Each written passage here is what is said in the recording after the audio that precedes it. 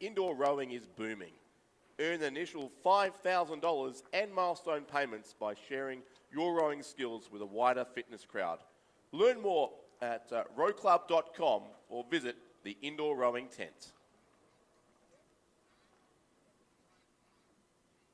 And we are joined now in the commentary box by one of the newest additions again to the Rowing Australia high performance team, new women's head coach James Harris. Welcome to Lake Barrington and welcome to Tasmania for the first time. Yeah, good to be here. You've never seen this course before. What are your thoughts on this wonderful venue in the middle of nowhere? First time at the course. Yesterday morning it was a little bit choppy, but fantastic view. Great course, big, can take the numbers of entries, which I believe are a record entry. Yeah, record this year, which is fantastic. So is it your first Australian Rowing Championships? It is my first Australian Rowing Championships. It's good to see the small boats yesterday and all the kids getting out there and stuck in whilst alongside the open weights. Yes, yeah, battling with probably some of the hardest conditions, hopefully of the entire week. That headwind yesterday morning, but usually they tell us it's wonderfully flat here at Lake Barrington. It was great today. We went for a train and paddle before, and the conditions are fantastic. Yeah, no, it is indeed. So you're obviously come from the UK. Tell us a bit about what you're up to before you made the big move to Australia. So I worked with the team in Great Britain for 3 Olympic cycles. Coaching with the women's team, coached at 3 Olympic Games, women's 8 in 2016 to a silver medal, and the women's 4 to a silver medal in Paris in the summer, which was unfortunately 0.18 away from the gold medal, which still sits pretty hard, yeah. Yeah, I can imagine. So was Paul Thompson also involved in that? Absolutely, got involved, asked me to get involved and see what we can do over here. Yeah, so you've been here now for 2.5 months, is that right? Yep, 2.5 months. Yeah, so early days obviously, but what are your observations on the National Training Centre and the Australian setup so far? The facilities are fantastic. They're the best, the river and the Pians, the best river I've been on. The facilities, the cirque, fantastic. Rowing Lake, and the guys that we've got training, really pleased with how they've started the season. Yeah, so you've got a relatively small squad at this stage at the NTC. Obviously, the intention is to grow that. Yeah, we've started with high quality first. We want the quality to be high, and then build quality behind that as well. Which I think getting the foundations right towards Brisbane is absolutely key. Yeah, absolutely. And of course, Los Angeles first now, only 3 and a bit years away, I suppose. So I guess that's the first aim on your calendar. Yeah, LA will be an interesting one with it being 1500. Yes. It's potentially tidal. There's a few challenges in there, but I think that's a really good stepping stone, and I think we should use it as a stepping stone towards Brisbane and really make sure we have a home games that is really top draw.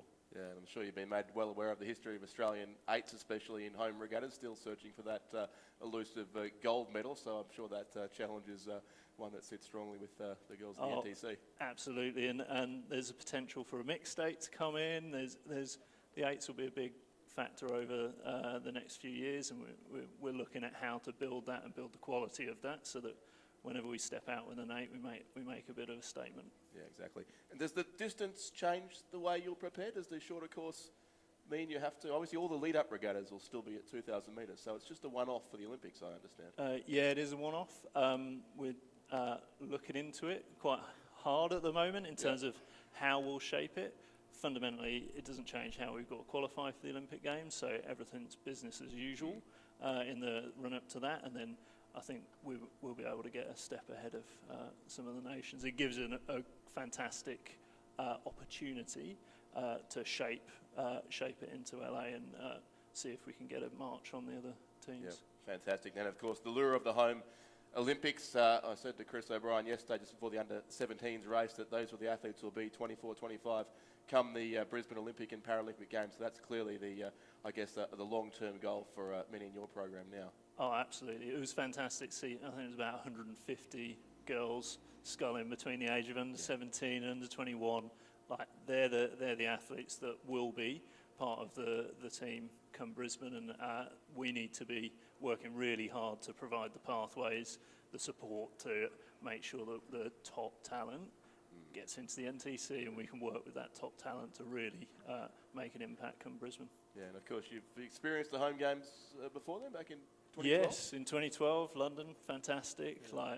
I was prior to London, I was working with the development side of things in GB, and just the drive, the motivation, and then also the home crowd is fantastic. Yeah. No, I'm old enough to recall the Sydney 2000 games. It was a fantastic couple of weeks then, and can't wait to see it happen in Brisbane. Still in 7 years' time, I think it is, but we're still waiting on some news about the rowing course, which might even come through. It sounds like later on today, so at least that'll be one more step along the path to the Brisbane Games.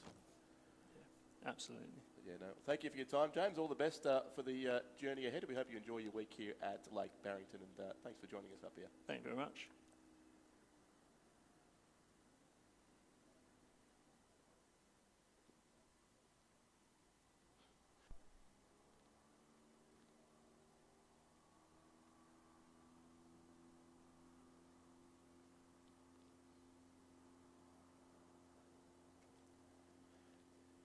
To celebrate Inglewood Coffee Roasters' partnership with Rowing Australia, we're thrilled to offer a $30 voucher for our online store to everyone attending the Australian Rowing Championships. Simply scan the QR code displayed on the screen, fill in your details, follow the prompts, and start shopping for your favourite coffee blends and more. Rowers, it's time to step up, because when it comes to performance, compromise is not an option. Bont Rowing is unashamedly different, and for good reason. Born, operated and designed in Australia, we're here to redefine rowing footwear. With over 40 years of high-performance expertise, our shoes aren't just built for the sport, they're built for you. Anatomically designed for the human foot, we prioritise comfort, precision and injury prevention so you can push harder, row longer and perform better. They don't look like the others because they aren't like the others. Bont Rowing, performance and comfort redefined. Visit them on site today and experience the difference. Your best row starts here.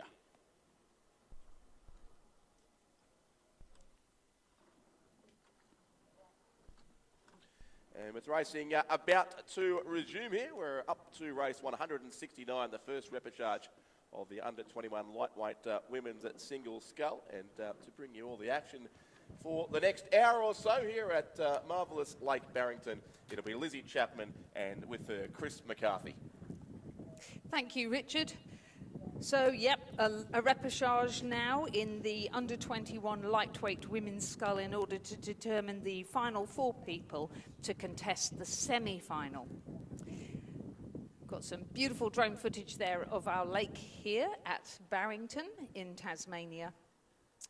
Great conditions, a light breeze, and it seems to have turned around a bit. I think it's more of a tail breeze than a head. So looking forward to some great racing this afternoon.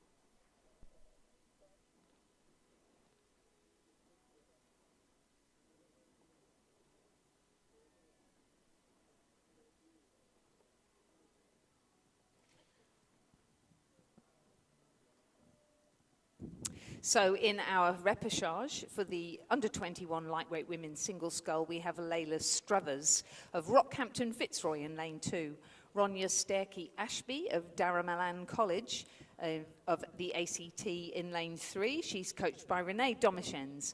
Jasmine Axman-Friend from North Esk Rowing Club in lane 4. She's coached by Trevor Barrett. Ruby Gray of the Australian National University in lane 5. She's coached by Nigel Harding. And Lulu Gleeson-Payne of Banks Rowing Club in lane 6. And top through to the semi-finals tomorrow in the under-21 women's single scull. And at the moment, looks like Layla Struthers there from Rockhampton Fitzroy just not getting away very well off the blocks as they row through 250 metres. And now the remaining 4 scullers in this race separating themselves from that one elimination spot very early on indeed. So may not be the most exciting race to return to our afternoon program, Lizzie. No, and under 21, quite possibly, some of these are under 19s, actually quite young rowers who are lightweight, and just giving the under 21 category a bit of a shot to give them an extra race here. Certainly coming here to the national championships is a way of gathering a huge amount of experience, pitting yourself against people that you don't see all the time, particularly if you're from one of the smaller states, and of course rowing on a course that you don't know, so a great potential there to develop your race plan and build your experience.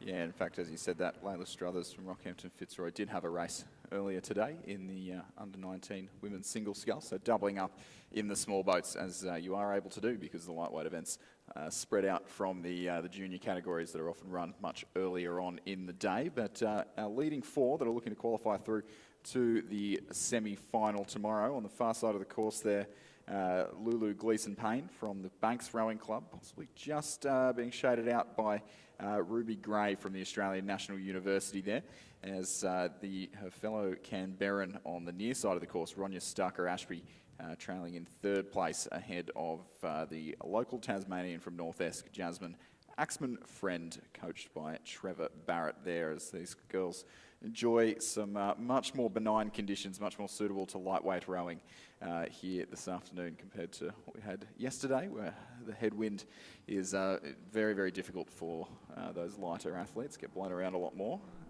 But on the contrary, if we do get a bit of a tailwind, as we have been getting a few breaths of this morning, the lightweights too tend to benefit more, bring them right on par with the heavyweight athletes.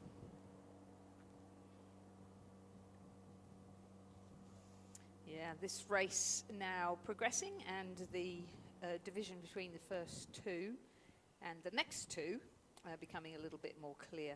So the reason this is important, the actual race and continuing to race the whole way down the course, is because of the wind conditions that you've just mentioned. So if we get an unfair wind, it is possible that the Fairness Committee, appointed by the regatta, make a decision to seed the lanes, in which case you need to have got the best possible finish that you can in order to get a fairer lane, or a less impacted lane, shall we say. Yeah, and that is reasonably unlikely here at Lake Barrington. Generally the wind only either flows directly a headwind or directly a tailwind, due to the fact that we're located in this gorgeous valley.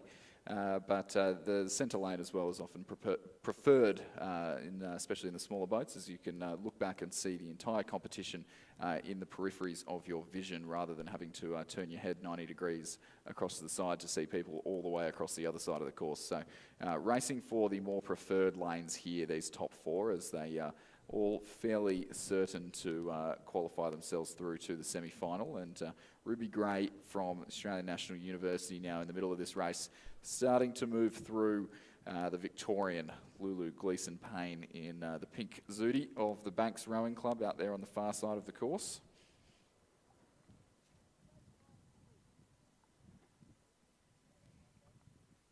Sitting in 3rd position, we have Ronya Starker-Ashby from Darramarlin College of the ACT, coached by Renee Domishens. So Renee, an experienced cox in the Oxbridge race, and also a very experienced coach of both para rowers and lightweight rowers, and doing a great job there at Black Mountain and Darramarlin College. She certainly has some very fast lightweights at Black Mountain Rowing Club. Yeah, on the guys' side, she's got a little squad of lightweights going on there now, and that little squad forming the basis of the ACT Penrith Cup crew to race on the weekend. So exciting. So good to see states actually managing to get crews out. Yeah, great turnout in the interstate events, with most states fielding almost every crew. Tasmania, seeing a home national championships, have been preparing for a long time, I understand, having their youth eights out and training for the majority of the year. And yeah, fantastic to see. It should be a very fascinating set of 12 races on Sunday afternoon to conclude the regatta. Yep. but about 500 more to go before we get there. Whew, that puts it in perspective, doesn't it? Oh, yeah. Yeah, this is race 169 of 600 and whatever it is. Yeah. I'll get back to you. I'll let you know. But this race for the lead here in the under-21 lightweight women's single scull still certainly on in earnest as Australian National University's Ruby Gray tries to move away, puts a little bit more margin into the bank sculler to her left, but still not managing to break clear at the 1500 metre mark. 630, Lizzie, so just 500 and 461 races left to go. Not that we're counting down.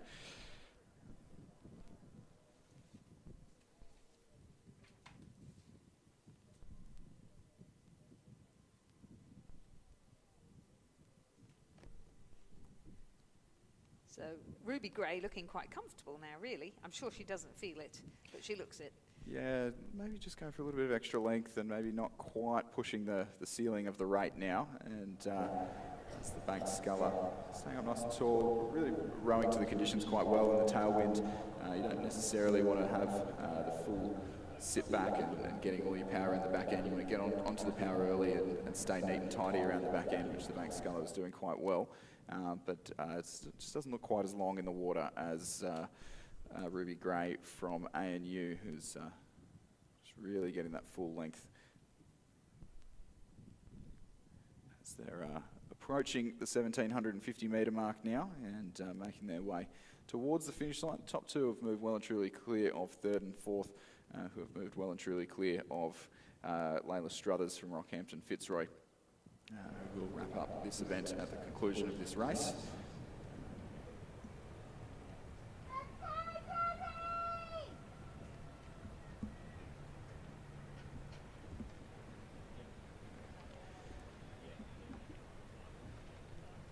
So a very well-paced race. Yes, I was just thinking another athlete from Nigel Harding's group who, again, is pacing themselves very well, and again, a very experienced coach of lightweights.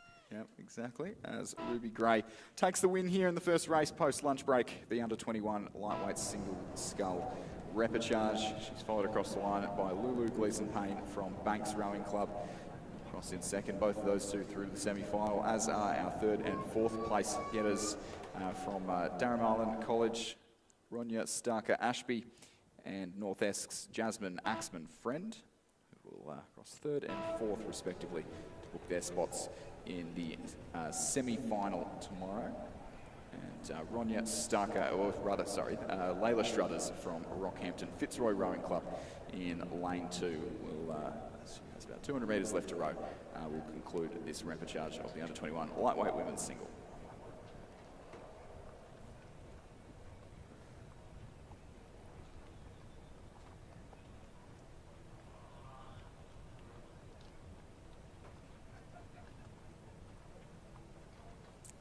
And next up, we have 3 repechages for the under-21 lightweight men's single scull. Again, the first 4 will progress through to the semi-final, but in this, the rest will go through, sorry, the first 2 will progress through to the A final, and the remainder will go through to a B final. In the first repechage, we have Max van der Meulengraaf from Pembroke School in South Australia, coached by Simon Lane. In lane 3, Harry Brandt from Rockhampton Fitzroy Rowing Club, coached by Kim Byrne. In lane 4, Tyler Fitzpatrick of the Essendon Rowing Club, coached by Mark Dwyer. In lane 5, Bryn Potter of Sydney University Boat Club, coached by Simon Huxley and Peter Warne. In lane 6, Beecher Ross from the Adelaide University Boat Club. And in lane 7, Nathaniel Talbot of the Cathedral School in Townsville, coached by Simon Davis and Mika Talbot. Yeah, so a slightly different progression here for the men's lightweight single scull, still in the under-21 category. There's no semi-final in this event, so all these athletes will have the day off tomorrow.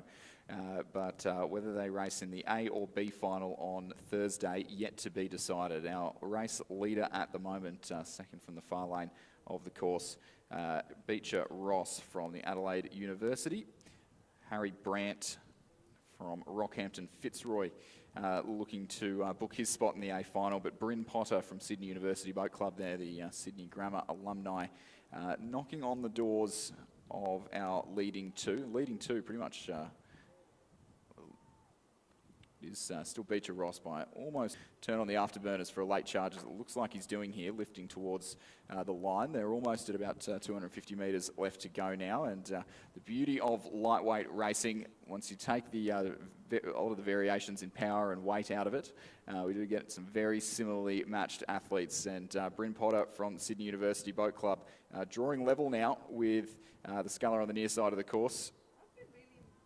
I've been really impressed by the progress that Bryn Potter's made just at this regatta. Yeah. Seems to be, I think, mixing it in the Sydney Uni Boat Club tent with people who are very serious about their rowing, different age groups, and just being able to get out here and particularly race in a, as you say, in a weight category that matches you is so fantastic. Saw him racing in the heavyweight single scull earlier this morning, and I think just missed out on the final of on progressing through the semi-final of the under-19 single scull. So possibly taking a few learnings from that race, as we have three scullers pretty much stroke for stroke now coming into the line. It is, as we mentioned, Bryn Potter from Sydney Uni looking to make his mark on this race and book himself a spot in the A final. Only 2 spots of the A final up for grabs, and 3 scullers going stroke for stroke coming towards the line here. Pembroke School on the near side of the course out of it, but Rockhampton Fitzroy, Sydney Uni, it'll be the Rockhampton Fitzroy sculler, Harry Brandt, ahead of Sydney Uni's Bryn Potter, and Beecher Ross is how I had it, but maybe slightly different on the time. We'll wait for the official results of that one. Tyler Fitzpatrick from Essendon in 4th place, Nathaniel Talbot from Cathedral Townsville in 5th, and the Pembroke School's Max van der Mullengraaf in 6th place there. Just missed them coming across the line as I was reading names, so I'm not going to confirm that one until we get the confirmation of results for that. But a very tight race, very high quality lightweight racing regardless. So we've just had a second flick up on the screen, and Harry Brandt definitely confirmed or definitely looked to me as though he was the winner. But you're right, it's just changed again, and it's now showing Bryn Potter in 2nd place and Beecher Ross just in 3rd place. The margin's so small. Harry coming across in 7:26.31. Bryn Potter 0.35, and then Beecher Ross further 0.79 of a second. So incredibly close racing, and congratulations to all of them. Fantastic racing, but it looks as though with only 2 spaces, it's going to be Bryn Potter that joins Harry in the final, and the rest will go through to a B final. In our second repechage, we've got Oliver Manning of Black Mountain Rowing Club in lane 2, coached by Renee Domichens, who we were talking about earlier. In lane 3, Joachim Henderson from Wendouree Ballarat, coached by Paul Blanchfield. In lane 4, Dan Stute from Hawthorn Rowing Club, coached by Tristan Kristevski. In lane 5, George Bowditch from Black Mountain Rowing Club, coached by Renee. And in lane 6, Ollie Dowling from Scotch Oakburn College here in Tasmania, coached by Jim Wilson and Andy Dick. And the Scotch Oakburn athletes have been impressing. Yeah, certainly. Well, it is a school that we do see at the National Championships, but certainly not in the numbers that we've seen this week. So home National Championships affording a few more opportunities to race at the highest level in this country for the local schools. But as it stands at the moment, over on the far side, Black Mountain's George Bowditch leading the way, a part of that lightweight squad at Black Mountain Rowing Club that we mentioned earlier. Scotch Oakburn's Ollie Dowling looking placed well for an A final appearance on Thursday, but only about a length and a half clear of 2 chasing scullers on the near side of the course. So Dan Stute from Hawthorn Rowing Club just leading Joachim Henderson from Wendouree Ballarat, but a very tight battle for 3rd and 4th, and we've seen it before where a tight battle for places outside of the qualifying spots can encroach on the relative peace and quiet and safety of those who think they're already through to the A final. So as we saw a fantastic finish in the last race in the lightweights, we'll look forward to hopefully another one here in this second repechage of the under-21 lightweight single scull.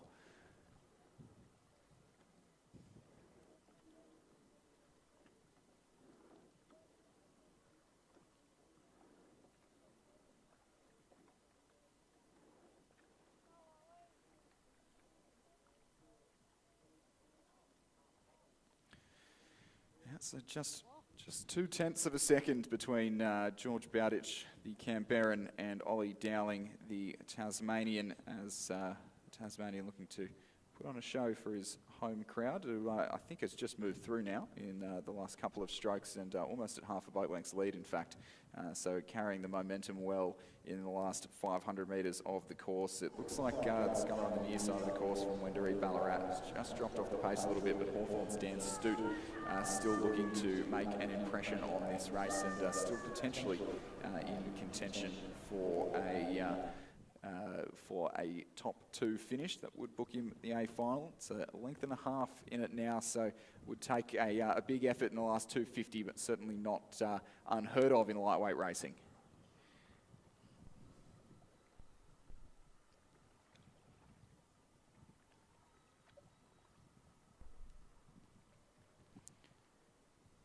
George Bowditch there from the Black Mountain Rowing Club. Starting to move back on Ollie Dowling from Scotch Oakburn, and so George Bowditch rowing in the ACT Penrith Cup crew on Sunday afternoons. So we'll switch 2 oars for 1 as he races for interstate glory there. But meanwhile, in the single scull, he is just maintaining that lead as the Hawthorn sculler comes home strong, but with a little bit too much work to do in the closing stages of this race. I think it will be George Bowditch and then Ollie Dowling through to the A final. A great row from Hawthorn's Dan Stute, but just too little too late there as he gets a little bit of overlap, but not quite enough to book himself a spot in the A final. Wendouree Ballarat's Joachim Henderson, coached by Paul Blanchfield, will finish 4th and head to the B final, as will Black Mountain's Oliver Manning on the near side of the course to complete the second repechage of complete the second repechage of the under-21 lightweight single scull. So congrats to George Bowditch of Black Mountain Rowing Club and his coach Renee Domashins. A great race there against Ollie Dowling of Scotch Oakburn from a college right here in Tasmania, and his coach Jim Wilson and Dandy Dick. Those 2 through to the A final, everybody else progressing to the B final.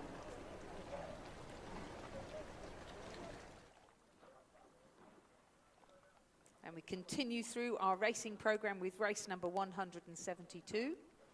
The first repechage of the under-23 lightweight men's single scull. And here the first 4 will progress to the A final and the remainder will go to the B final.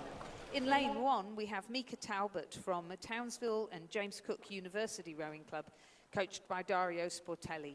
In lane 2, Joshua Lascock from Adelaide Rowing Club, coached by Ron Hobbs and Darren Potts. In lane 3, Will Gregory from Sydney University Boat Club, coached by Peter Warren. In lane 4, Jacob Cassie from Fremantle Rowing Club, coached by Alex Thompson and David Vandas.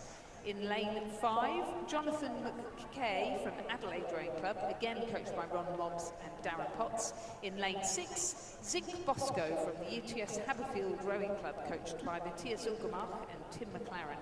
And in lane 7, Matthew Rickard from Black Mountain Rowing Club, coached by Renee Domashins. Another few interstate competitors in this event. We've got Jacob Cassie from Fremantle Rowing Club there in Station 4 in the centre of the course, who will be the bow seat of the West Australian lightweight men's coxless 4 on Sunday. And then Zink Bosco from UTS Haberfield is the reserve for the New South Wales crew, and Matthew Rickard's the stroke seat of the ACT crew. So an interesting one to keep an eye on here as these boys contest for a spot in the A final, top 4 through to the A final, the remainder to the B final. So with 6 crews, 7 scullers out on the course, 4 through, 3 to miss out, and it'll be an interesting battle in the centre of this field at the moment. The top 2 starting to move away, but certainly nothing decided yet in this always thrilling lightweight racing. Looks to me like the West Australian there. So as they come through the 1500 metre mark and get an update on the timing. The West Australian, so And I did also miss William Gregory there, who's in the New South Wales Penrith Cup crew, I think in the bow seat.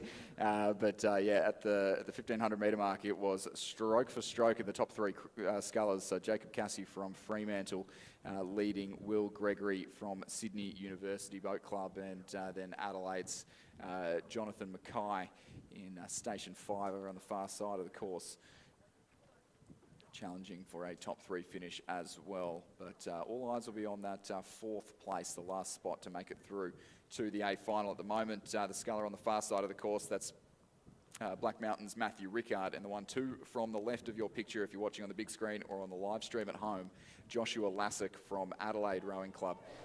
Both of those two going stroke for stroke in the closing stages of this race, and only one of them will go through to the A final here. Top three looking a little bit more comfortable, but I don't want to say that too early here in a lightweight single sculls race. You can see the red, yellow and black stripes of Adelaide Rowing Club on the back of Jonathan Mackay there, but he's just behind our leading two scullers from Fremantle and Sydney University Boat Club. There's Jacob Casey from Fremantle, who's currently leading this race, but the field is closing in on him rapidly here. William Gregory and the Adelaide sculler Jonathan Mackay either side of him. Adelaide Rowing Club's Joshua Lassick in Station 2, starting to move up, and he is locked in a furious race with the Black Mountain sculler on the far side of the course. We've got 5 scullers going for 4 positions here in the A final. The only one who looks relatively safe would be Jacob Cassie from Fremantle as he gets his bow ball well out in front. William Gregory looking good as well. It looks like it's going to be the Adelaide sculler on the near side of the course to miss out, but he's going for it to try and overtake the Black Mountain sculler on the far side, and it is too close to call for 4th and 5th. The results in front of me have Matthew Rickard from Black Mountain over Joshua Lassick, but I think we may have to wait for a confirmation of that one, because that was too close to call. That was a classic lightweight men's single scull race there, but certainly Jacob Cassie, then Jonathan Mackay and William Gregory, our top 3. 4th and 5th yet to be determined, and St Bosco, then Mika Talbot for 6th and 7th in the only repechage of the under-23 lightweight men's single scull. And the time that Jacob Cassie did was 7 minutes 23. Again, that's unofficial, so the judges now having a look at that. That compares with 7:26-ish for the under-21s. So we're going with that then, that Jacob Cassie took out the win in the repechage of the lightweight men's single scull. Jonathan Mackay came 2nd, William Gregory came 3rd, and we think Matthew Rickard 4th, but we'll await official confirmation of that. Oh, it has? It's just switched around for me on Regatta Manager, and it's saying that it was Lassick from Adelaide by 0.13 of a second ahead of Rickard from Black Mountain. I'll just keep an eye on that and make sure that that is correct, but that is what I've got in front of me now. And the remainder will go through to the B final. And we have the same again in the open lightweight women's single scull. The repechage is now in progress. The first 4 will go through to the A final, the rest to the B final. Lara Glendinning in lane 1 represents the University of WA, and she's coached by Roland Warren. Abby Richards is from Black Mountain Rowing Club and is coached by Renee Domashens. Izzy Emery in lane 3 is from the University of WA. Jemima Powell in lane 4 is from Toowong Rowing Club, where she's coached by Alex Field, Jack Price and Hamish Cooney. In lane 5 we have Ella Marshall from Banks Rowing Club, that stalwart of lightweight rowing. Kenzie Durbridge from Toowong Rowing Club is in lane 6. Kelly Egan from Wendouree Ballarat Rowing Club is in lane 7, coached by Sam Hutchison and Jamie McDonald. And Shervis Teng from Banks Rowing Club is in lane 8.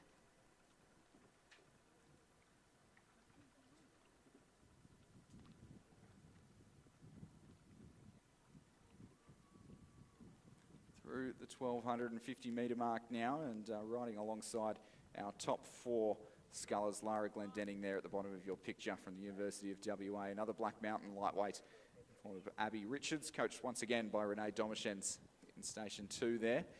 Over on the far side, I think that's Kenzie Durbridge from Toowong. And leading this race in the centre of the course is Toowong's Jemima Powell there. I'll just might need to correct myself on identifying a few of those as we come through. That is certainly Jemima Powell from Toowong leading that race, and then back in second place now it looks to be the sculler 2 across Kenzie Durbridge, in fact, for Toowong. So Queensland in first and second in this event, and Victorians, or rather, sorry, Canberran and a Western Australian on the right-hand side of the picture there, occupying the next 2 qualifying spots. So once again, top 4 through to the A final, the remainder to the B final. So confirmation as we head through the 1500 metre mark there. Jemima Powell of Toowong leading her clubmate Kenzie Durbridge. Abby Richards from Black Mountain leading Lara Glendenning of the University of WA. Ella Marshall from Banks Rowing Club, some way off the top 4 qualifying positions at this stage, but I'm not going to write off any lightweights again after it was a similar margin at the 1500 in the men's race, and we'll see if we can get another cracking lightweight sprint finish here in the open lightweight women's single scull.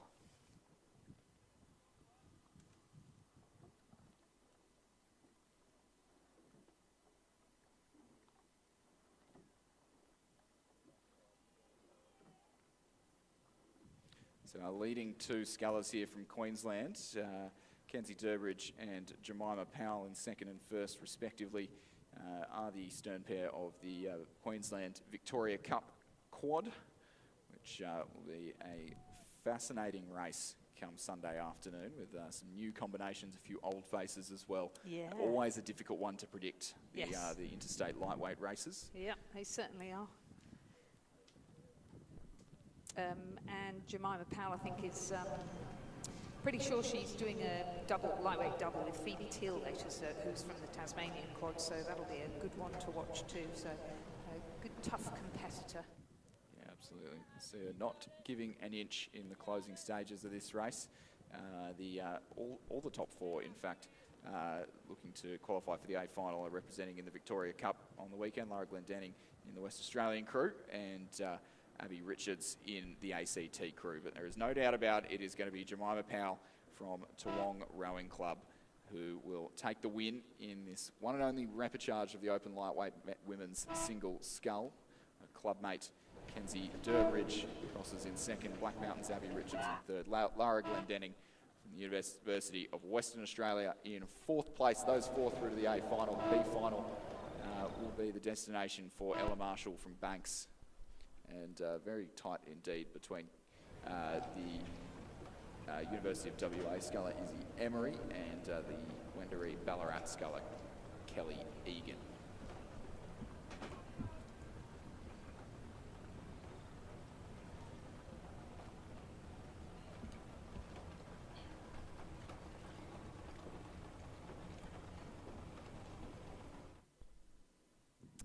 .804, the unofficial time there for Jemima Powell in the repechage of the open lightweight single scull. She had a couple of lengths there over Kenzie Durbridge, also of Toowong Rowing Club. Abby Richards and Lara Glendenning joining both of them in the A final, and everyone else progressing now to the B final. And we're going to go up from under 23s to open, where we have the repechage of the open lightweight men's single scull. In lane 2, Sam Casey from North Esk Rowing Club, coached by Dion Birtwistle and Trevor Barrett. In lane 3, Gregory Marshall from Mersey Rowing Club. In lane 4, our guests from Army Rowing Node, India, Rohit, coached by Lokesh Kumar, Leva Kumar and Anthony Patterson. In lane 5, Remy Keats from Newcastle Rowing Club, New South Wales. And in lane 6, Michael Orton from Swan River Rowing Club, coached by Neville Kempton, Mark Beer and Olivia Jones. Yeah, once again, top 4 through to the A final, but it's only 5 scullers on the course, and looks like the local from Mersey, Gregory Marshall, just falling off the pace a little bit. So the top 4 that we can see on the screen there, on the left-hand side of your picture, that's Sam Casey from North Esk. Leading sculler second from the left is the sculler, the visitor from India, Rohit in lane 4. Remy Keats from Newcastle Rowing Club is in lane 5, currently sitting back in 3rd place. And on the right-hand side, Michael Orton from the Swan River Rowing Club, currently sitting in second place. And looks like, I'd say none of these scullers really pushing the limits of what they can do in this race, knowing they're all very, very comfortably clear. And they are all going to progress those top 4 through to the A final. And being in 2 days' time, plenty of time for recovery, and just really cruising home in this one. And a big hello to our co-commentator Ben Homer, who no doubt is watching his doubles partner Remy Keats currently move through Michael Orton of Swan River Rowing Club. Both scullers to be rowing fairly within themselves, but a little bit of to and fro going on between the two competitors in stations 5 and 6. A lot of support behind the Newcastle athletes. With, media attention from NBN in Newcastle last week. Bill McKenzie and Luke Purdy, other lightweights, Novocastrians competing down here this weekend. Both of those competing for New South Wales on Sunday. But a significant margin there for Rohit from the Army Rowing Node India, who still, I wouldn't say he's pushing the limits either in the closing 100 metres or so of the course here at Lake Barrington. It'll be a reasonable time as well, given they haven't really pushed for about the last 750 metres or so of the course. Some slightly quicker conditions this afternoon. Just a nice gentle tail breeze. That'll certainly be an enjoyable paddle down the course. It'll be Rohit from the Army Rowing Node India to take the win in this one and only repechage of the Open Lightweight Men's Single Scull. Remy Keats from Newcastle Rowing Club will just about hold on for the win, as Michael Orton from Swan River may just get pipped on the line. I think it was the Swan River sculler. Michael Orton just in front of North Esk's Sam Casey, and then Gregory Marshall, the Mersey sculler on the near side of the course. Just about 200 metres left to travel in this repechage of the lightweight men's single scull.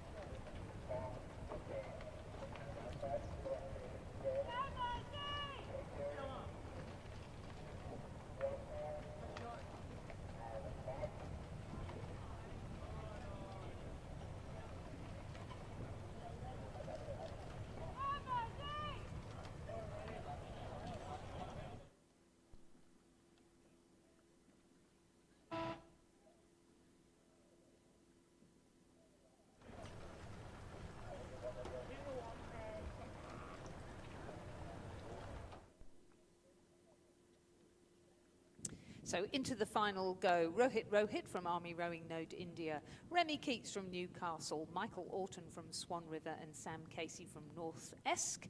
And Gregory Marshall now finished in his open lightweight single scull event.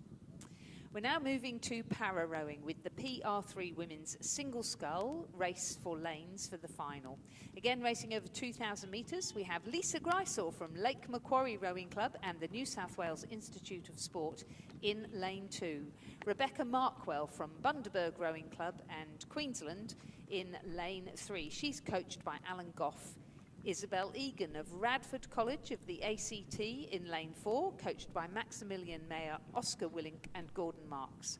Susanna Lutz from Banks Rowing Club and the National Training Centre, or the National Para Programme, in lane 5, and Bronte Marshall of Community Rowing Club New South Wales in lane 6. Bronte's coached by Liam James, Robin Smith and Barbara Ramjan.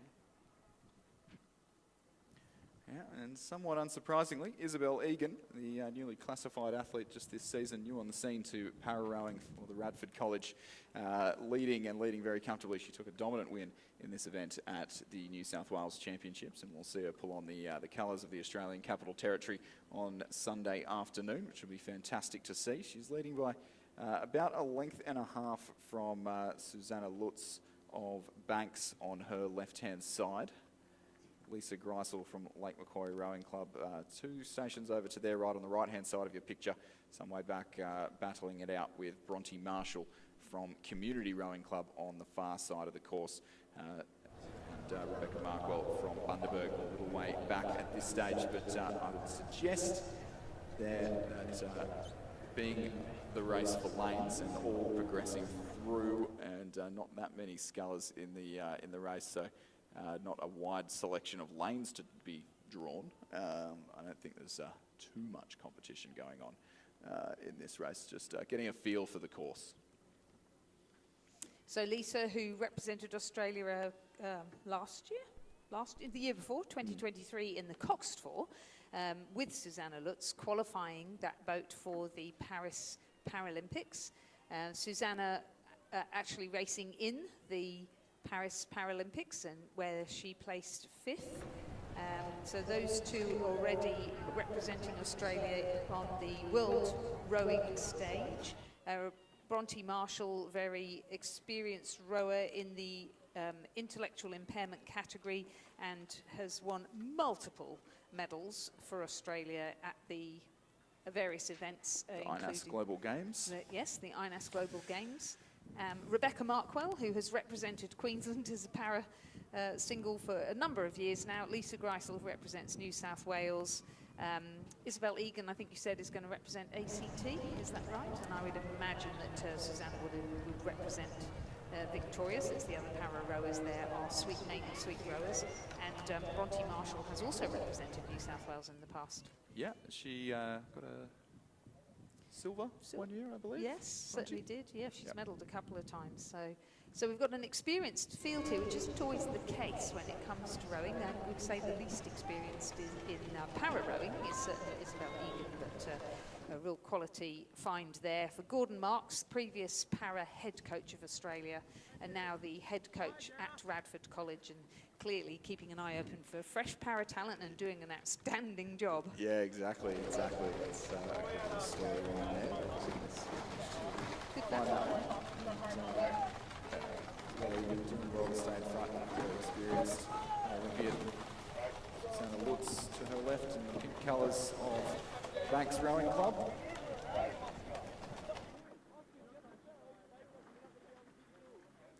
Will be, as it's been all the way down the course, Isabel Egan from Radford College, coached by Max Meyer, Oscar Willink and Gordon Marks, who will take the win in this race for lanes in the PO3 women's single scull. Second, Susanna Lutz from Banks Rowing Club.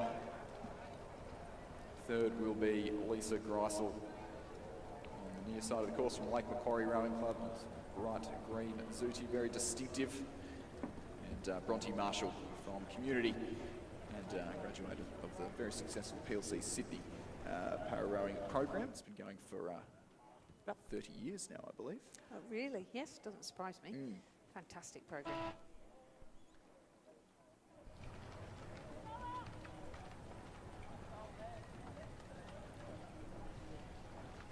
Yeah, so Lisa with her leg impairment would have really suffered, I think, in that tricky wind, and particularly if it's a headwind.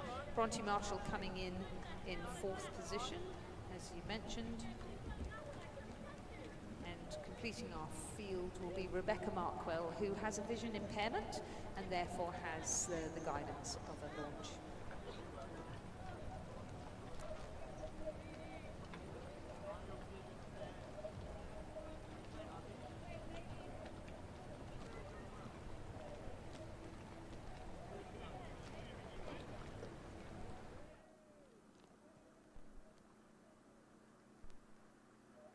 So 8:13, very respectable time there for Isabel Egan in the para single scull. A race for lanes, but definitely being taken seriously, with Susanna Lutz coming in 2nd. Lisa Greisel from Lake Macquarie 3rd, Bronte Marshall for Community Rowing Club 4th, and Rebecca Markwell from Bundaberg Rowing Club 5th. So we're moving now from single sculls to double sculls. We started this morning with the under-17 women's single scull. Now, race number 176, we move to the repechages of the under-17 women's double scull, and there are a number of these repechages to enjoy. 5 in total. In our first one, we have a crew from Radford College in lane 2. Lara Clues and Rosie Humphreys. They're coached by Edward Wilkins, India Kazakoff and Gordon Marks. In lane 3, Perth College, represented by Macy Martin and Olivia Foster. Sophie Fitzgerald has had to withdraw. Their coach is Jackie Morell.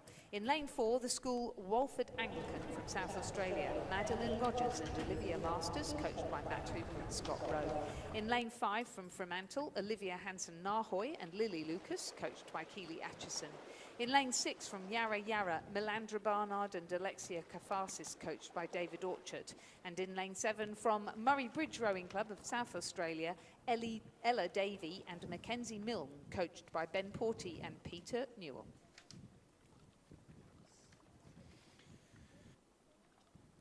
Yeah, so it is the Fremantle combination in the centre of the course there. Olivia Hansen-Nahoy and Lily Lucas, who are leading by some considerable margin here, and would be unsurprising given they only came second in their heat yesterday by just under 3 seconds in what was still pretty slow conditions yesterday afternoon. So very narrowly missed out on directly qualifying to the semi-final, and now walking away with it in the first repechage. First of 5 repechages here in the under-17 women's double, and all of these repechages, the progression is 1 and 2 to the semi-final, and the remainder eliminated. So an interesting battle unfolding in front of us here between Radford on the near side of the course, Clues and Humphreys, and 2 lanes over, Walford Anglican from South Australia, Rogers and Masters, coached by Matt Hooper and Scott Rowe. And those girls from South Australia just leading now second qualifying spot, and in fact extending that lead since our drone panned away, and just a little bit of clear water now between Walford Anglican and Radford College. So all to play for Radford, whether they if they can catch that Walford crew, then they'll earn themselves a spot in the semi-final. If not, it'll be time to de-rig the double scull and focus on whatever else they're racing in at this event. Well, certainly Lara Clues gave us a great race earlier this morning when she was racing against her colleague Hannah Kosh, also of Radford College in the under-17 single. Certainly looked like a very classy scull there. Currently sitting in 3rd position, Fremantle, Olivia Hansen-Nahoy and Lily Lucas leading the field. Great top-down shot. These 2 very well matched scullers, very similar angles at the catch and finish. And no surprise, they are working very well together, matching up very well, and very, very comfortable indeed, rowing very within themselves as they enter about the last 100 metres now of the course. It does look like Radford haven't quite been able to push at the end, and it is the yellow ribbons of Walford Anglican School scullers, Madeline Rogers and Olivia Masters, who have stepped out into 2nd place now just over the last 200 or 300 metres or so, and look very likely to earn themselves a spot in tomorrow's semi-final in this event.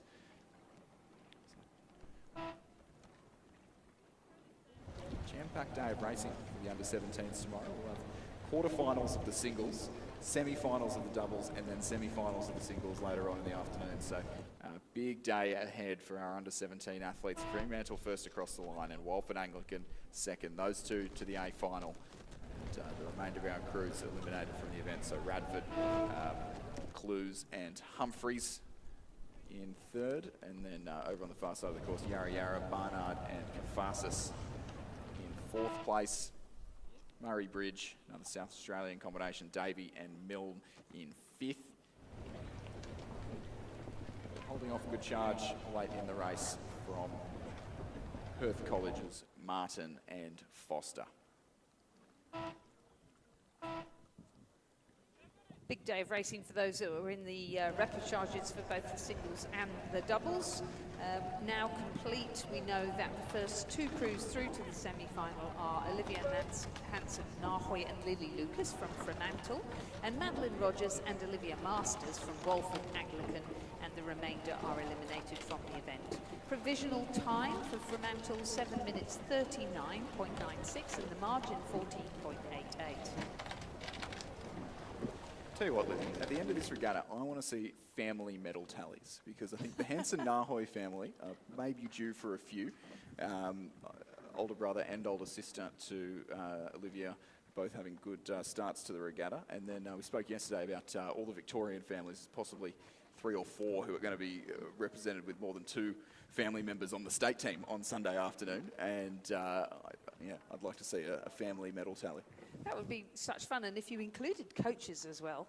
If you included coaches as well, it would, it's very competitive. Certainly can be a very family-oriented sport at the club level.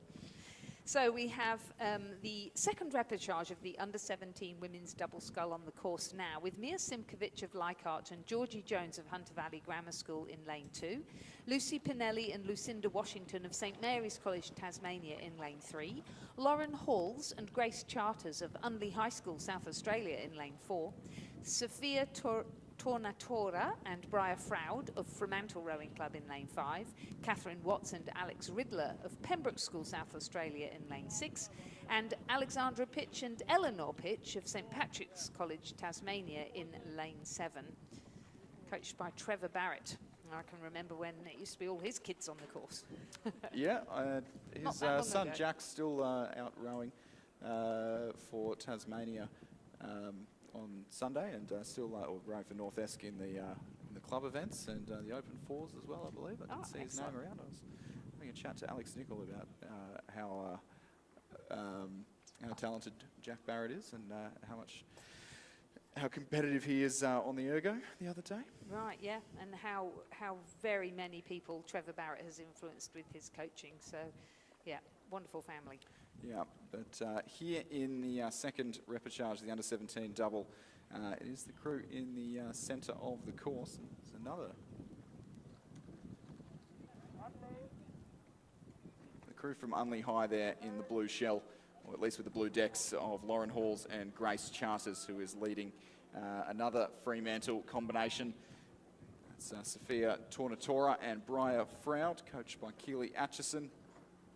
Those two certainly barring disaster to be our qualifiers to the semi-final of the under-17 women's double tomorrow. So Unley High first across the line. Daniel Ralph and Ethan Mons coach crew, high fives there. And Fremantle with 2 crews in the semi-finals of the under-17 women's double. Reasonably close for 3rd and 4th, but it will be St Mary's College ahead of Hunter Valley and Leichhardt combination. 3rd and 4th, but both of those crews eliminated from this event. Fun side of the course, the locals, St Patrick's College. From here in Tasmania, Peach and Peach, so another family combination, I presume. There was a Peach racing for North Esk as well, so I assume all related.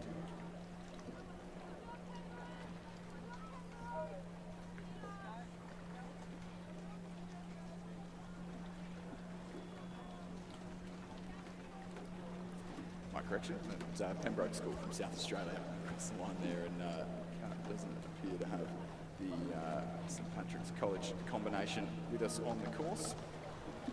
Winning time for Unley High School, 7 minutes 55.66, so they progress through to the semi-final, and they take with them Fremantle Rowing Club, Sophia Tornatora and Briar Froud. Repechage 3 of the under-17 women's double scull now on the course has another Hunter Valley Grammar School crew in lane 2. This one is Mila Leal Henville and Kate Lonergan. They're coached by Rowan Hislop, Chantel Lindsay and Odin McIntosh. From nearby Newcastle Grammar School, Heidi McKenzie and Kensington Steele in lane 3.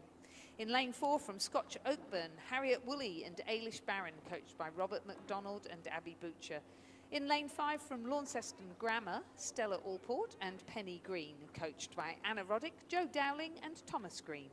In lane 6 from Commercial Rowing Club of Queensland, Maggie Stafford and Bethany Peaty, coached by Ross Batho and Nicholas Langford. And in lane 7 from Mersey Rowing Club, Miranda Sutton and Ava Loon, coached by Mark Clemens.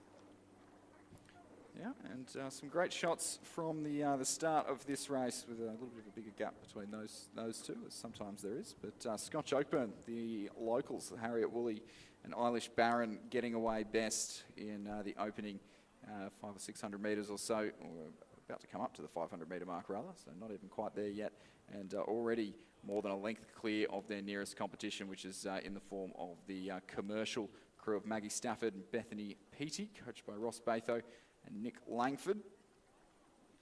So 3.33 seconds the margin there, and then back to third is another local crew from Launceston Grammar, Allport and Green, who are very narrowly ahead of Newcastle Grammar and Mersey for fourth and fifth, Hunter Valley Grammar in sixth place. So once again, only two through to the final of this event, and two separating themselves from the chasing pack early doors. Both of these girls in Scotch Oakburn, Harriet Woolley and Eilish Barron, I believe, were racing in the under-17 single scull repechages this morning and gave commanding performances. So there's something in the water there at Scotch Oakburn. Yeah, certainly. I'm sure they'd rather not be racing on repechage day, but you know, if you can get out there and have a couple of really good, confidence-inspiring races, sometimes that can be worth the price of admission, with having to do another day of racing. The repechage, always an opportunity to take a few learnings away. And tight race unfolding for third and fourth between the crew from Launceston Grammar and Newcastle Grammar, so the Tasmanians, and the the Novocastrians, I'll call them. Heidi McKenzie and Kensington Steele. Heidi, the younger sister of Annabelle, who was racing in the lightweight category this week. Yeah, and another school that's had some great results during the course of the season, particularly with the Mackenzies and Kensington Steele. So great to see them in a double together.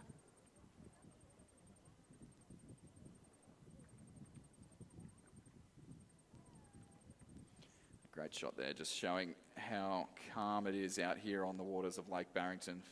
Just hope that it stays this way for the rest of the week, Lizzie, and then we are absolutely in for a treat. Yeah. So Scotch Oakburn and Commercial, our top two, looking to nick those two qualifying spots to tomorrow's semi-final.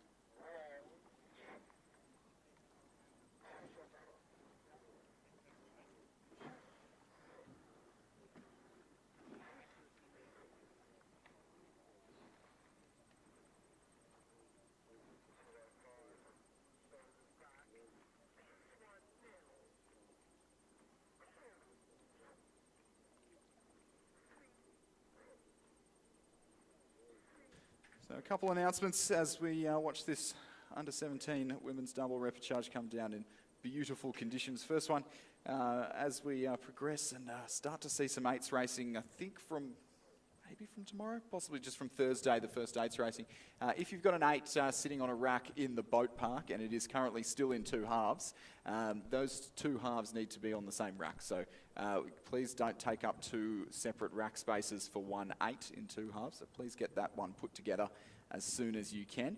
And then as we start to see some crews eliminated from the event, if you've got a small boat that needs to go on a trailer that isn't being raced again in the later stage or in the school racing in the later stages of the week, please try and take the opportunity to get that onto a trailer and out of the boat park as soon as possible. Saturday and Sunday here with such limited space to load and time to load trailers can be very, very hectic, and we'd like to get as much of that done spread out throughout the week as possible.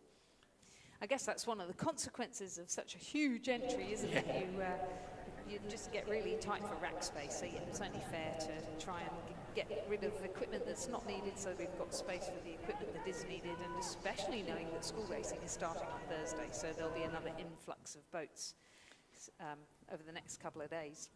Yeah, certainly. And then the last little reminder that we've got is that please do not forget your accreditation coming back down to the venue. So if you're watching from your accommodation nearby here in beautiful northwest Tasmania, please make sure that when you come down for your training row, for racing, for anything, you need that accreditation to get back in. If you leave the course, please don't leave your accreditation at the course. That is an issue as well. I've just seen one hanging up in the changing room. Somebody's going to be sorry. Yeah, my tip is just tie it on your backpack. Yep. As soon as you leave, put it on your backpack and the handle of your backpack, and then it's there next time you pick your pack up. But back to the racing, and it is this Scotch Oakburn crew of Harriet Woolley and Eilish Barron, coached by Robert McDonald and Abby Butcher, who have a commanding lead now in the under-17 women's double, this third of 5 repechages in a very, very well-entered event. And the girls in the yellow zoot suits going very nicely together. Very well-matched combination. Very well coached as well. Well done, Scotch Oakburn. Really impressive. And they'll be first across the line. Second across the line will be the crew on the far side who have sat in second pretty much the whole way down the course from Commercial Rowing Club, Maggie Stafford. Bethany Peaty, coached by Ross Batho and Nicholas Langford. Quick little high five there and a little breather and on to the next race. Launceston Grammar, the locals, in third, just outside of those qualifying spots, as Newcastle Grammar School. And then over on the far side, Hunter Valley Grammar School. Nova Castrians, rather they're on the near side, on the far side, next across the lines, Mersey, the locals, and then the second of the Nova Castrian combinations in this event. Such a shame that it's only 2 crews through to the semi-final and that the rest are eliminated, because we're seeing some great rowing there. From the under-17 women's double sculls. We have another repechage. In fact, we have 2 more in the under-17 women's double scull. Repechage number 4, race number 179 on our programme, has a Radford College crew in lane 2, Eliza Punch and Phoebe Fox. They are coached by Edward Wilkins, India Kazakoff and head coach Gordon Marks. In lane 3 from St Mary's College, Tasmania, Grace Code and Mila Bromfield, coached by Louise Allardyce. In lane 4 from Perth College, Evelyn James and Stella Barden, coached by Jackie Morell and Aaliyah Poeta. In lane 5 from Commercial Rowing Club, Genevieve Davies and Zoe Ball, coached by Ross Batho and Nicholas Langford, as are the crew in lane 6 from Commercial, Evie Kendall and Olivia Ewan. And rounding out our field of 6 crews, in lane 7 from St Mary's College, Tasmania, Hayley Owens and Imogen Crowell, coached by Louise Allardyce. Yeah, so another 2 crews from Commercial Rowing Club in the mix in this event, and currently sitting first and second, or possibly first and third, as the combination on the far side of the course there in Station 6 of Evie Kendall and Olivia Ewan do battle with Perth College's Evelyn James and Stella Barden. So 1 commercial crew through in the last repechage, and yesterday in the heats, Lily Nolan and Zara Hilton through by virtue of winning the third heat by some margin over the Scotch crew that we just saw, and going directly to the semi-final. So Commercial looking to make it 4 crews in the semi-final, and at the moment Perth College not really having any regard for those plans, and now half a length up on the second Commercial crew there, a little bit more than 0.65 of a second now. So Commercial, Genevieve Davies and Zoe Ball leading, and Perth College's Evelyn James and Stella Barden sitting in second place, looking to take that second qualifying spot and force the second commercial crew, Genevieve of Evie Kendall and Olivia Ewan, out of the event. Those 3 crews some way separated from the remainder of the combinations in this race. St Mary's College in lane 2, we're sitting back 4th, with Radford College in 5th. St Mary's over on the far side of the course in 6th place, but an interesting battle still unfolding as Commercial try and respond now to Perth College. It certainly will be the Commercial crew in the centre of those 2 contenders that will win this race. Commercial with a very big junior program and won the under-17 8 at the New South Wales State Championships, which for a club program to come out and win a Year 10 8 against overturning Pymble Ladies College, a very, very strong Year 10 8. I thought that was mightily impressive from Commercial. So a very, very strong junior program at Commercial Rowing Club, and looking to make it. Most likely it's going to be 3 crews in the semi-finals, not quite 4 in this event, as their lead crew of Evie Kendall and Olivia Ewan take the win in this 4th repechage of the under-17 women's double scull. It will be Perth College, the purple colours there, that cross the line for second to take that second qualifying space, about a length and a bit clear of the second commercial crew, Genevieve Davies and Zoe Ball. And a valiant finish, but a little way off the pace for the combination in lane 3. St Mary's College, Grace Code and Mila Bromfield. They'll finish well clear of Radford's Eliza Punch and Phoebe Fox. And over on the far side of the course to complete this penultimate repechage of the under-17 women's double will be St Mary's Hayley Owens and Imogen Kroll.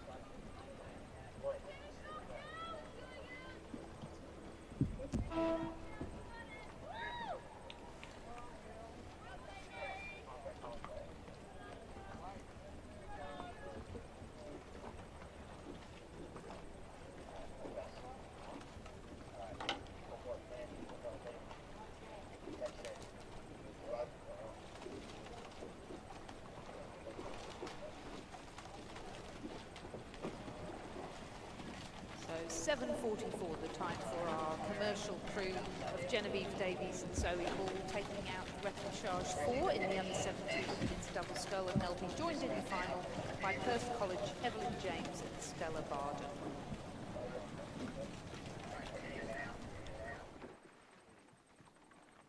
Our final repechage of the under-17 women's double scull is about to take place. We've got Murray Bridge in lane 2, represented by Sienna Watkins and Lillian Hoare, coached by Ben Porty and Peter Newell.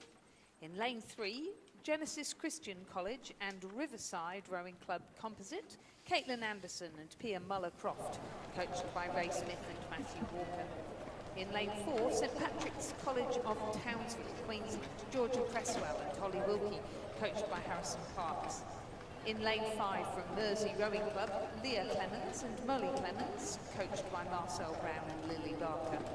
In lane 6, Gippsland Grammar School's Maggie Sheridan and Mia Kanzides, coached by Eleanor Needham. And in lane 7 from St Mary's College, Tasmania, Hayley Wasala and Molly Brown, coached by Louise Aladis. And through the 1500 metre mark, it was a Queensland 1-2 in the last repechage of the under-17 women's double. So the St Patrick's College Townsville combination in lane 4 of Georgia Cresswell and Holly Wilkie with just over 10 seconds on the field and not letting off the pace either as they approach about 400 metres left to row, even less than that now, about 350 metres left to row in this event. The combination to their right, may have had that the wrong way around actually there. I think it was the Genesis Christian Composite.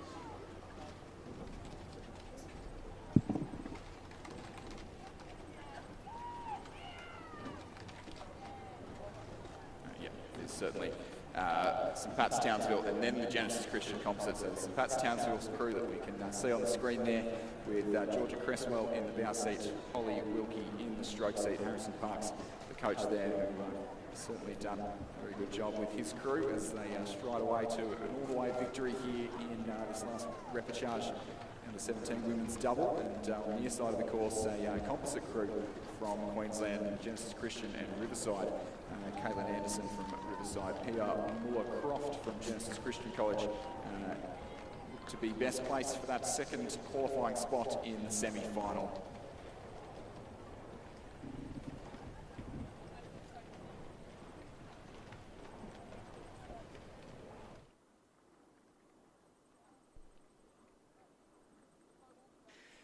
As it's been the whole way down the course, it is St Pat's Townsville who will win this last repechage of the under-17 women's double. Genesis Christian and Riverside Boat Club composite in second place. Tight for third and fourth, the two crews that will both be eliminated from the event, but it is Gippsland Grammar just leading the local St Mary's College.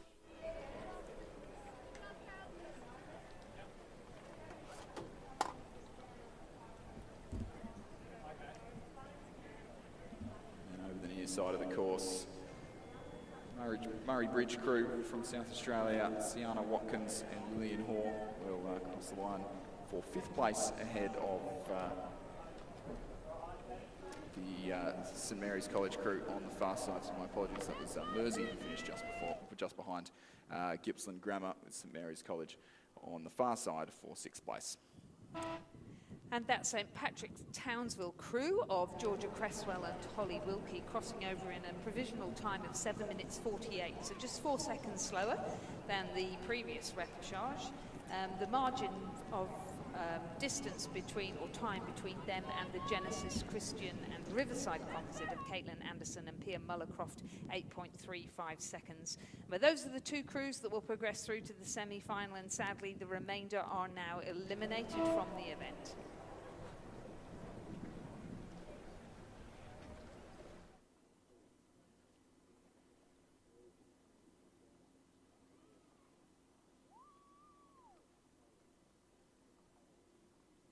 Well, we keep going with the under-17s. They just keep coming. We've got 5 repechages in the under-17 men's double scull. The first 2 will progress through to the semi-final, and all the others will be going back to the trailer with their boat. In lane 1, we've got Genesis Christian College, and the boys are Josh Hickey and Toby Sunderland. In lane 2, a composite of James Baker from Nepean with Massimo Fitzsimon from Leichhardt. In lane 3, Piers Nichols and Marcus Waddingham representing Launceston Grammar. In lane 4, from St Augustine's College in New South Wales, Jessie Bray and Lachlan Schofield. In lane 5, from Rockhampton Grammar and Bundaberg, Axel Wickham and Oliver Whaling-Kane. In lane 6, from Bundaberg, Max Lee and Wade Cornell. And our final crew is from Radford College, Ziyu Q and Darren Yang. And crews approaching the 1750 metre mark now, so these races coming at us thick and fast as we get underway with the under-17 men's double scull repechages. Another 5 top through to the semi-final, and this St Augustine's combination of Jessie Bray and Lachlan Schofield, who we've seen performing very well across the New South Wales season up in Sydney, leading very, very comfortably indeed from the locals, Launceston Grammar, to their right-hand side, Piers Nichols and Marcus Waddingham, Matthew Waddingham and Richard Johnston, the coaching team there. And it's just seen a little bit of a threat coming from their left-hand side from 2 crews on the other side of the course, Rockhampton Grammar, Bundaberg Composite, and the All Bundaberg crew in lane 6, who are really throwing the kitchen sink at it to try and get themselves into those top 2 positions. But I think I think it is going to be too little, too late for those 2 northern Queensland crews. But St Augustine's, Jessie Bray and Lachlan Schofield, Amos Noon and Judith Ungermark, the coaches there, they take an emphatic win in the under-17 double scull repechage. Launceston Grammar through to the semi-finals as well, but the Bundaberg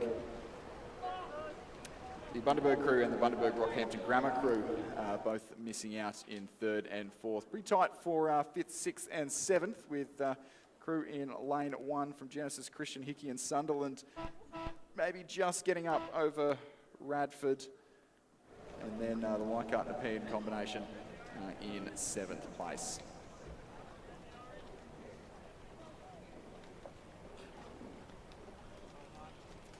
So just confirming then that St Augustine's crew of Jessie Bray and Lachlan Schofield will progress through to the semi-final of the under-17 men's double scull, along with the Launceston Grammar crew of Piers Nichols and Marcus Waddingham. Just missing out then, the remainder of the crews will be eliminated from the event. In our second repechage of the under-17 men's double scull, we've got Trinity Grammar from Kew in Victoria in lane 3, Nifu Alex Zhang and Grady Peck in lane 3 from St Virgil's College, Tasmania, Hamish Godfrey and Finn McAnamy. In lane 4 from St Virgil's, Ryan Lamprey and Henry Mollen. In lane 5 from Brisbane Boys College, Charles Ayres and Rhys Piddick. In lane 6 from Brisbane Grammar School, Liam McCormack and Benjamin Davies. And in lane 7 from Brisbane Grammar School, Oliver Catterick and Campbell O'Reilly.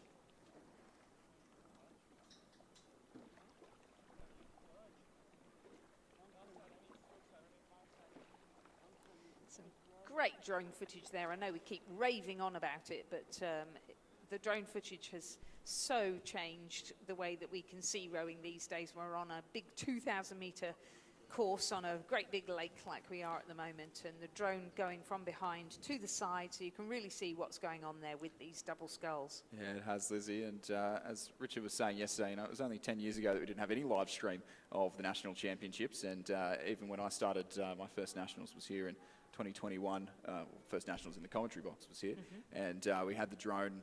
I think we only had it for the weekend, but it was very windy, so we didn't have it for very many races. So a huge step on, and a huge thank you to the team at BMA and for Rowing Australia for investing in that coverage that allows us to enjoy this sport. But Brisbane Grammar enjoying things the most at the moment as they lead this second repechage rather of the under-17 double. That's the combination of Liam McCormack and Benjamin Davies in lane 6. There is a second Brisbane Grammar crew though who are looking to get in on the action on the far side of the course. Oliver Catterick and Campbell O'Reilly who are just trailing Brisbane Boys College in lane 5. Charles Ayres and Rhys Piddick, coached by Callum Pitwood.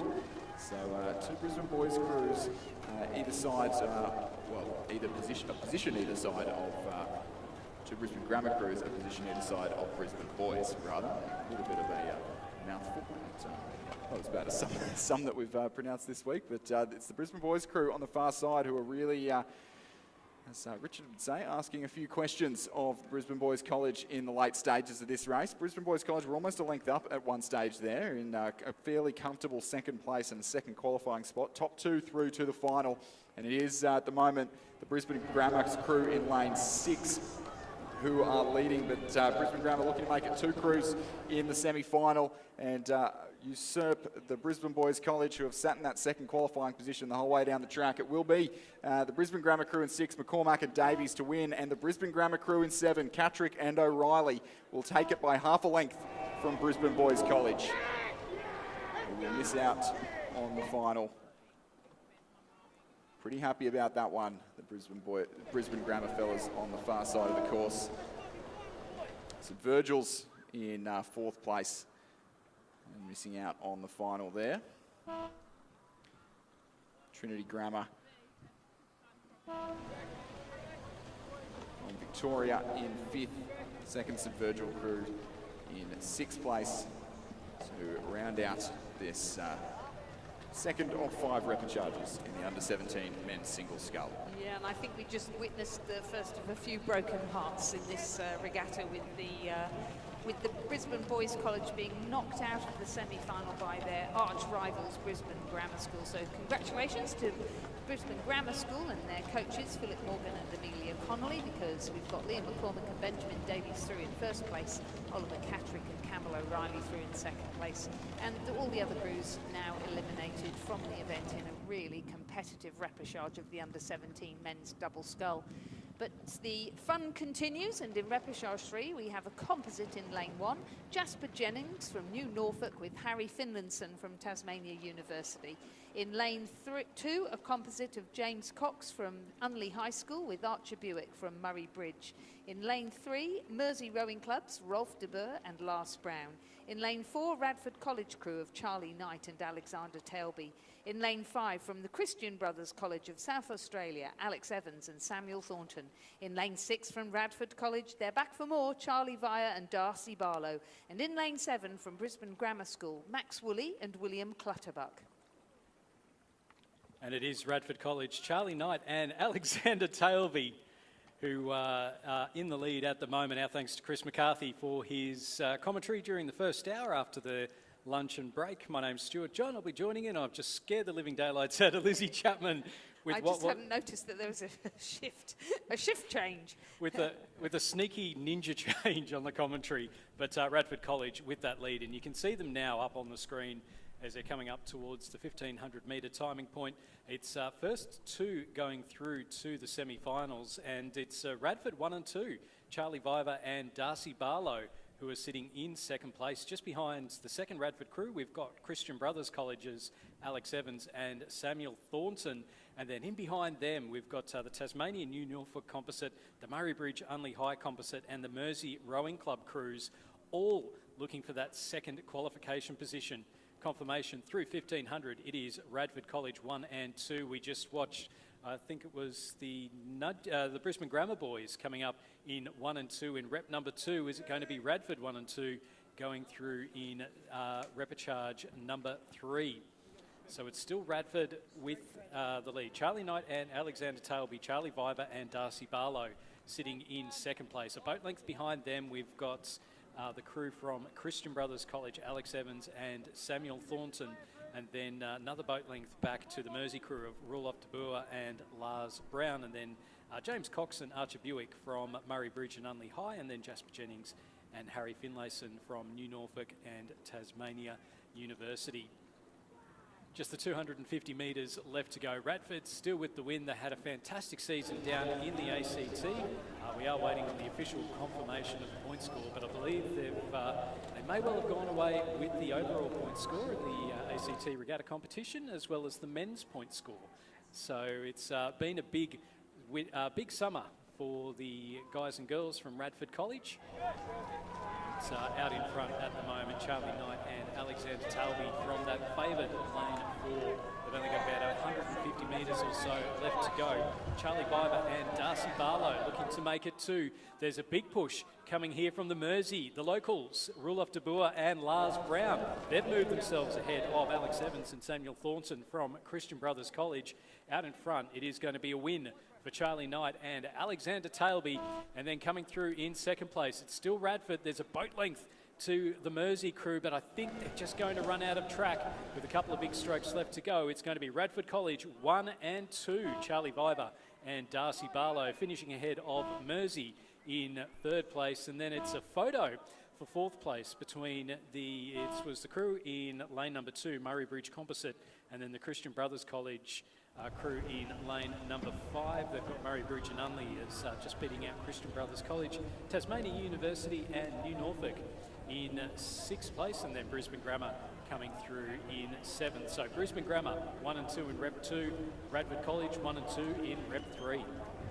So exciting, and nice fast time of 7 minutes and 3.81 seconds for Charlie Knight and Alexander Tailby in that impressive win in repechage 3 of the under-17 men's double scull. And as we said, they'll be joined in the semi-final by their colleagues from Radford College, Charlie Vire and Darcy Barlow. The remainder eliminated from the event. So tough, isn't it? Tough racing. Let's go to repechage number 4 and see what will happen here. We have Trinity Grammar from Victoria in lane 2, Spencer James and Jed Morris. We have Radford College again in lane 3, Kieran Brennan and William Fraser. We have Cranbrook, New South Wales in lane 4, James Campbell and Maximilian Alchin. In lane 5, we have another Sydney crew, Leichhardt Rowing Club, William Spooage and Luca Wilson. In lane 6 from Wendouree Ballarat, Liam Shaw and Hamish Quigley. And in lane 7, a composite of Jack Stunnell from Prince Alfred College with Cameron Belville of Wendouree Ballarat. And it's the Cranbrook double that has the lead at the moment. So that is James Campbell and Maximilian Alchin. They won the schoolboy Year 10 double sculls at the schoolboy head of the river up in Sydney just a few weeks ago. So they're leading out comfortably ahead of Radford College, Kieran Brennan and William Fraser in second place. And then Leichhardt just behind them, William Spui and Luca Wilson. So they're our 1, 2 and 3 at the moment. It's only the two crews to go through to the final. And it does look like Leichhardt have just got themselves out in front of Radford College, but there's another burst coming here from Radford. So it's going to be a fascinating finish here.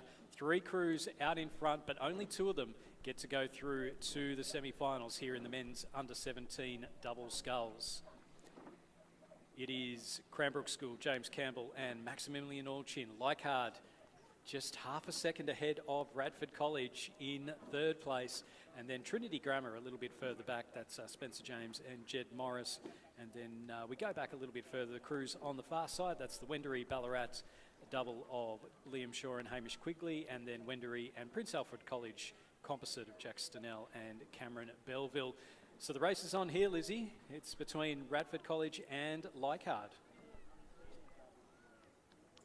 It sure is, and having watched William Spuage and Luca Wilson training and racing throughout the season, I'm really impressed with how they're stepping up. They've done well in their singles, but they're looking pretty good in the double, and that is a very hard race they're having there against the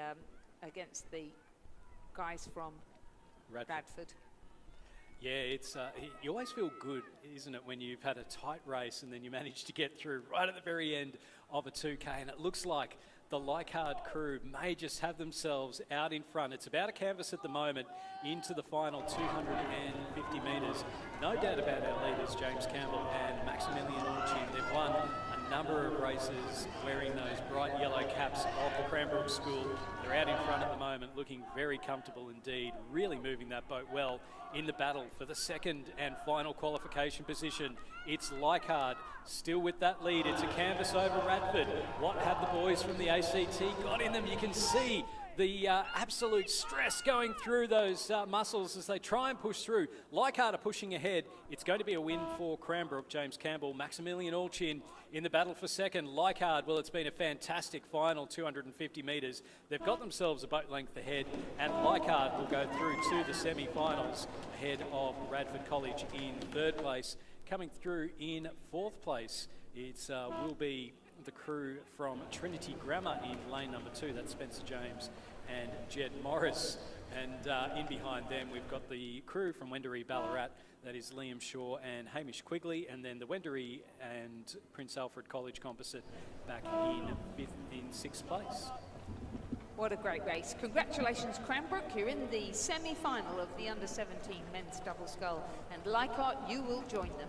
And the remainder, sadly, will be eliminated from the event. Provisional time for Cranbrook, 7 minutes, 5.24 seconds. The margin, just 7.78 seconds. And it was further 1.93 back to Radford College, who sadly miss out.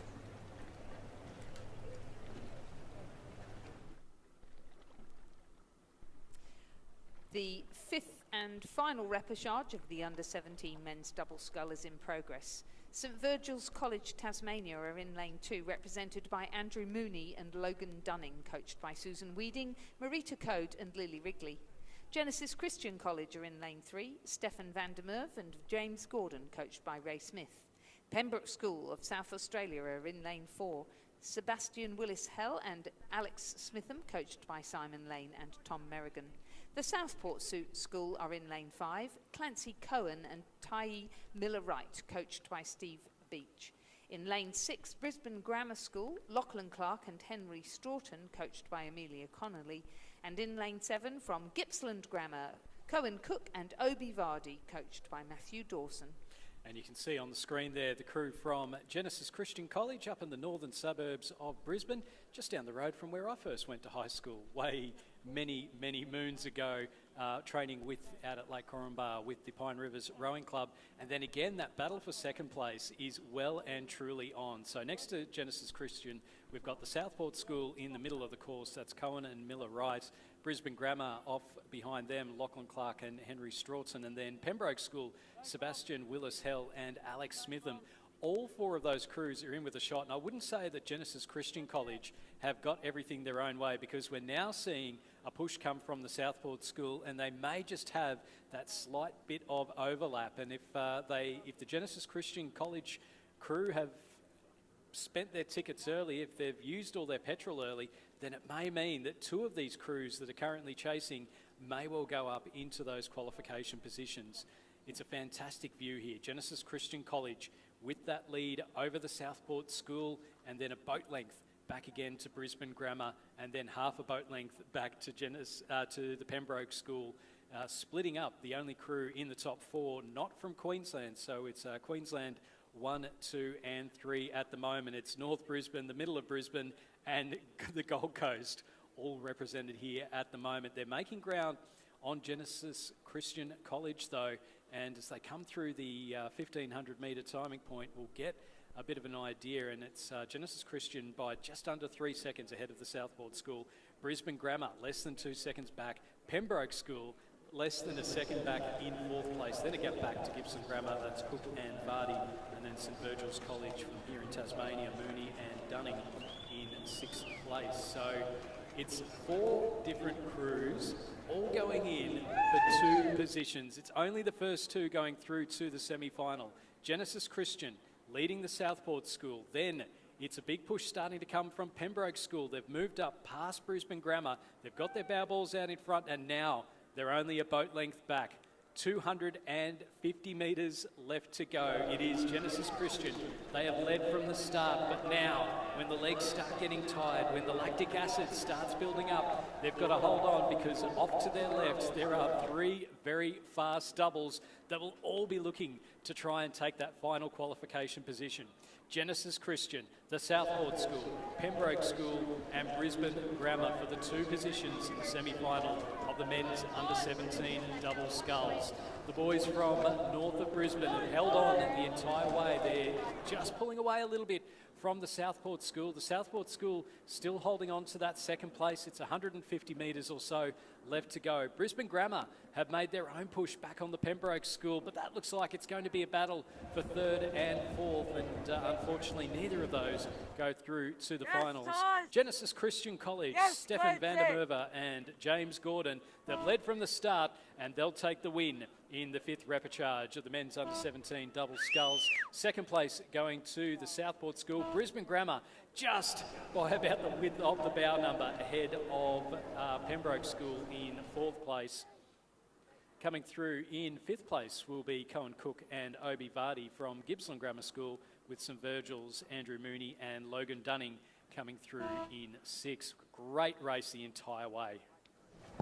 It certainly was, but it's Genesis Christian College, and it is the Southport School who will progress through to the semi-final of the under-17 men's double scull. And the time they did was almost identical to the previous repechage, which also was a fantastic race between Cranbrook and Leichhardt. And the rest of the crews, I'm afraid, now eliminated from the event. 7:05.9, the margin was 4.25 back to the Southport School.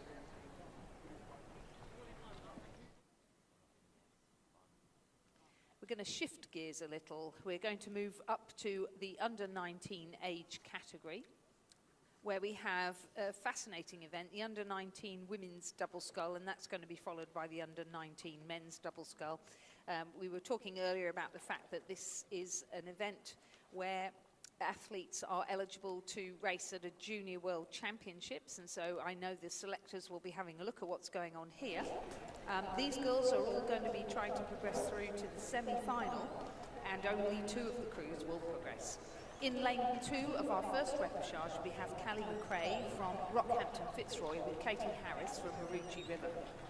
In lane 3 from North Esk, Annabelle Marshall and Madeline Hogarth. In lane 4 from UTS Haberfield, Charlotte Olivia and Isabella Henderson. In lane 5, Sophie Evans from Bundaberg with Chloe Rabbits-Hick of Rockhampton Grammar. In lane 6 from Swan River, West Australia, Elizabeth Moss and Elsie Griffith. And in lane 7 from the University of WA, Grace Thomas with Ava Burlinson. And through the early stages of this race, you can see the UTS Haberfield crew there with the black and white teal. They're in the lead. nearly 10 seconds ahead of Swan River, and then back to North-Est, the Maroochy and Rockhampton Fitzroy composite, Rockhampton Grammar and Bundaberg composite, and then the University of Western Australia. Rockhampton in the news at the moment, particularly with rowing, where an announcement has been made by the Queensland Government that the 2032 Olympic rowing venue will be in Rockhampton on the Fitzroy River. I dare say we'll hear a lot about that in the coming days. I think so too. There's an amount of incredulity around that announcement. This is an interesting double, this double in the lead. UTS Haberfield, these two girls have come together just this season under the guidance of Sam Fennessy, who is the head coach there at UTS Haberfield. Charlotte Olivia, up until then, was at the St George Rowing Club, down on the Shire in Sydney, and Isabella Henderson attends the Armadale School up in the northern part of New South Wales. So they've been brought together by Sam Fennessy. Isabella's coach at school is Marty Inglis, and he's listed there as her coach. They've been churning out some good performances, getting stronger and stronger, and it's really delightful to see how well they're doing here at the Nationals. Yeah, and we saw Isabella's sister Georgia Henderson in the double representing the Armadale School along with Isabel Coddington, I believe. That's correct, yes, And indeed, and that's a nice looking double too, isn't it? It's a very good double. They had the Armadale School's first win in the schoolgirl head of the river for a very long time, a couple of weeks ago up in Cirque. So it's so exciting. it's And I'm pretty sure they're rowing in a new boat, which is very exciting for that school. It's even got that new boat smell. Out in front, it is the UTS crew of Charlotte Olivia and Isabella Henderson. They've got a very comfortable lead out there. Coming through in second place, Swan River Rowing Club's Elizabeth Moss and Elsie Griffith. There is a bit of a gap in the field, so those two crews, UTS and Swan River, the two to go through to the semi-finals in this first repechage of the women's double sculls. Sitting in third place at the moment is the North-Est double of Annabelle Marshall and Madeline Hogarth. And then in behind them, we've got the crews from Rockhampton Grammar and Bundaberg. That's Sophie Evans and Chloe Rabbits-Hick. They're battling it out nicely with Kelly McRae and Katie Harris from Maroochy River and Rockhampton Fitzroy. So Sunshine Coast, Rockhampton and Bundaberg well represented there. And then over on the far side of the course, we have Grace Thomas and Ava Burlinson from the University of Western Australia. There's no doubt about our leaders though, Charlotte Olivier and Isabella Henderson. They've been able to drop that rate right down. They've taken the pressure off. They did all the hard work through the early stages of the race, and so far it has been a very happy 2025 Australian Rowing Championships for the Henderson family from Armadale. With a couple of big strokes left to go, it is going to be Charlotte Olivier and Isabella Henderson to win for the UTS Rowing Club. Second place will go to Elizabeth Moss and Elsie Griffith from Swan River Rowing Club, with those two crews going through to our semi-finals. Now coming through in third place, it is going to be the locals. North-Est's Annabelle Marshall and Madeline Hogarth will cross over the line in third place. They'll finish ahead of what will be a photo, I suspect, between the Maroochy Rockhampton Fitzroy composite and the Rockhampton Grammar and Bundaberg composite. So we'll wait to see who officially gets that one, and then the University of WA crew over in lane number 7 will come through in 6th. Provisional time for Isabella Henderson and Charlotte Olivier in that UTS Haberfield crew was 7:42.71. The margin between them and Swan River, Elizabeth Moss and Elsie Griffith, 6.46. Those two crews now going into the semi-final to do battle with the rest of the girls who either have or are about to make progress into. So repechage 2, under 19 women's double scull, the first two to progress to the semi-final. Bundaberg are in lane 2, Sarah Wake and Abby Vence. In Genesis Christian College are in lane 3, Jessica Carroll and Tiana Cutts. Tasmania University are in lane 4, Zoe Brooks and Ella Stryker. A composite of Xenia Palmer from Sydney Rowing Club and Ebony Harridge of Yarra Yarra are in lane 5. Mersey Rowing Club Tasmania are in lane 6, Eloise Fieldwick and Matilda Spalding.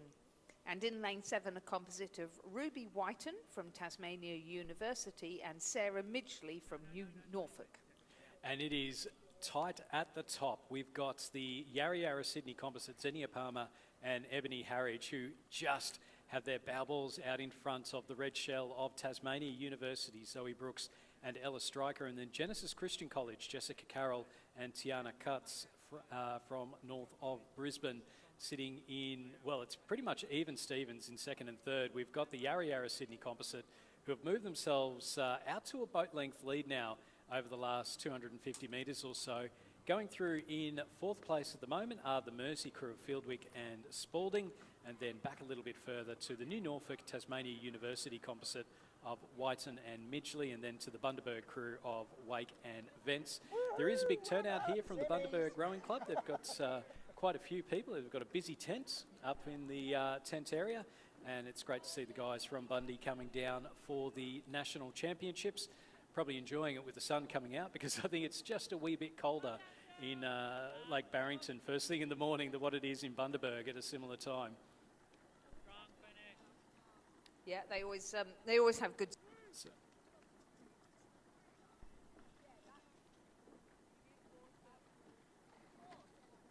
So as our leading crews now coming through the 1500, it is Yarra Yarra Sydney Composite who have the lead, but only by half a second ahead of Genesis Christian College. Tasmania University sitting in third place. They've just dropped off the pace a little bit over that third 500 metres through that championship quarter. Mersey sitting in fourth, New Norfolk Tasmania University in fifth, and then back a bit further to the crew from Bundaberg. Genesis Christian College, they have now moved out in front. It has been a big spurt at the 1500 metres. They've got their bow balls out in front of this Yarra Yarra Sydney Composite. Tasmania University might just be getting their bow ball a little bit closer into the Yarra Yarra Sydney Composite. So again, how much energy is left in the tank towards the final stages? It is Genesis Christian training with Pine Rivers Rowing Club. I know the Smith family up there have done a lot of work to get the school involved, and we're seeing some great results come out of there. Training on Lake Corumba, it's an opportunity to go out in a lake with no city cats and no bull sharks or anything. Used to be a big motor racing track out on the shores of the lake, but called Lakeside. Marketing department took ages to come up with that one. But it is a very nice area to go out and to have a paddle, as we just see there. The Yarra Yarra Sydney Composite, Ebony Harridge in the bow seat and Zinnia Palmer from Sydney Rowing Club in the stroke seat there. They have now pulled away of the Tasmania University crew of Zoe Brooks and Ella Stryker. So our 1 and 2 looking very comfortable into the last 150 metres or so. It's Genesis Christian College, Jessica Carroll and Tiana Cutts leading Yarra Yarra Sydney Composite, Tasmania University in third, and then back to Mersey. Across the line now, we'll get another confirmation of another win for the Genesis Christian College. Carroll and Cutts, some hand slaps there as they come across the line. University just ahead of the Mersey crew in fourth, and then across to New Norfolk Tasmania University Composite in fifth place, and Bundaberg will finish in sixth. And that crew of Jessica Carroll and Tiana Cutts going to the semi-final and on 7 seconds afterwards. Through to the semi-final and eliminate the rest. We've got Swan River in lane 3, represented by Jodie Priest and Juliet Bird. In lane 3, we've got the Commercial Rowing Club crew of Elodie Lee and Matilda Dammers. In lane 4, a crew from Yarra Yarra of Constantina Kafasis and Sadie Schlitt. In lane 5, from the University of WA, Grace Oldmeadow and Elena Frank. In lane 6, from the MLC School, we have Ella. You can't down there. A little bit easier today. You could just see the rowers used are both visual and verbal cues, or auditory, so that we cater for any impairments. So there are some traffic lights currently sitting at red, but they will go green when the umpire starts the race, and he'll also, I think, drop a flag as well as hearing a buzzer. Yeah, and with the tail, it'll be attention, red light, green light, and then they'll go. So generally hear that every time we've got someone with a visual impairment in the para races. You can also see a wasp flying around near the camera at the start. There's a few of them about. And if it is to the ground on the keep the wasp. Never seen so many paddlemen. Course, I think. He was very as well, very unusual colourings, different to the ones in his, but it certainly looks like it's going to be quite. You can see them just opening up about a half a boat length lead over the Yarra Yarra crew of Constantina Kafasis and Sadie Schlitt, coached by David Orchard. And so that's our 1 and 2. But you can now see Yarra Yarra just starting to power through, as is the commercial crew of Elodie Lee and Matilda Dummers at the moment. Oh, We've yes. seen Yeah. a lot of them entered into events so far at these national championships, and very successful as well. Yes, indeed. We've just had some very exciting racing in some of the earlier races. Quick shout out. I know I did this yesterday, but I'd like to do it again. Eliza Kershaw McDonald's grandma is Katie. So hello to you competing at the national championships. It's also commentary. We're all volunteers. So, and there are opportunities available to be able to make your way, to the national titles, to come in to volunteer. Yeah, I know, it speaking is. on the microphone, you go from the finish tower at Cirque, from the banks of Lake Burley Griffin, and, you can make your way up through to commentate at the national shores titles. of Lake Lucerne. The shores of Lake Lucerne, yes, you can call from the 1,000 metres there. The wonderful slipper launches of the River Thames at Henley. Yeah, lots of opportunities. You're absolutely right. And a great community, isn't it? A really great community amongst the rowers, I must say. A great community amongst the coaches too. It's fantastic being here at the Nationals and catching up with all our coaching cronies. And then, lovely community within all of the volunteer force that are... State or territory rowing association, they are always looking for volunteers. So make sure that you go in and get in contact with PRO down in Canberra, Jeff Northam, who's ended up going across, and I think he's officiated at World Championships. He's a world rowing umpire. Again, you don't have to do that, but the opportunities are there. Yeah, 100%, and the same with Greg Smith. I just noticed, I think it's his daughter, Robin Smith, listed down there as coaching. Yarra Yarra with the pace a little bit into third, and then the University of WA, Swan River and UTS Haberfield. So the chevron formation, which we'll start to see a little bit more of as the races start to get seeded, as we get the repechages into the semi-finals. Sadie Schlitt, they're leading out from commercials, Elodie Lee and Matilda Dummers. That's our 1 and 2, the top two to go through to the semi-finals, with third place at the moment being the crew in lane 6, Ella Hugh and Eliza Kershaw McDonald's.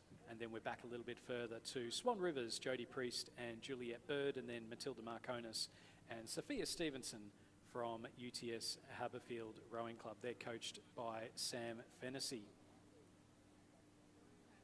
So this Yarra Yarra crew, it's a very comfortable lead out in front. This is the third repechage of the under-19 women's double sculls. So we have just the one remaining, so top two through to the semi-finals, which I believe will be tomorrow. And then Thursday, we've got the first of the finals coming up. So the first of our medal events, and really looking forward to seeing some of those ones. And then the medal presentations, it's always so cool to sort of see the parents come down, they're watching, taking all the photos. And it's, it's always a great moment when you can make a podium at the Australian Rowing Championship. See school who are battling it out with the field back in 6. So to ask Richard as to the exact shade of red that one is, but they're certainly looking very comfortable indeed. It's been a very controlled row. You can see there's nothing frantic about or frenetic about their actions. It's just a very smooth up towards the catch, the blades in the water quickly, and then really moving that boat quite nicely with just 200 or so metres left to go.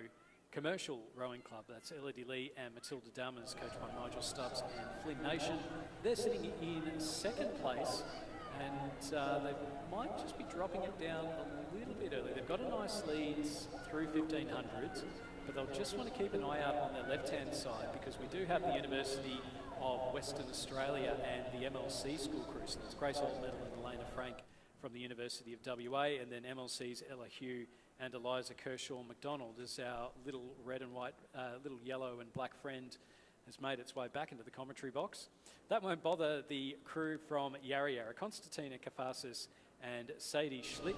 They're coached by David Orchard, and they are very, very comfortably out in front. Commercial still sitting in second place. It's gone down to about a boat length. There's a push coming here from the University of WA, but they may just run out of track. Confirmation of the win for Yarra Yarra, Kafasis and Schlitt. They'll take the W. They'll go through to the semi-final. Second place will go to the crew from Commercial. They did enough early to be able to hang on to a half a boat length lead ahead of the University of WA in third place. Going through in fourth place, finishing in fourth place, will be the crew from MLC School. That's Ella Hu and Eliza Kershaw McDonald. And then coming through in 5th will be the crew from Swan River Rowing Club, Jodie Priest and Juliet Bird, ahead of UTS Haberfield's Matilda Marconis and Sophia Stevenson. So 7 minutes 39 for them, compares with 7:50 in the previous repechage and 7:42 the one before. So our fastest repechage so far in the under-19 women's double scull. And just confirming then, Yarra and Commercial. Of course, we've got MLC Stanford Meisel.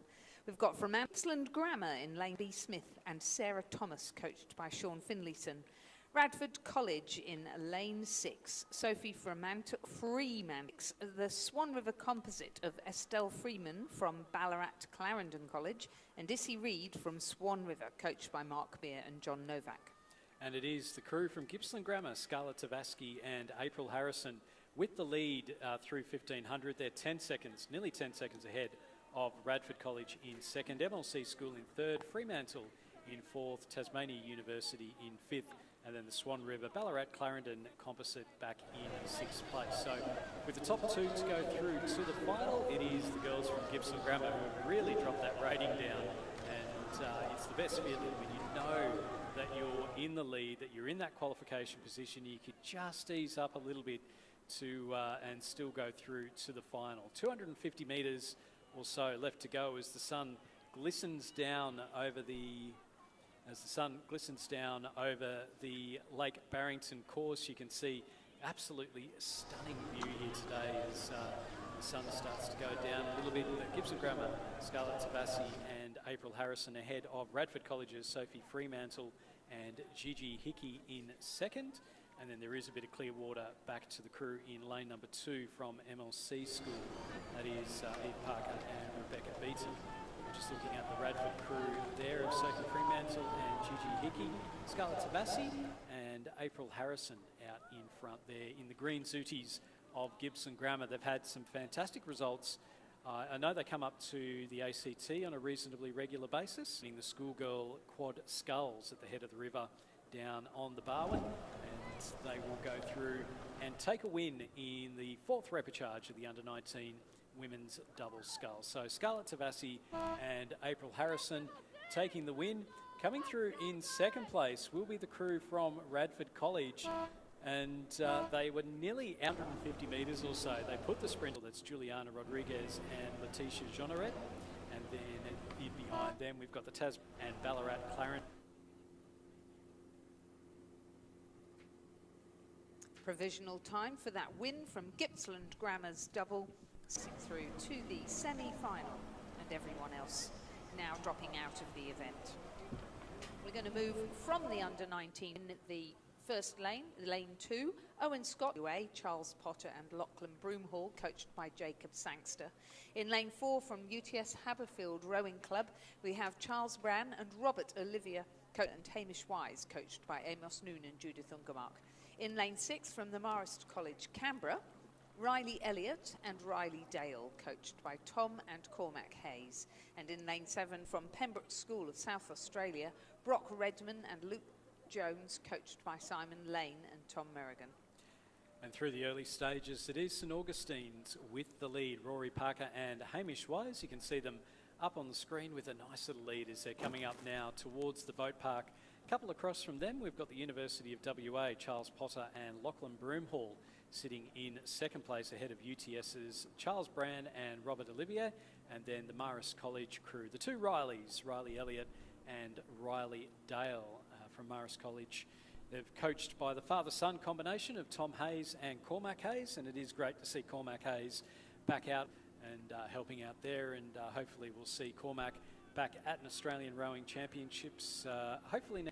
So through there was a big push from the 2 Rileys through that 3rd 500 metres. They are now sitting in 2nd place. They are just about level pegging with the crew from the University of WA, that's Charles Potter and Lachlan Broomhall, and we can see there's not a lot to pick between the 2 of them.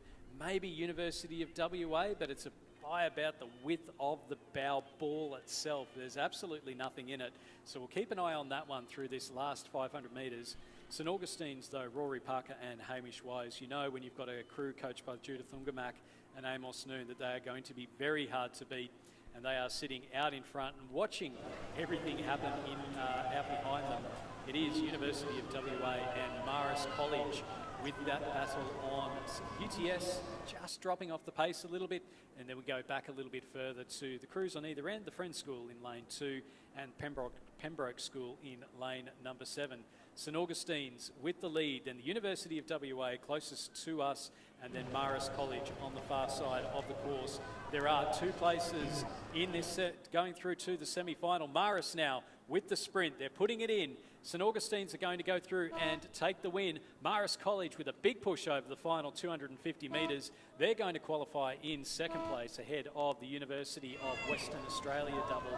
And then back a little bit further to the UTS crew in lane 4, finishing appropriately enough in 4th place. And then back a little bit further from them, we've got the Friends School in lane number 1, and they will, lane number 2, sorry, and they will finish ahead of the Pembroke School in lane number 7.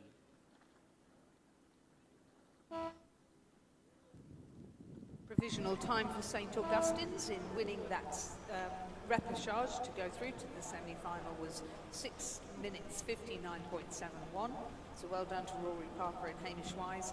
And Marist College from the ACT just 4.24 seconds behind. They'll progress through to the semi-final. Everybody else will be eliminated.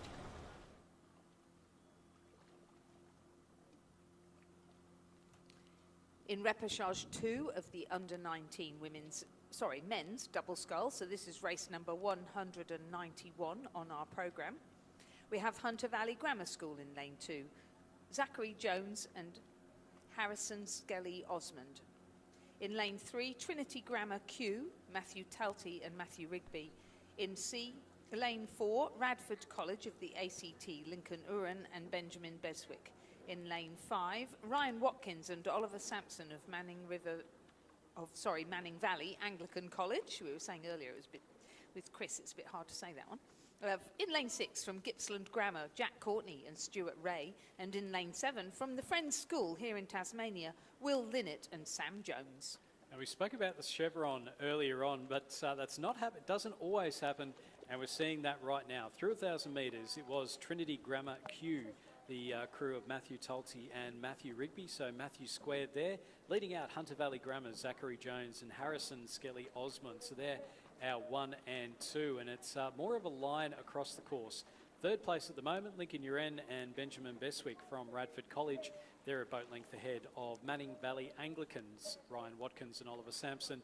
Gibson Grammar's Jack Courtney and Stuart Ray in matching them, just a little bit behind, and then back to the Friends School, Will Linnett and Sam Jones, coached by Ian McMahon there. So our 2 leaders are appropriately enough in lanes 2 and 3, with Trinity Grammar's Talty and Rigby with that lead now as they're coming up towards the 1,500 metre mark.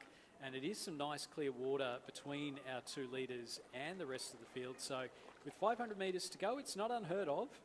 And we've seen it done a couple of times, particularly if you let the pace off early. But these 2 crews looking comfortable in the lead. In fact, Hunter Valley Grammar, Jones and Skelly Osmond may just be getting themselves, in fact they have through 1,500 metres, got themselves out of in front of the Trinity Grammar crew. Radford College, they're 7 seconds back. That will take a monster effort to be able to go through and take the final qualification position. But then Manning Valley Anglican, Gibson Grammar and the Friends School, all within a second of each other in that battle for 4th, 5th and 6th position. So we'll keep an eye out on that one. That's over on the far side of the course, away from the grandstand. And it is the 2 crews closest to the grandstand that have the lead. So it really is. It's lane 2 through to lane 7 at the moment, pretty much. It is Hunter Valley Grammar, Zachary Jones, Harrison Skelly Osmond. They've rode through the crew from Trinity Grammar, and now with about 250 metres to go, it's really only Radford that can catch them. But again, with 250, it's going to have to be a sprint. And I'm not sure that they'll be able to quite make up all that ground. See how that pans out. Hunter Valley Grammar with the lead ahead of the Q School, and then back to Trinity Grammar, and then back to Radford College. You can see there the Hunter Valley Grammar crew still sitting comfortably out in front. Radford have upped their rate a little bit, so Trinity Grammar doing the same. They're determined to be able to go through to the final. You can see them on the screen there with that lovely green and gold hull, green and gold suities, and looking very comfortable. Bradford College just a little bit behind them, Lincoln Uren and Benjamin Beswick. Just a little close to the boys than might necessarily like, just moving away from them now. But it does look like they will not be able to go through and take that qualification position. It is going to be a win for the crew from Hunter Valley Grammar though. They'll take the W. They'll go through to the semi-final along with Trinity Grammar. Third place will go to Radford College. And then across the field we've got Manning Valley Anglican, who will finish in 4th ahead of the Friends School and Gibson Grammar in 6th place. Almost a perfect 2 through 7 in that order. Gibson Grammar just needed to be a little bit ahead of the Friends School. Yes, indeed. A time of 7:03.99 for Hunter Valley Grammar School, Zachary Jones and Harrison Skelly Osman. So I think Zachary Jones was a substitute. I should think they're very happy with the result of that. Well done to that school. Trinity Grammar progressed through to the semi-final of the under-19 men's double scull. Coached by Blaine Heseltine and Callum Hinwood in lane 3 from Marist College, Canberra, Oscar Spurrett and Riley Elliott. Sorry, not Riley Elliott, he's got Tom Hayes and his son Cormac Hayes. In lane 4 from Radford College, Joshua Miller and Hamish Whittier, coached by William Hatcher and Stuart Sampson. In 6 from the University of WA, Samuel Lewis. It was an ACT 1 and 2, the Radford College crew of Joshua Miller and Hamish Whittier leading out Oscar Spirit and Roland Carter from Marist College. There is a push coming here from Leichhardt, Peter Simkovich and Dylan Lee, and they are making up some ground on the boys from Marist College. So again, a fascinating finish coming up here. It's back a little bit further then to the University of WA, Samuel Lewis and Dylan Capewell, and then Jack McLeod and Will Dixon from Brisbane Boys College back in 6th place. So 250 metres left to go. And I suspect it looks like the Marist boys have got a flat because they've just dropped right off the pace a little bit. And now they've picked it back up again. They've realised that Leichhardt have rode through them, and Leichhardt are now challenging Radford College for that win. Radford now having to up their rate. They thought they might have been able to take it easy through the final 250 metres, but that's not the case because Simkovich and Lee are really pushing through. You can see them up on the screen at the moment. They've got half a boat length ahead of Marist College.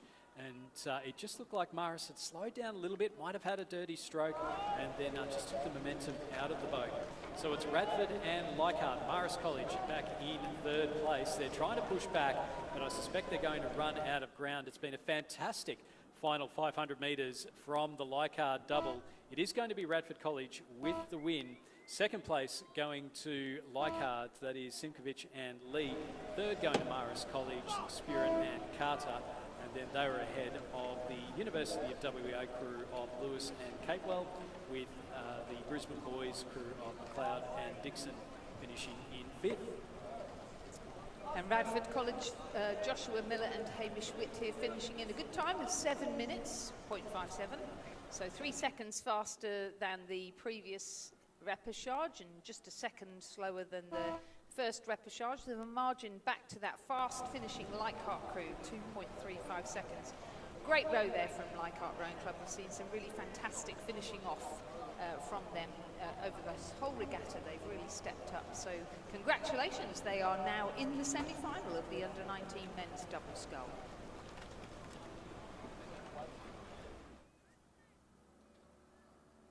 We have another repechage in the under-19 men's double scull. We've got Hunter Valley Grammar School in lane 2. Hayden Melmeth has had to step out and Zachary Jones has taken his seat and he's racing with William Hunt. They're coached by Odin McIntosh and Rowan Hislop. We've got Townsville Grammar School from Queensland in lane 3. Liam Mackay and Finn Casey, coached by Emma McGuffey and Danielle Verven. In lane 3, we have a composite of Rhys Davies from Essendon with Noah Hatz from Tasmania University, coached by Andrew Palmer and Bill Nugent. In lane 5, Sydney Rowing Club's Frederick Way and Oscar Way, coached by Patrick Graham. And in lane 6 from Sydney Rowing Club, Nicholas Callanan and Tommy Poulton. It is the Tasmania University Essendon composite of Rhys Davey and Noah Haas who have the lead And you can see there on the screen, it is a very comfortable one indeed. Back in second place, we've got the Sydney crew over in lane number 6. So that's Callanan and Poulton. They're ahead of the Way brothers, I think, Frederick Way and Oscar Way, coached by Patrick Graham, also from Sydney Rowing Club. And then back a little bit further, we've got Hunter Valley Grammar, Melmoth and Hunt, and then Townsville Grammar, Mackay and Pacey towards the back of the field. So out in front, you can see the red Zooty of Noah Huss from the Tasmanian University Boat Club, and then the Essendon, very familiar Essendon Zooty for anyone who follows Aussie rules, so the black with the red sash of the Essendon Football Club, and also the Essendon Rowing Club. So that's Reece Davey in the stroke seat there, looking very comfortable out in front. It is a commanding lead here in the final repechage of the men's under-19 double sculls. Top two to make it through. It looks like it's going to be a Sydney Rowing Club crew finishing in second place. Callanan and Poulton ahead of the Way brothers in lane number 5. And with 250 metres to go, it does look like it is going to be the crew in lane number 6 that's going to be able to go through and take that second qualification position. Townsville Grammar, Mackay and Pacey ahead of Melmoth and Hunt from Hunter Valley Grammar in 5th place. So out in front, Reece Davey and Noah Huss. You can see there the glare starting to come off as the sun goes well overhead. Makes it a very, very pretty picture. And it's a very pretty picture for Reece Davey and Noah Huss from Essendon and Tasmania University. They've got the win in the 4th repechage of the men's under-19 double sculls. Going through in second place will be Nicholas Callanan and Tommy Poulton from Sydney Rowing Club. They'll finish ahead of Townsville Grammar. They're going to finish in 4th place ahead of Hunter Valley Grammar's Hayden Melmoth and William Hunt in 5th. And we've just seen another fast time there. So in the under-19 men's double scull, which is at least faster than any previous one. So well done to Reece Davey and Noah Huss of Essendon and Tasmania University in taking out our final repechage in the under-19 men's double scull. They'll be joined in the semi-final by the Sydney Rowing Club crew of Nicholas Callanan and Tommy Poulton. The rest will go through to the repechage. Right, we're going to step it up now. We're going to start with the coxless fours, kicking off with the under-19 women in Heat 1. The race is for lanes, so there is no progression to other races. They're just going to race again. But in this race for lanes, it is important in case the wind proves bad, but also just to get a good hit out down the course. We're using all 8 lanes here, with University of Queensland in lane 1, University of Queensland in lane 2, St Catherine's School Victoria in lane 3, Fremantle and Commercial Composite from Queensland in lane 4, and Adelaide, Cand and Swan River Composite between South Australia and WA in lane 5, and Queensland. Unley High are in lane 6, Mercantile Rowing Club are in lane 7, and Scotch Oakburn, Tasmania are in lane 8. And it's a really even race. The first, well, we've kept with the 4 oars. We've gone from the doubles through to the 4s. It is the first time that we've got a 4-person crew coming down the course, and it is the University of Queensland in lane 2. That's Willa Dunbar, Gabrielle Ryan, Ella Welsh, Phoebe Cannon, coached by Sally Keogh, Philip Bergignon and John Pettigrew, and they're leading out the crew from Scotch Oakburn here in Tasmania, Madison Marshall, May Wayne, Emily Nags, Isabella Wilson, and coached by Greta Brown. So that's our 1 and 2.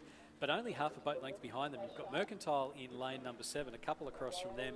We've got the Adelaide, Cand and Swan River Composite sitting just in 4th place, and then not much to pick between them and the St Catherine's School Victoria crew in lane number 3, and then also too the Unley High crew in lane number 6, third from the right on your screen at the moment. Back a little bit further to the second University of Queensland crew in lane number 1, and then looks to be the Fremantle and Commercial Composite in lane number 4, just towards the back of the pack. So it's only the race for lanes, as you say, Lizzie, but there is not a lot to pick between our leading 6 crews. How good is this?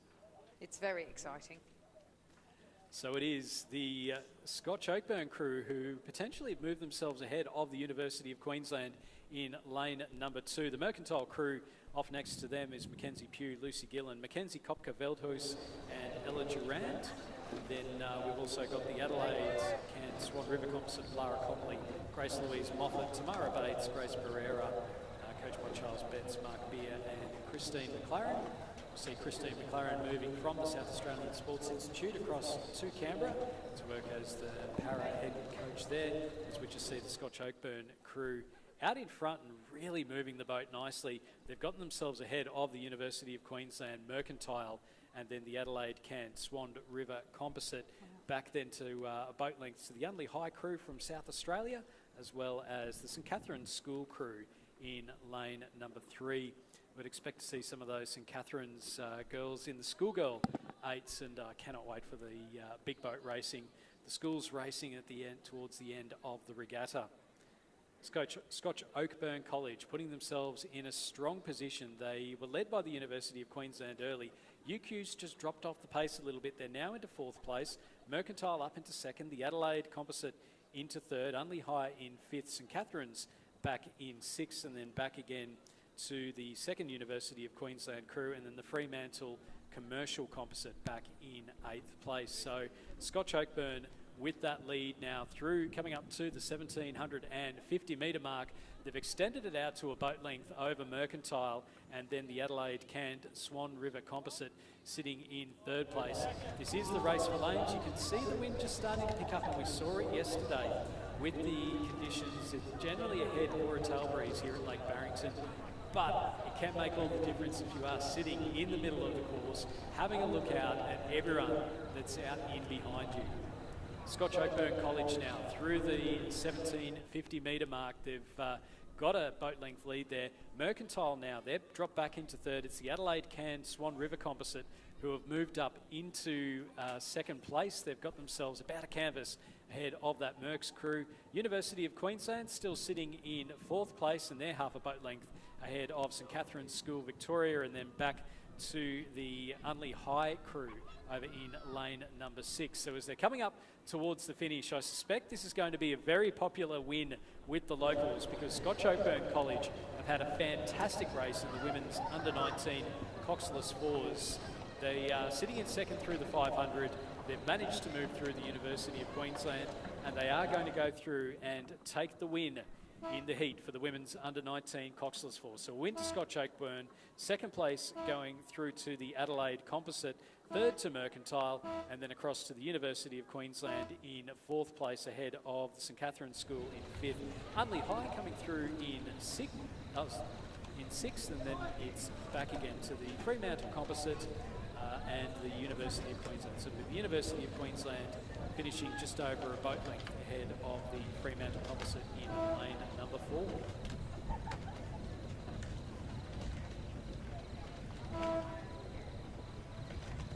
Scotch Oakburn on fire yet again, setting down a time of almost exactly 7 minutes in the race for lanes in the under-19 women's coxless 4. The Adelaide Composite managing to overtake Mercantile and take out 2nd place and 3rd place, going to Mercantile just ahead of the University of Queensland Boat Club crew. We'll look forward to seeing another race from those guys in the real final.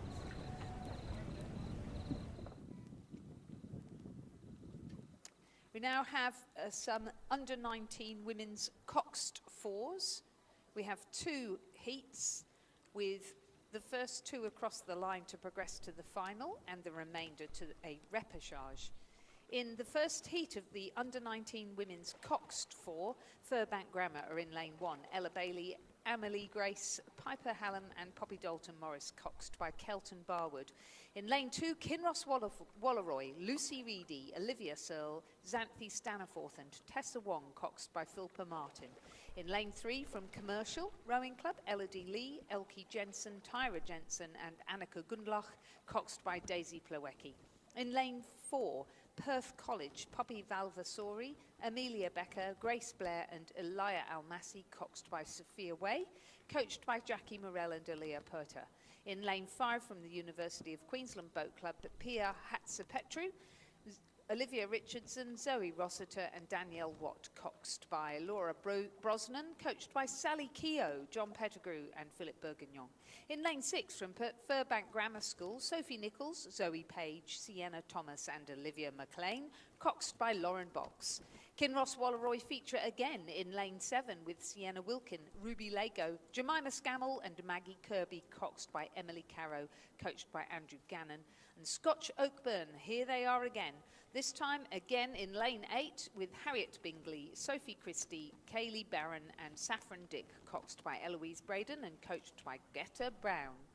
And this is a nice little preview of what might come for the schoolgirl events later on in the regatta, because Kinross Walleroy are one of the favourites for the schoolgirl eights. Looking forward to seeing how they go against the two St Catherine's schools. It is the Kinross crew stroked by Tessa Watt, who have the lead at the moment. They're ahead of the Furbank Grammar crew in lane number 1, so that's stroked by Poppy Dalton Morris. And then the second Kinross crew sitting in 3rd place, so that is stroked by Maggie Kirby. So they're through the 1,000 metres. It is Kinross leading out Furbank Grammar by about 4 seconds, bit over a boat length there.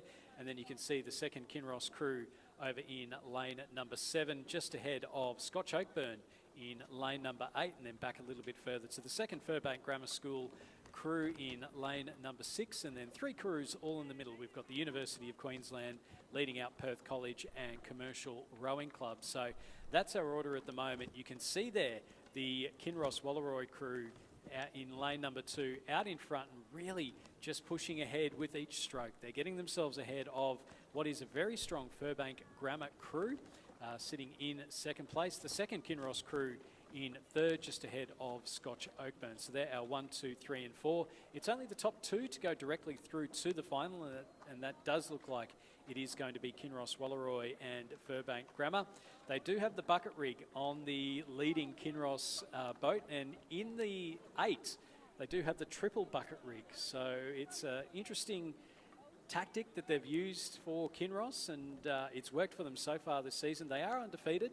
They were pushed by St Catherine's up at the head of the river, schoolgirls head of the river in Sydney a few weeks ago. It was a fantastic race. Watching that from the top was just absolutely amazing. You thought that Kinross were out of it, and then all of a sudden a couple of big strokes and they made it through and took the win in the 8s.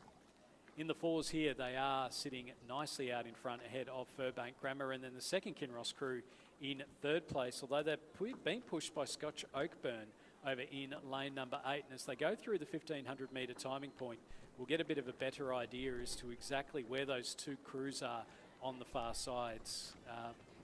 But it is Kinross through 1,500, so it's 4.5 seconds ahead of Furbank Grammar, and then another 4.5 seconds. Scotch Oakburn have made that move up into 3rd place, so they've moved up into 3rd.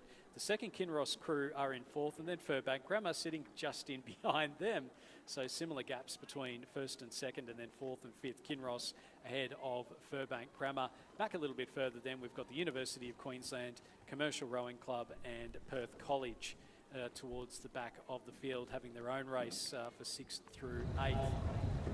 So Kinross Walleroy, this under-19 women's coxed 4, Sienna Wilkin, Ruby Lego, Jemima Scammell, Maggie Kirby and Emily Carrow are sitting out in front, looking very comfortable out in front. Furbank Grammar sitting in 2nd place. They've held on to that 2nd place. They haven't let Kinross Walleroy get too far ahead.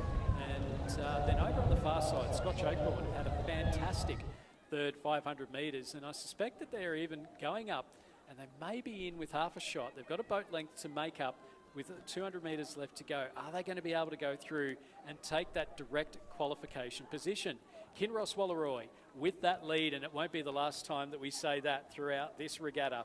They are sitting comfortably in front of Furbank Grammar in lane number 1. Scotch Oakburn, lane 8. Can they go through and take that final qualification position?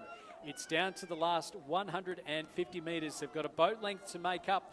They're just getting up towards overlap, but I think they're going to run out of track. If Furbank can row cleanly, the second qualification position should be theirs.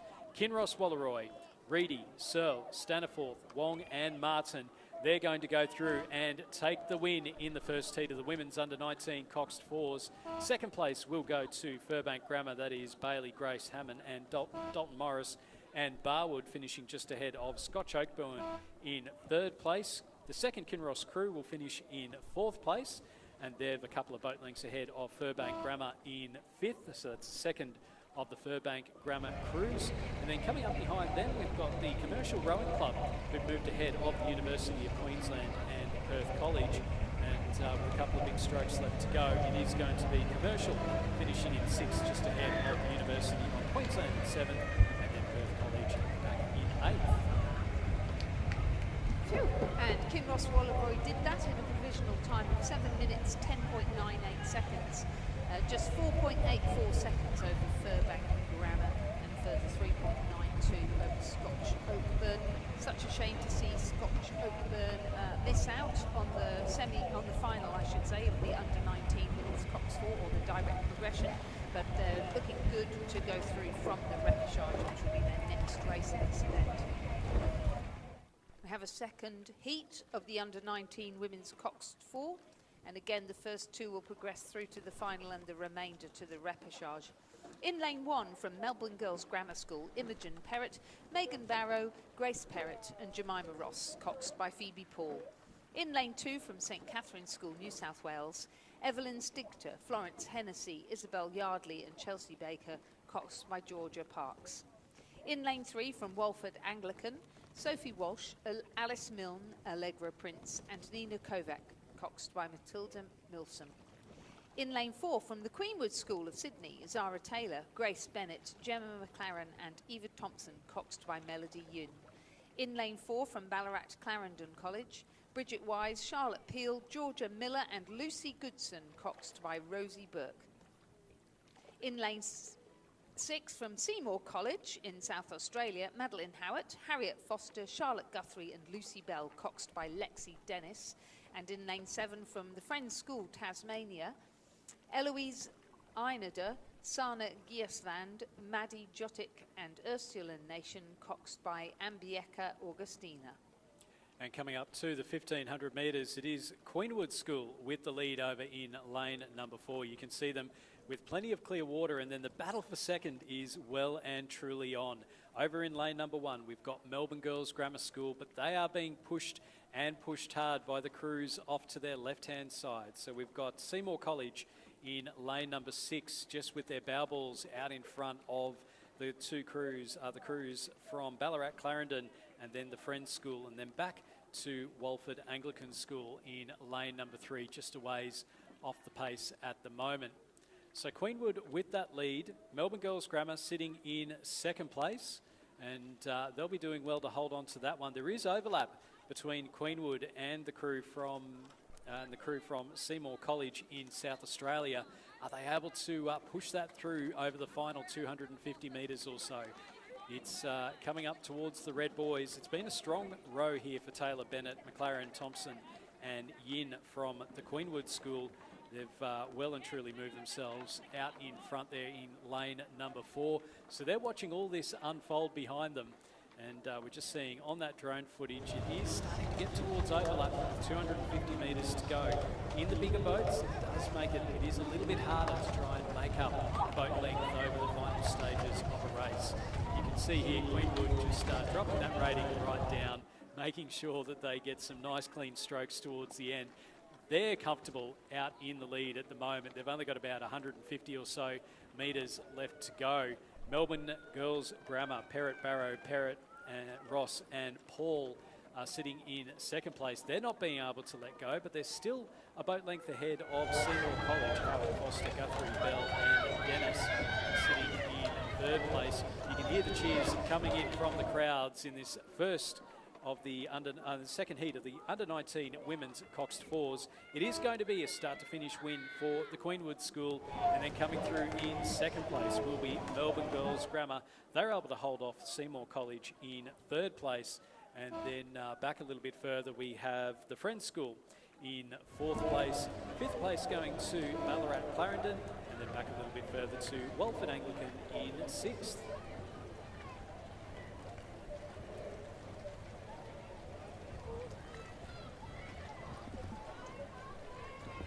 Queenwood School taking out the second of our heats in the under-19 women's Cox 4 in a provisional time of 7 minutes 19.89 seconds. That was some 5 seconds faster than Melbourne Girls Grammar. Those 2 crews progress to the final. 3 crews now progress through to a repechage.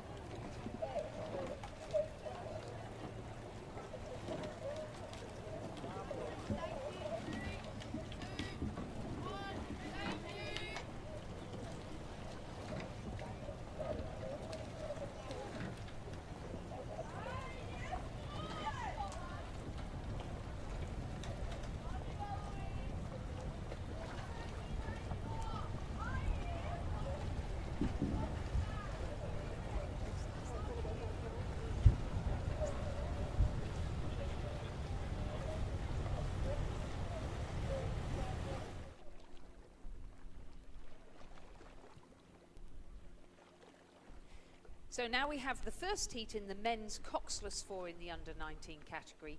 We've got a composite in lane 1, Matthias Maloney and Thomas Maloney from Sydney Rowing Club, with Lachlan Brown and Jack Hansen-Nahoy of Fremantle, and they are coached by Brooke Robertson. In lane 2, we have Rockhampton Fitzroy Rowing Club. Jai Earl has been replaced by Finn Parr. He's with Nicholas Thompson, Tristan Veazey and Harry Brandt. Canberra Grammar School are in lane 3. Ethan Murphy, Benjamin McGregor, Cameron Schmidt and Alexandra Griffiths, coached by Scott Chesterton.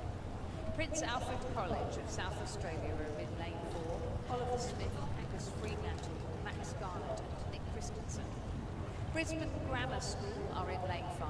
Oliver Kent, Marcus Forbes, Henry Slatter and Oliver Wright, coached by Richard Powell and Daniel Horsley. In lane 6, the Brisbane Boys College, Frederick Brommel, Edward Tyne, Harper Yocko and Joshua Deal, coached by Blaine Heseltine. St Peter's College of South Australia are in lane 7. Hunter Ingham, Emerson Cooper, Lawrence Anderson and Marcus Picard, coached by Bridget Carlisle. And in lane 8, the Pembroke School from South Australia, Jeremy Yu, William Harvey, Tom O'Mahony and Alex Lee, coached by Simon Lane. And through the 1500 metres, it is the Fremantle West Australian Sydney composite. Some very talented rowers in that, including the Maloney twins, Matthias and Thomas. We'll see them coming down the course multiple times throughout the weekend, and also rowing for New South Wales in the interstate regatta in the Youth 8s, along with the third Maloney brother that's down here.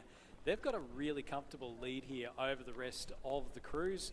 So it's 15-second lead ahead of Brisbane Grammar, and then Prince Alfred College, Pembroke School, Brisbane Boys, then back to St Peter's College, back a little bit further then to Rockhampton Fitzroy, and it does look like the Canberra Grammar crew might just be missing from this one. So Canberra Grammar not taking part in this race. That's lane 3. Pretty tricky conditions. Just the wind's really picked up and it's shifted completely around now, so we have a bit of tailwind, but really choppy conditions. Very hard in the coxless floor, aren't they? Yeah, and it does make it a little bit, as you say, Lizzie, it makes it a little bit tricky and a little bit different, because you've gone from a headwind, which we had yesterday, and a number of these rowers would have been out in the headwind, and now they're out in the tailwind.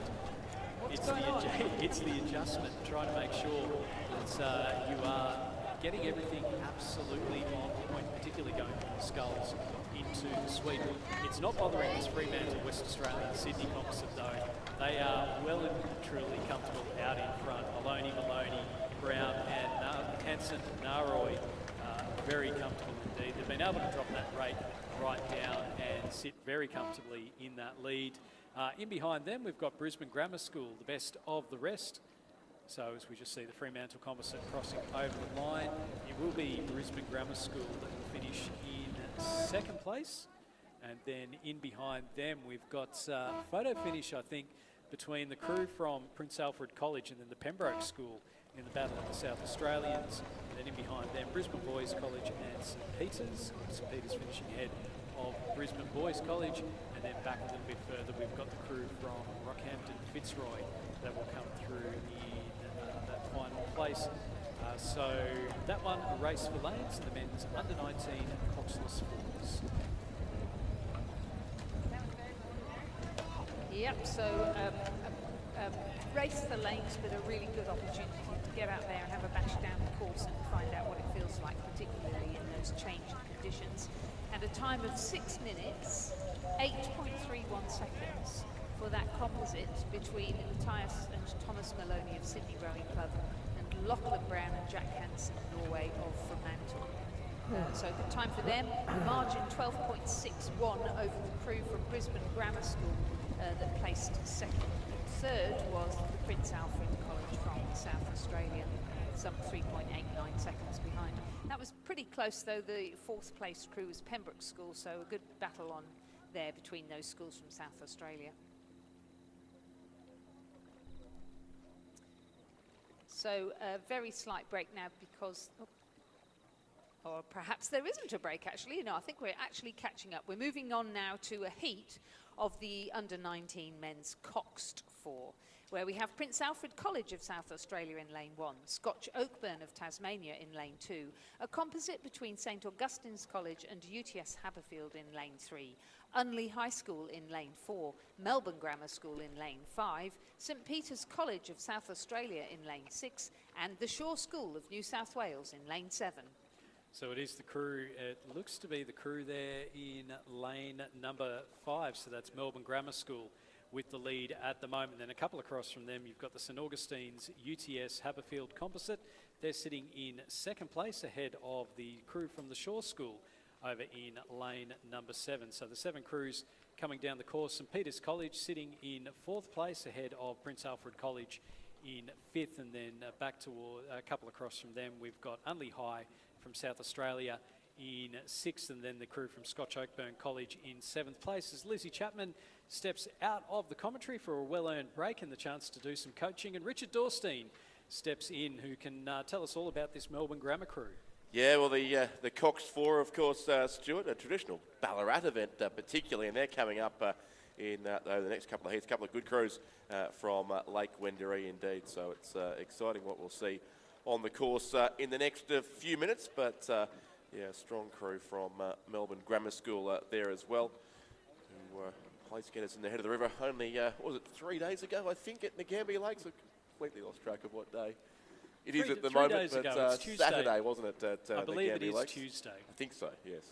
If it's repechages, it must be Tuesday. It must be, exactly right. So, yeah, it's a good crew from Melbourne Grammar there. No match, of course, for Scotch College as they were on the day at Ngambia Lakes, but it'll be interesting to see how the Victorian crews do go here. Largely a school event, so matching it with school crews from the rest of the country as well, but I must say I'm particularly looking forward to St Patrick's against Ballarat Clarendon coming up in heat number 2 as well.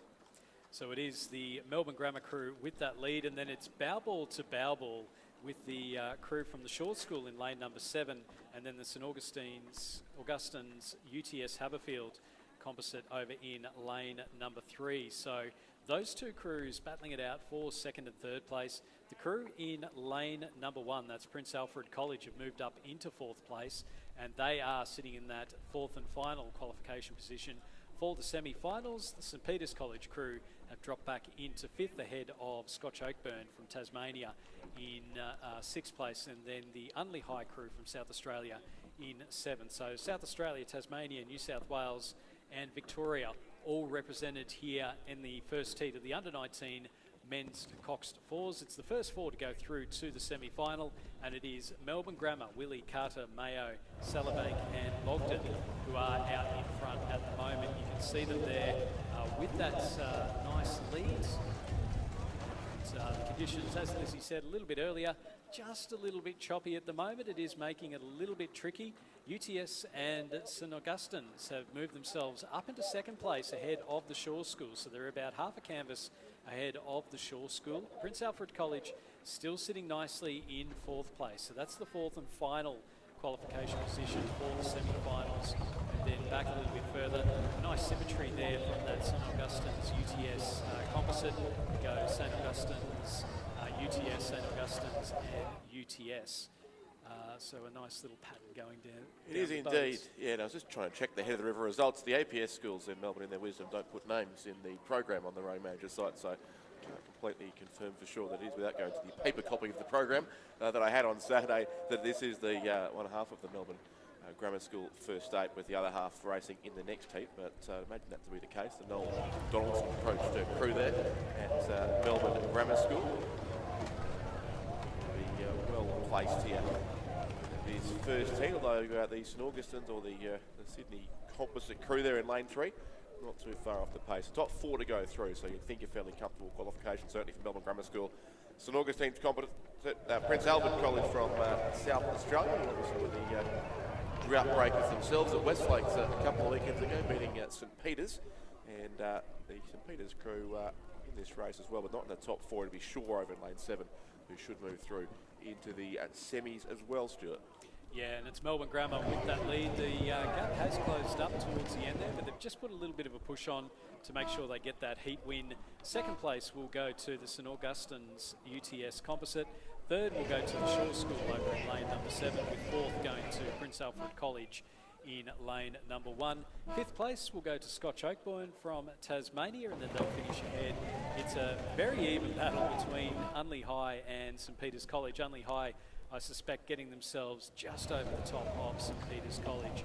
Winning time there for Melbourne Grammar of 6:35.04 and a winning margin of just under 2 seconds.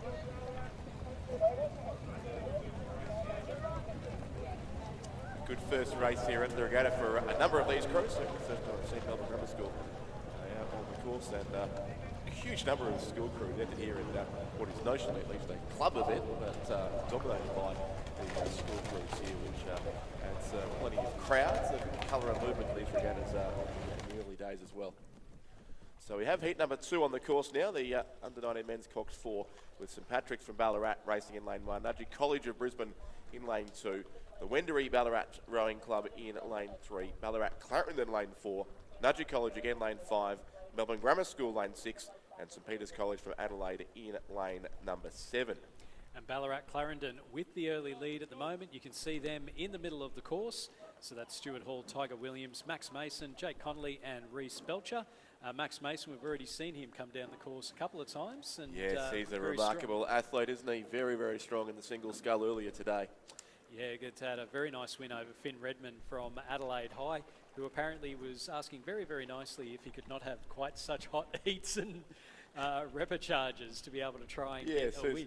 Who's in charge of the random draw here that allocates crews to heats, but no, you're right. A very strong crew from Ballarat Clarendon too, Stuart. I've seen this crew race a number of times around Victoria. They have won pretty much everything on the domestic circuit. The head of the lake, which is the Ballarat All Schools Regatta, they avenged a close defeat to St Patrick's. Last year they were beaten by 0.18 of a second in a fantastic race.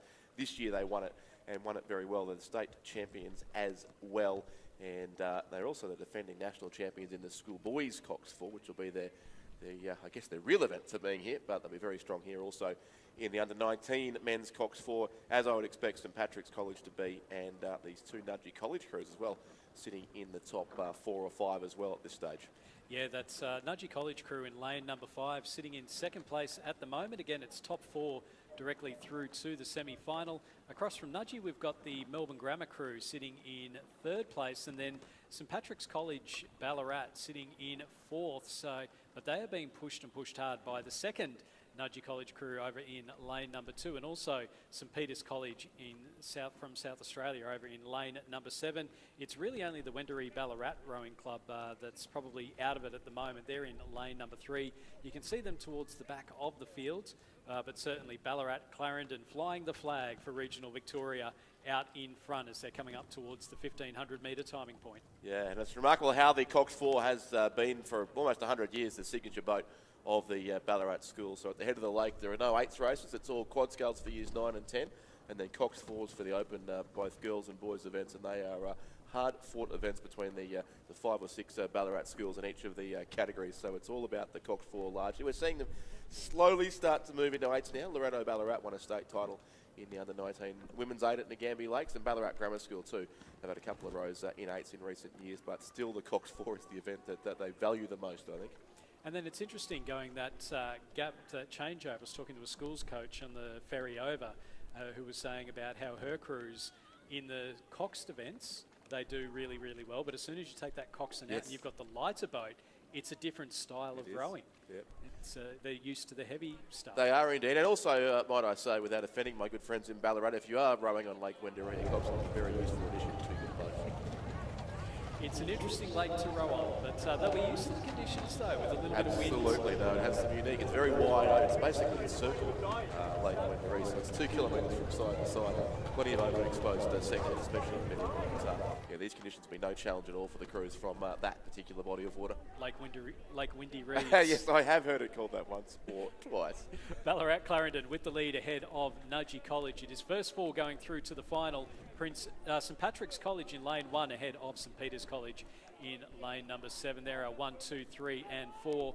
Nudgee College in lane number 2, just a little bit off the pace, and it does look like they will miss out on a qualification position.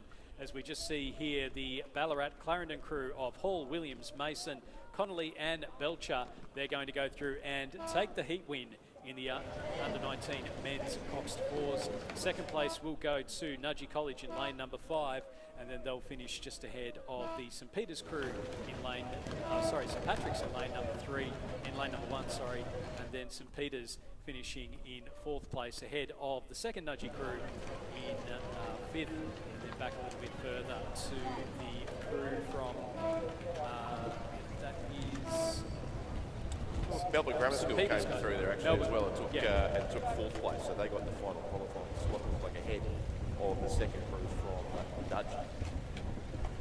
Yeah, we're in Ballarat there in 7th place. So St Peter's and St Patrick's in the same race too, they actually quite in the closing strokes, but it was St Peter's 6th through Ballarat 7th, and a good win there to Ballarat Clarendon with a bit in reserve too at the end of the race, beginning of the big week. And that's 200 races done here at the National Championships for 2025. So heat 2 concluded, and we will go straight down to heat 3 of the under-19 men's Cox 4, another field of 7 boats. Does that mean we raise the bat for the 200? The BROs raise the... Raise the flag, or Yeah, there must raise be the some oars? celebration. That's yes, raise the outboard maybe. But yes, we're 200 races into 632 it is over the course of this substantial regatta. So almost at the 1/3 mark now. But here comes heat 3 of the under-19 men's Cox 4. Sydney Grammar School in lane 1, Shaw in 2, Launceston Grammar looking pretty good there in lane 3, Scots in 4, Brisbane Boys College in 5. St Virgil's from Tasmania in 6, and Scotch College Adelaide are racing in lane 7. And through the early stages, it is Sydney Grammar. You can see them over in lane number 1, who have that lead as they're coming up towards through the 1,000 metres or so. You can see the timing hut. Tend to forget that the timing huts here at Barrington are literally little shelters that are sitting on the sitting What on an the empire, side. but your own little island just to You press can the be like, buttons. be like Napoleon. Exactly Sydney right. Grammar leading Launceston Grammar, Shaw, Scotch College Adelaide, Scots, Brisbane Boys and St Virgil's. Yeah, you can, when he was exiled? Exiled to Elba, wasn't it? Yeah, I think so. But unlike Napoleon, we do let our timekeepers out twice a day and even allow them to go home at night. We're very generous with our volunteers, which is why I heard you plugging for some more earlier today. And I've no doubt that Bianca from Rowing Australia would be happy to hear from any potential volunteers still over the remaining 5 days of this regatta. I saw yesterday there are some drone spotters as well, which sounds like a fantastic job to try and keep the drone, I assume, from flying off on its own. That would be a very interesting job, wouldn't it? I feel we've missed our calling. We probably have missed our calling. No doubt about that, actually, I'm sure. But anyway. We're not the drone spotters, but we are watching. We're watching the footage from the drones. I guess it's not quite the same thing, isn't it? Drone watchers as opposed to drone spotters. But it is, at the moment, fantastic views from the drones. It is the crew from Sydney Grammar still with that lead over Launceston Grammar in lane number 3, and then over on the far side of the course, Scotch College Adelaide sitting in 3rd place. And then with the top 4 going through to the semi-final, we've also got the Shaw School in lane number 2, and then Scots College from Sydney in lane number 4 that are also in with the shot as well. So we've got 5 crews going for 4 different spots, and then a little bit back from them we've got Brisbane Boys and St Virgil's in lanes 5 and 6 that are probably just a little ways off the pace. And we see there through 1,500 metres, Sydney Grammar leading out Launceston Grammar, Scots, Shaw and Scotch College Adelaide all within a couple of seconds of each other. This is in for an exciting finish here. I was going to say good luck saying those names quickly, but you're about to have to do so, I suspect, looking out the window here. Peter Piper picked it. Yes, exactly. So it is Sydney Grammar. They've led from the start. They've had a really good race this one. They're sitting ahead of Launceston Grammar, and then we've got Shaw, Scots and Scotch College all within a shot. And I suspect the Launceston Grammar School have also got to make sure that they don't ease off at any point as well, because they are in danger with the 3 schools sitting right in behind them. Their coxswain will be not letting them ease up at all. They're into the last 250 metres. They're into the red boys now. It is Sydney Grammar leading Launceston Grammar. There's a push starting to come here, though, from Scots and Shaw. Are they able to make up a little bit of ground? It's Scots just with their bow ball out in front of Shaw and the Scotch College Adelaide over in lane number 7.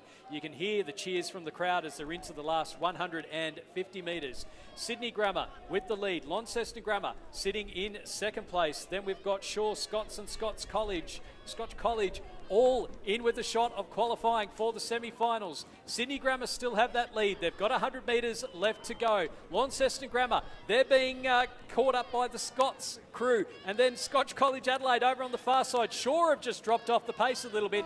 It is going to be Sydney Grammar who take the win. Second place to Launceston Grammar. Third will go to Scots. Fourth to Scotch College Adelaide.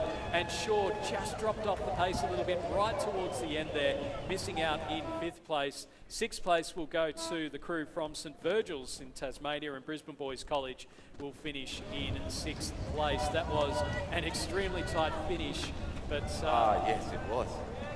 We'll just wait on the final confirmation of that one. Yeah, sure have been missed, I think, in the timing there, but they... Yeah, 2 St Virgil's in there. The crew, it was very tight, in fact, make sure it's Scotch Adelaide. We may have to wait on confirmation. Their top 3, absolutely, as they are on screen. Sydney Grammar School first, Launceston Grammar second, Scots from Sydney in 3rd place. And it was tight on opposite sides of the course between Scotch Adelaide and the Shaw School. Here from here to be lane 7, but we'll wait that to be confirmed. Virgil's and Brisbane Boys College behind them in 3 of the under-19 men's coxed pair. If we get date on that, we will bring it to you shortly. But they are the 3 heats included out in the under-19 men's and coxed 4.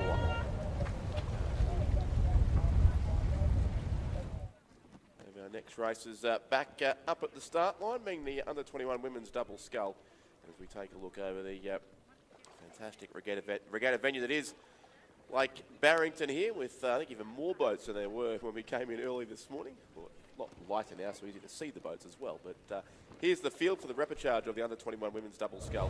Here's Fremantle in lane 3, North Esk in lane 4, Fremantle and Swan River in lane 5, and Tasmania University, the West Australian club in lane 6. So it's unusual. Understood every athlete in this race from either Tasmania or Western Australia. And in one case from both. Both, exactly. That's Tasmania West Australian composite. Sinead Redding and Olivia Walter. So that's a strong boat, and it is that crew that has the lead through these early stages. It is the first 2 going through to the final, so 2 to drop out. It does look like Noah Rabbi and Lily Barker from the North Esk Rowing Club sitting in 2nd place. 3rd place at the moment, Fremantle Swan River composite, Bemba Pittman and Emma O'Neill, and then back to Fremantle Rowing Clubs, Mala Holland and Chloe Fleay. Now, they do have some time. It's a provisional results in from that last race.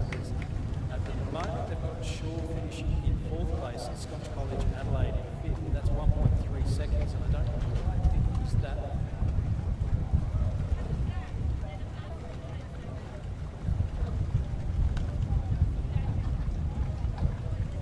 Did actually think, watching from that drone footage too, Stuart, that Scotch College Adelaide may have just steered off their line a bit in the last 100 metres, so that may have cost them in the end. But we await the official result there of that event. And an update on the drone spots. They are required to look out for eagles, so the eagles don't attack the drone.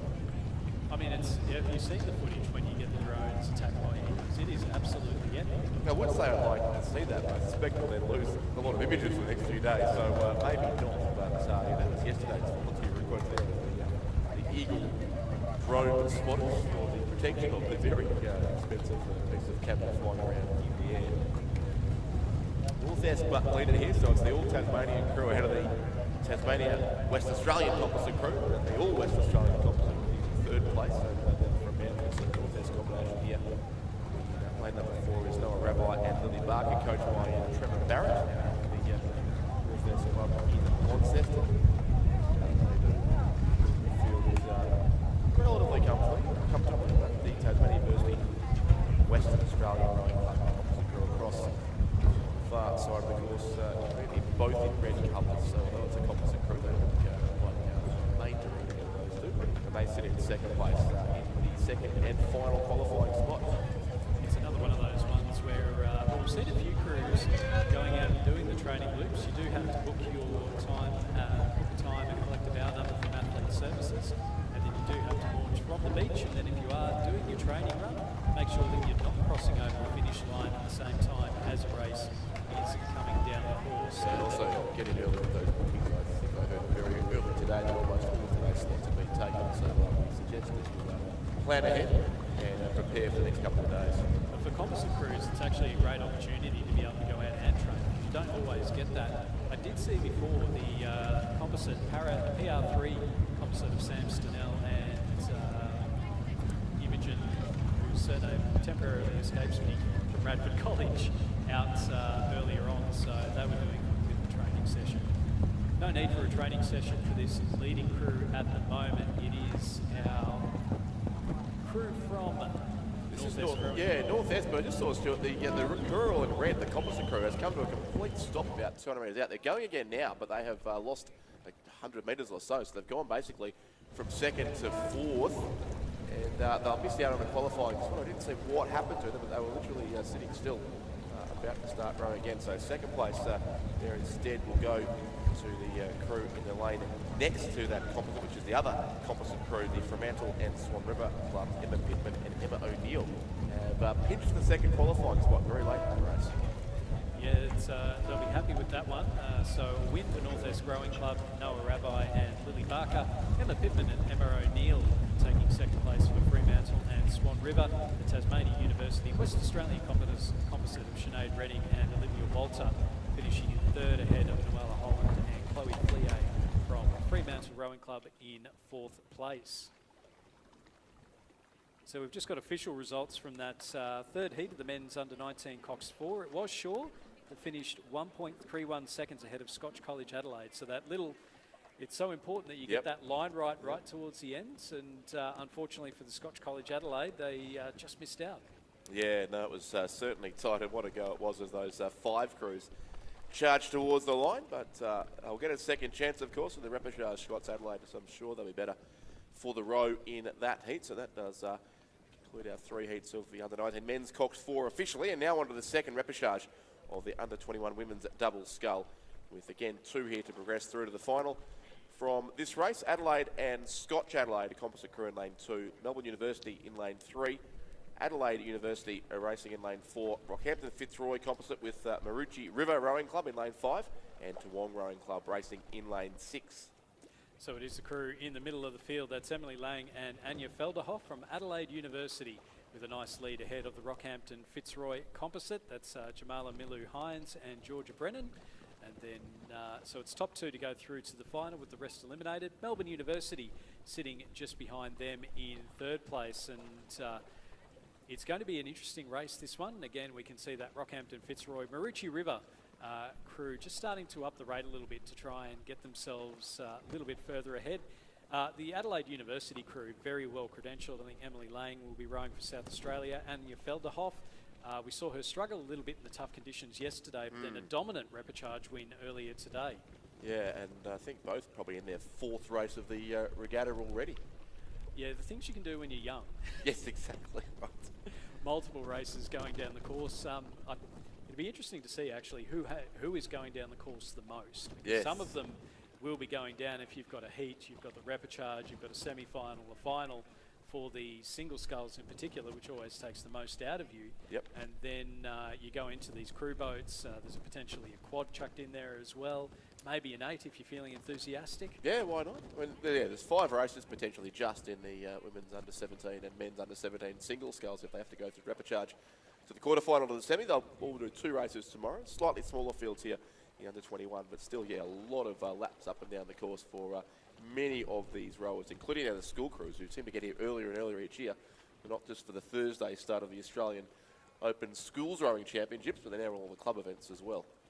Absolutely, and out in front at the moment we've got Adelaide University. Melbourne University sitting in second place, so they've rode through that Rockhampton Fitzroy Marucci composite, and then we've got back a little bit further to Toowong and the Adelaide Scotch Adelaide composite over in lane number 2. So our leading crew up on the screen now. We saw some really great conditions earlier on. Amanda Felderhoff was out there in a single scull, and she probably was enjoying it a little bit more than what she is at the moment, although it is at least the benefit of a tailwind as opposed to a headwind. Yes, exactly, pushing it down the course. And that crew in second place from Melbourne University, fairly well-credentialed combination too. Layla Hucker is a Tasmanian, that boat. She was formerly a member of the North Est Rowing Club, but moved to Melbourne, I think, around the start of this season. Has been racing in Victoria, so now they're very familiar with these conditions.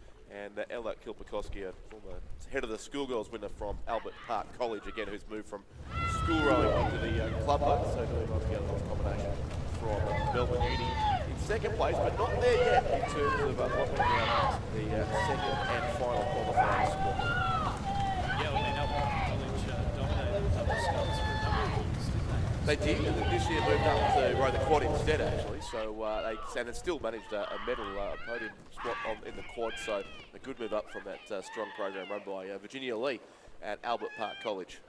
It is going to be a win for Adelaide University in the second repechage of the under-21 women's double sculls as they cross over the line in first place. Joining them in the final will be the Melbourne University crew of Ella Kilpikoski and Layla Hucker, and the Rockhampton Fitzroy and Marucci River composite of Jamila Milu Hines and Georgia Brennan finishing in third, just outside of the qualification positions. Going through in fourth place will be the Toowong crew of Robin Matthews and Una Murphy, with the Adelaide Scotch College Adelaide composite of Eleanor Arundel and Hannah Cloughton finishing in fifth place. Good win there to the Adelaide University crew, 7:29.47 is their unofficial winning time in race 203, the second repechage, 21 women's double scull. Comfortably through, along with Melbourne University, to the final of that event, which will take place on Thursday's program, the first day of finals here at the Australian Rowing Championship for 2025. Next event is the under-21 men's double scull, as our drone avoids the eagles and heads down the course to find the scullers in the first repechage of this event. Their first and only repechage, in fact, so it's first 4 through to the semi-final here. Lane 1, Marucci and Commercial. Lane 2, Sydney and Toowong. Lane 3, Adelaide and Norwood International High. Lane 4 and 5, both from a Canberra Rowing Club here in the centre lanes. Lane 6, Buckingham. And lane 7 is the Hawthorn Rowing Club from Melbourne. And it looks to be the Sydney composite in lane number 2. So that is Mac Rogers from Toowong and Max McAlpine from Sydney Rowing Club. Max McAlpine, part of the ACT Academy of Sport program. And then the Adelaide Norwood International High of Nicholas Halulis and Igor Zarubin from South Australia sitting, well, they're out in the lead at the moment. They're a canvas ahead of that Sydney Toowong composite. And then over on the far side of the course, we've got the Hawthorn crew of Emily Stitka and Dan Stute. And then back a little bit further behind them, it is the first of the Canberra crews, that's Angus Scott and Dylan Outram, and then the Buckingham crew of William Laverton and Oliver Hart. And then in behind them, we've got Marucci Commercial Composite of Pierre Cartier and Zach Lazarus. And then the second of the Canberra Rowing Club crews in Ben Hayward and Campbell Milnes. So just again, we're just seeing, and it's interesting here, Richard, we've mentioned it before, that a lot of the crews seem to be going over to the bow side of the lanes. It's whether or not there's just that slight bit of cross breeze that comes across, because it is a little bit more sheltered over on the bow side, whereas you do have that more gentle slope where you come down the road when you come down into the car park. Yeah, exactly. That's exactly what I think I saw that Scotch College Adelaide crew do a couple of races ago, was just to shift across to the bow side in the closing strokes of the race. So yeah, it is a bit more open and exposed to the elements when the wind's coming from this direction, but it does prove that weather forecasts are one thing, but the sort of natural contours and gaps and heights of the mountains around here mean that the weather patterns can really be anything here on Lake Barrington. It's not bothering our two leading crews at the moment. We've got the Adelaide Composite and the Sydney Composite, our two leaders. You can see them in lanes 2 and 3. And over on the far side of the course, we've got Hawthorn Rowing Club sitting in third place, And then it is the first of our Canberra Rowing Club crews, Angus Scott and Dylan Outram, who are sitting in that fourth and final qualification position. So first of all, going through to the semi-finals. Again, you can just see just a bit of splashing coming through. It's so important to be able to get that clean blade work as you're going in. Even though it is that tail breeze, it is going to push you down, but it doesn't mean that you can be messy with the blade work. No, exactly right. It's very important in these conditions to get to be as clean as you can, and as we've shown, a couple of crews are throwing a messy stroke aboard too, so it is a bit challenging here. And that's actually the boys, it looks like they're on that composite Adelaide crew that they're basically hitting on the, again on the bow side of their boat. Yeah, good stop coming through in the top four. No, it is the Sydney Toowong composite who are out in front ahead of the Adelaide composite. Over on the far side of the course, the Hawthorn crew have really motored through that final stages. It is going to be a win for Sydney and Toowong ahead of Adelaide and Norwood International High. Hawthorn will finish in third place, and they're ahead of the Canberra Rowing Club crew in lane number 4. Appropriately enough, finishing in fourth place. They'll go ahead of the Marucci composite, commercial composite, back in fifth place. And then across on the far side of the course, it can be very difficult to see with the glare coming up from where we are. Canberra Rowing Club finishing in sixth. That's the crew in lane number 5. And then Buckingham in from Tasmania finishing in 7th. So we're there to Sydney and Toowong. The top 4 go through there to the semis. 21 men's double scull from that one and only repechage. 6:55.89 is the unofficial winning time there for Sydney and Toowong, and they win it by 2.10 seconds in race at 204. Now repechages continue. It's a huge day of repechages here. Stuart said on day 2 of this regatta, although we have a few heats to come to conclude today, so some new events kicking off shortly.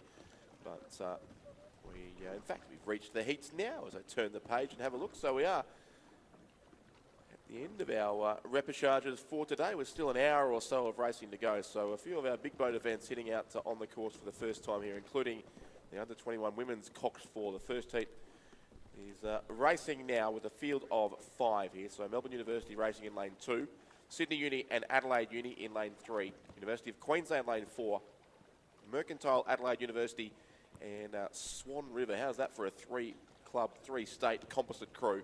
And Melbourne University racing in lane 6. It's first and second here through to the final, which will take place on Friday, and the rest to tomorrow's repechage. Yeah, and that's some very talented crews in this race. The Melbourne University crew out in front at the moment. They're half a boat length ahead of the Sydney University, Adelaide University composite. So the Melbourne University crew, Lulu Burney, Lola Dayan, Chloe Nevins, Meg Dumbrell and Ivy Jones. Sydney and Adelaide University composite of Mia Booth, Daisy Holland, Alice McReady, Alexandra O'Brien and Chloe Giretta as the coxswain. And then over in the 3-state composite, Lila Fieves, Greta Spencer from Swan River, Carolyn McNally from Adelaide University and Abigail Cox from University, and the Sydney University, Adelaide University composite in second place. And then back a little bit further to the University of Queensland in fourth place, and then to Melbourne University back in fifth. So our leading 2 crews at the moment in the first heat of the women's under-21 coxed 4s, top 2 to the final, the rest going through to the repechage. And I suspect even though this multi-state composite is sitting in third place, Richard, I expect them to be up there in the final as well, because this is a very hot heat. Yeah, no, it is indeed, and that's certainly a strong crew there. You don't usually see multi-state composites form without some fairly good reason as to what they think they can do together. So that's Mercantile composite, so it's a half Swan River, so 2 West Australians there. But as always, the program shows up the crew based on the Club of the Stroke, which is Abigail Cox from Mercantile. I think for a very strong finish, so they may yet be able to go straight through to the final. So you're not giving up the chase there, in fact, but our top 2 look relatively well clear. The Melbourne University crew on lane number 2, and Sydney Uni, Adelaide University racing in lane 3. Yes, they're our top 2 at the moment. The Mercantile composite in third place, and it is back a little bit further to the University of Queensland, and then again to the second Melbourne University crew over in lane number 6. So looks like just a few white caps starting to form. That tail breeze you can certainly see there. If you're one of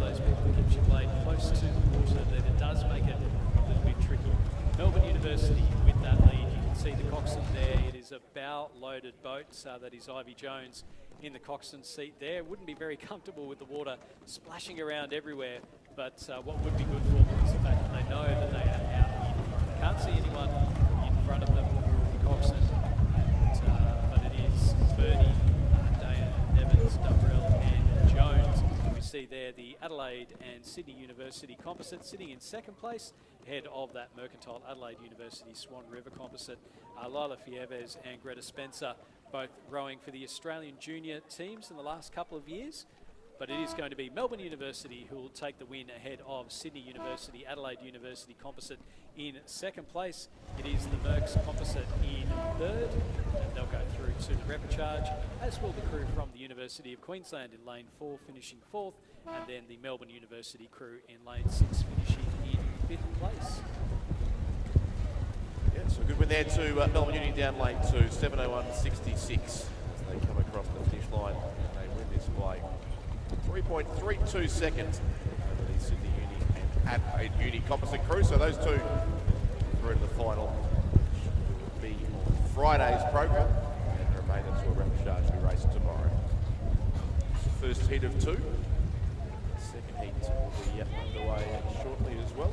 Just got confirmation too of training arrangements for this afternoon, so we'll share those shortly too with everyone here at the venue and on the live stream too, just in case there are crews with a plan to come down late this afternoon. But first, the field in heat 2 of the under-21 women's coxed 4, UTS Haberfield lane 2, Swan River composite lane 3, Mercantile lane 4, Cairn and Walford Anglican lane 5. Another multi-state composite crew there from Queensland and South Australia, and Mercantile racing in lane 6.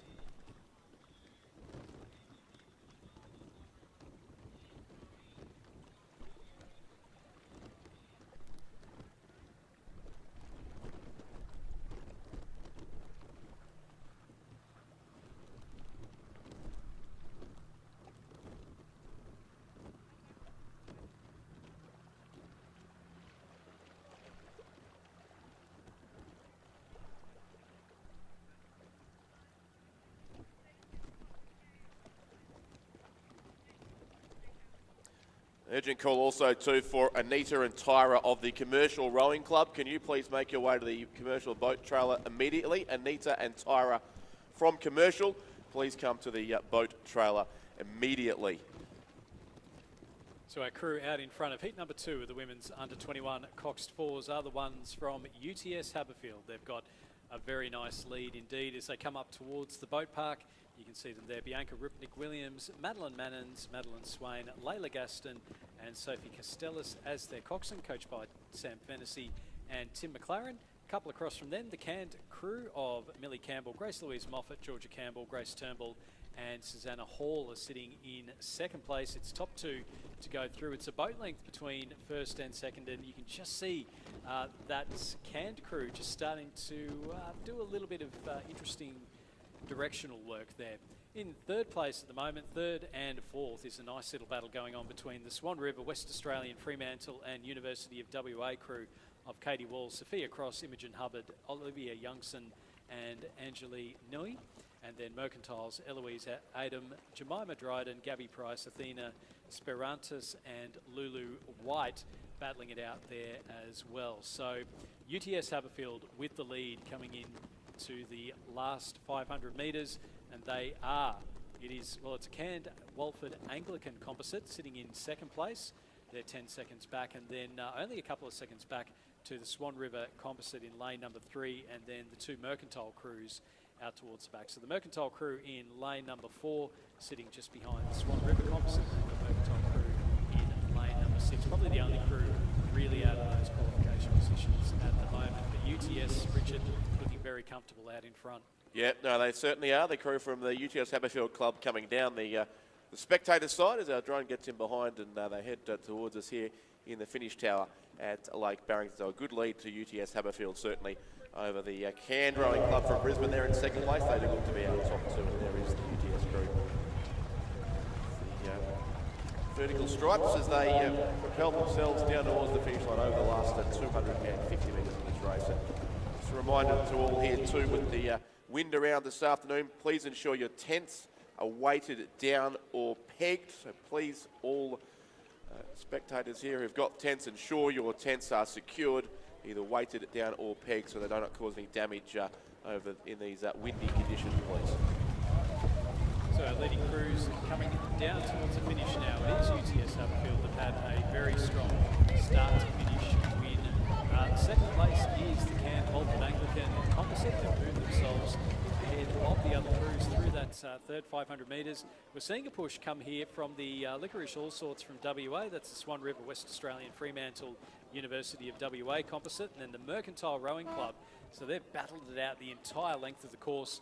Confirmation of the win for UTS Haberfield in heat number 2 of the women's under-21 coxed fours. Second place is the Cairn Walford Anglican Composite. Third place will go to the crew from Mercantile, just ahead of the Swan River Composite in fourth place, and then the second Mercantile crew finishing in fifth in a slightly slower time there, Richard. Yeah, 7:13, almost 7:14 in fact there, so around about 12 seconds slower than the first heat, so good news there for Melbourne Uni potentially, with by far the quicker time, although that was a closer heat.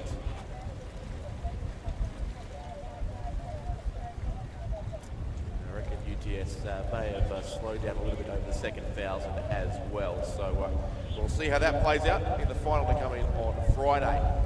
The 21 women's coxed 4. The women's coxed 4 to the men's, the under 21 men's coxed 4, I think, 2 races, 2 heats of this event. The next, which is race 207, we have heat number 1, Swan River Lane 1, UTS Haberfield in 2, Melbourne University in 3, Sydney Uni in 4, Adelaide Uni in 5, Fremantle, West Australian and Swan River clubs in lane 6, and Mercantile racing in lane 7, which is the race that just commenced. We see the boats here turning around after their race in race 206 and heading back in towards the pontoons. And there now is the start list from the under-21 men's coxed 4. That race is underway, but I will just remind you of those training times for this afternoon, which are spookily similar to yesterday's, with the exception, of course, that with the last race 10 minutes earlier today, the course will open for training 10 minutes earlier. So the course will be open from the conclusion of the last race at around about 5:30 this afternoon, so about 45 minutes from now. The outgoing pontoons will close at 6:20. The course will be closed, so you must be off the water by 7 p.m. The venue locked by 7:30, as was the case yesterday. So if you wish to train on the course late this afternoon, please do so between the end of the last race at 5:30 p.m. and the closure of the outgoing pontoons at 6:20. And welcome back for the final 3/4 of an hour or so of the regatta, today at least, day 2 of the regatta. Chris McCarthy. Thank you very much, Richard. Pleasure to be back here again for some quick racing that's unfolding in front of us. The conditions really speeding up in the closing stages of this afternoon's racing. It's been interesting just to see who's able to take advantage of those conditions. For some boats, it does become just a little bit too difficult to row in these tailwind conditions. You manage to get that much faster, but these under-21 fours appear to be doing well, as the under-21 women demonstrated earlier some pretty good times, especially just to the 1,000 metre mark by UTS crew in the first heat, and in this first heat of men's fours, it is a three-way battle for the lead. It was UTS Haberfield just leading Sydney Uni, and then I think Melbourne Uni at the 500 metre mark, and still looks to be UTS Haberfield in station 2, leading Swan River, rather, over on the far side of the course by just half a second at the 1,000 metre mark in very handy time in the coxed 4. Yeah, close between those top 2 as well, with so just 2 heats here in the under-21 men's coxed 4. So the top 2 in each will go straight through to the final. So plenty to race for here. If they're successful in this race, they'll get 3 days as far as this event's concerned before the final is raced on Friday. And it is a good battle between those 2 crews in adjacent lanes as well, which makes it even more interesting for those rowers in the boat. Yeah, and closest to the boat park side of the course, so all the more to cheer on. As it looks like Swan River, that's Harper Davies, Harry Salfinger, Quinton Marcatos, James Young, Helena Herworth, the coxswain, have just gotten their bow ball into the lead, just edging out the early race leaders from UTS Haberfield. with Sydney University in Station 4 as well, getting themselves into the mix. So it looks like it's going to be a three-way battle for the lead here in the under-21 men's coxed 4, or a three-way battle for at least two, a three-way battle for 2 qualifying spots rather, in 2 to go through to the final, 1 for the repechage. This Sydney Uni crew, I believe, is actually their second crew. Their first crew will be the Sydney Uni composite crew racing in the next heat. It's composite with Newcastle University. That combination did pretty well at the Sydney Rowing Club Regatta a few weekends ago. But yeah, confirmation there that Swan River moving out by 1.64 of a second over UTS Haberfield, and looks like I was mistaken there. Sorry, Adelaide University, not Sydney University, who are contesting for that second qualifying spot. That's the Adelaide crew: Oliver Evans, Wood, George Griffith, James Williams, Max Henry, and Sophia Taylor Coxon. At the moment, Australia less than half a length, but certainly still in the mix, although pretty difficult to lift the coxed 4 up in these tailwind conditions.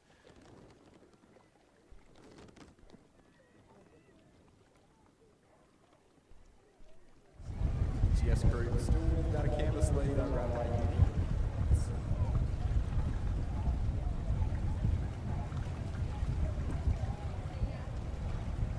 Right on board with the Swan River crew there. See the head of their coxswain, Helena Herworth, just popping up, urging her boys on. She won't be able to see the challenging crews at the moment, but it certainly looks like that's the crew with the momentum at this stage of the race. I think these quick conditions may be a little difficult for the Adelaide University crew over in lane 5 to challenge for a direct qualification spot. Certainly too much work to do for Sydney Uni and for the Fremantle West Australian Swan River composite on the far side of the course as well. So I think it will be Swan River. A very well-timed race, and very comfortable as well as they break out to just over a boat length's lead. They'll take the win in this first heat of the under-21 men's coxed 4.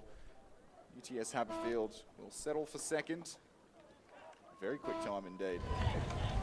Adelaide Uni will row the repechage. Tight for third and fourth. Sydney Uni just ahead of the West Australians. Mercantile in sixth. Melbourne University crew in the centre of the course, or in lane 3 rather, to round out this first heat of the under-21 men's coxed 4. Yeah, centre is 6:22.47 the time there, 3.34 seconds, so just over a length between Swan River and UTS Haberfield, both but through to the final of the under-21 men's coxed 4. These 2 finals will be decided shortly as well in heat number 2 of this event. Ride back down the course and join the boats in heat number 2, race 208. Melbourne University racing in lane 2, Mercantile in 3, Wendouree Ballarat and Melbourne Uni in lane 4. Surfers Paradise, University of Queensland and Tasmania University all together in lane 5. The University of Queensland lane 6, and the crew you mentioned before, Sydney Uni, Newcastle Uni, are racing over in lane 7.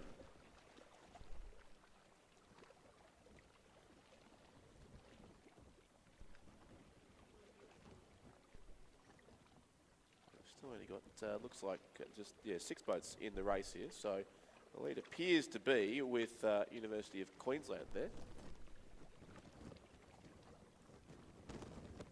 In lane number 6, and also then Melbourne Uni across in lane 2, who are showing out in front here.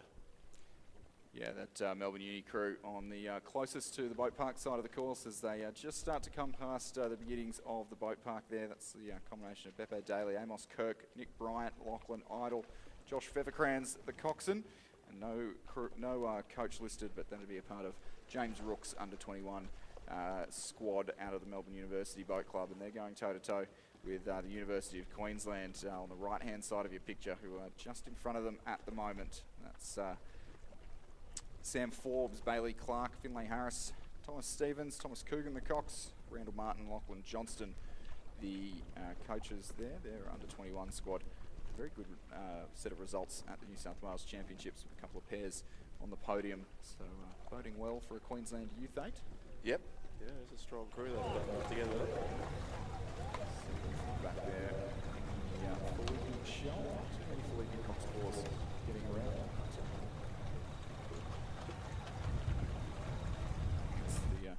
that the National Training Centre fleet will be switching to all Felipe shells in the coming weeks, I believe. Very first shortly. container. But it is going back and forth, the momentum between Melbourne University and the University of Queensland. I thought Melbourne University just snuck in front there for a little bit. And but now they are just in front, but very tight between those two crews in the lead. Top two throughs, and the crew that was possibly capable of challenging the Mercantile crew that see at the top of your picture, but a long way back in these quick conditions to the closing stages of this race. That's the crew on the screen there of Jolie Conway, Ethan Brown, James Simpson, Alessandro Marrow, Zane Tuckler, the Cox, coached by Ed Ryan, who are about 2 or 3 lengths back from our leading two crews. Neither one of those leading two crews wanting to give an inch, though, at this stage of the race, with only about 100 metres, less than 100 metres left to row here at the Lake Barrington International Rowing Course. We can see them at the University of Queensland crew. I know they're just behind, and a few big strokes into the finish line, and Melbourne University still just hanging on to that lead. I think in the closing strokes they're going to go into the sun glare. I'm not quite going to be able to see who's going to get ahead first. It is very tight indeed. This goes to a photo finish, in fact, between the University of Queensland and Melbourne Uni. We'll bring you the results as soon as we have them there. Mercantile some way behind there in third. We'll test the repechage, as will Sydney University Composite on the far side of the course. The Wendouree Ballarat Composite with Mercantile, or rather the Surfers Paradise Composite with University of Queensland and Tasmania University, all very similar coloured. Yeah, that's another good composite crew, where they all look the same, but I'm with you on that, Chris. Very hard to pick that photo. I think the photo finish operator down the zoom in a fair way to split those two crews, and like the crew on this side was surging late, but if they got there or not, we'll find out soon enough. But they'll both go through to the final regardless, so in a sense academic, but obviously the centre lane will go to the winning crew, so we'll shortly see who's got the nod there between the University of Queensland and the Melbourne University crew lanes. 2 and 6, a very tight finish in that race number 208. Either way, a slightly quicker time than the previous heat, 6:19.59 time officially over the previous heat was 6:22, so a bit quicker.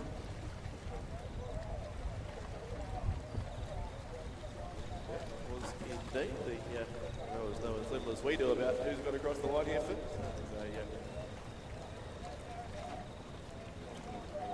it refreshing in front of you. Record as soon as we got it. We do have a short break. We don't. Yeah, we have no other races to go to, so we get these boats drifting along the end. So boats 8's out training on the course as well. Been spotted by our drone on their way. Loretto Normanhurst down from Sydney. I think this would be their first row on the course. Only got down here yesterday. Yeah, the school events, as we've said a few times, don't officially begin until Thursday afternoon, but a great number of schools, of course, contesting the club and the open events here at the Australian Open Rowing Championship. So that transit lane, there's plenty of traffic in it heading up towards the start. I did hear that training bound numbers were sold out effectively yesterday. That yes, get any space to train for the outdoors racing.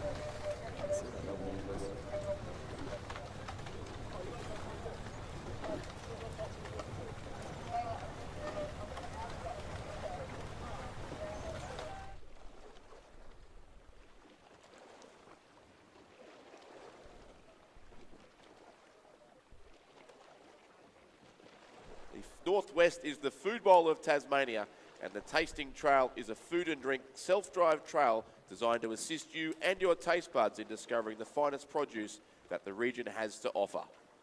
Whether you're into sweet treats, fresh produce, fine wines, or other delicious delights, this easy-to-use site will guide you to award-winning produce, cellar doors and farm stalls, and the personalities behind them. Visit www.tastingtrail.com.au for interactive maps and itineraries to unfold the delights of the tasting trail. With its rolling green hills and stunning coastal vistas as a backdrop, you'll be welcomed into a world of berry sweet possibilities, paddock to plate dairy, dark fudge desires, and multi-cheer. Discover all of Tasmania's personality, from secluded arcs of white sand to verdant vineyards, succulent seafood, artsy festivals, and adventure in wild places at discovertasmania.com.au or download the Discover Tasmania app.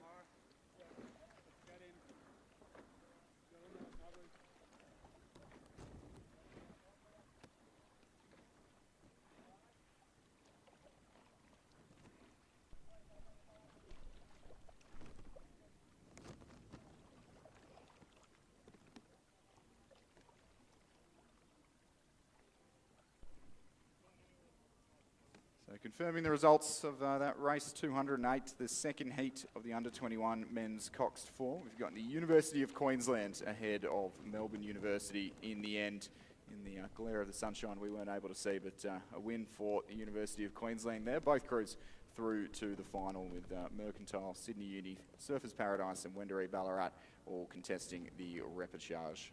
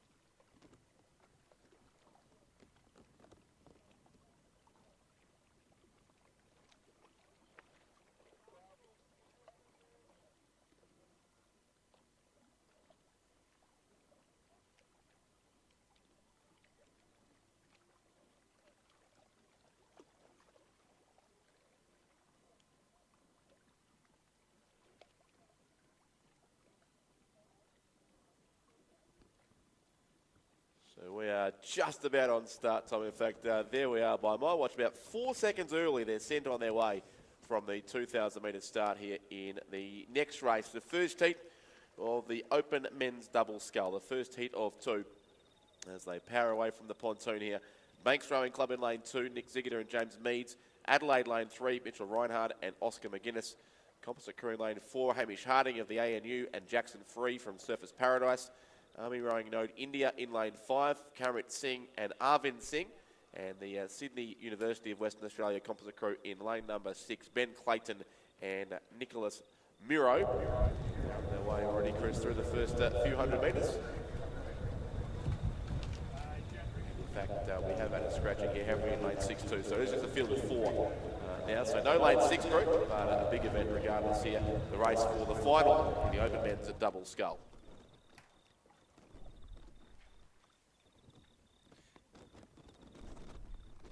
Yep, so still top 2 to progress through to the final, and unless someone were to withdraw from the next race, in which case I believe they would race the heat and then all go through to the final anyway. But at the moment, top 2 through to the final. Banks on the far side there, Nick Ziegler in the bow seat, the lightweight.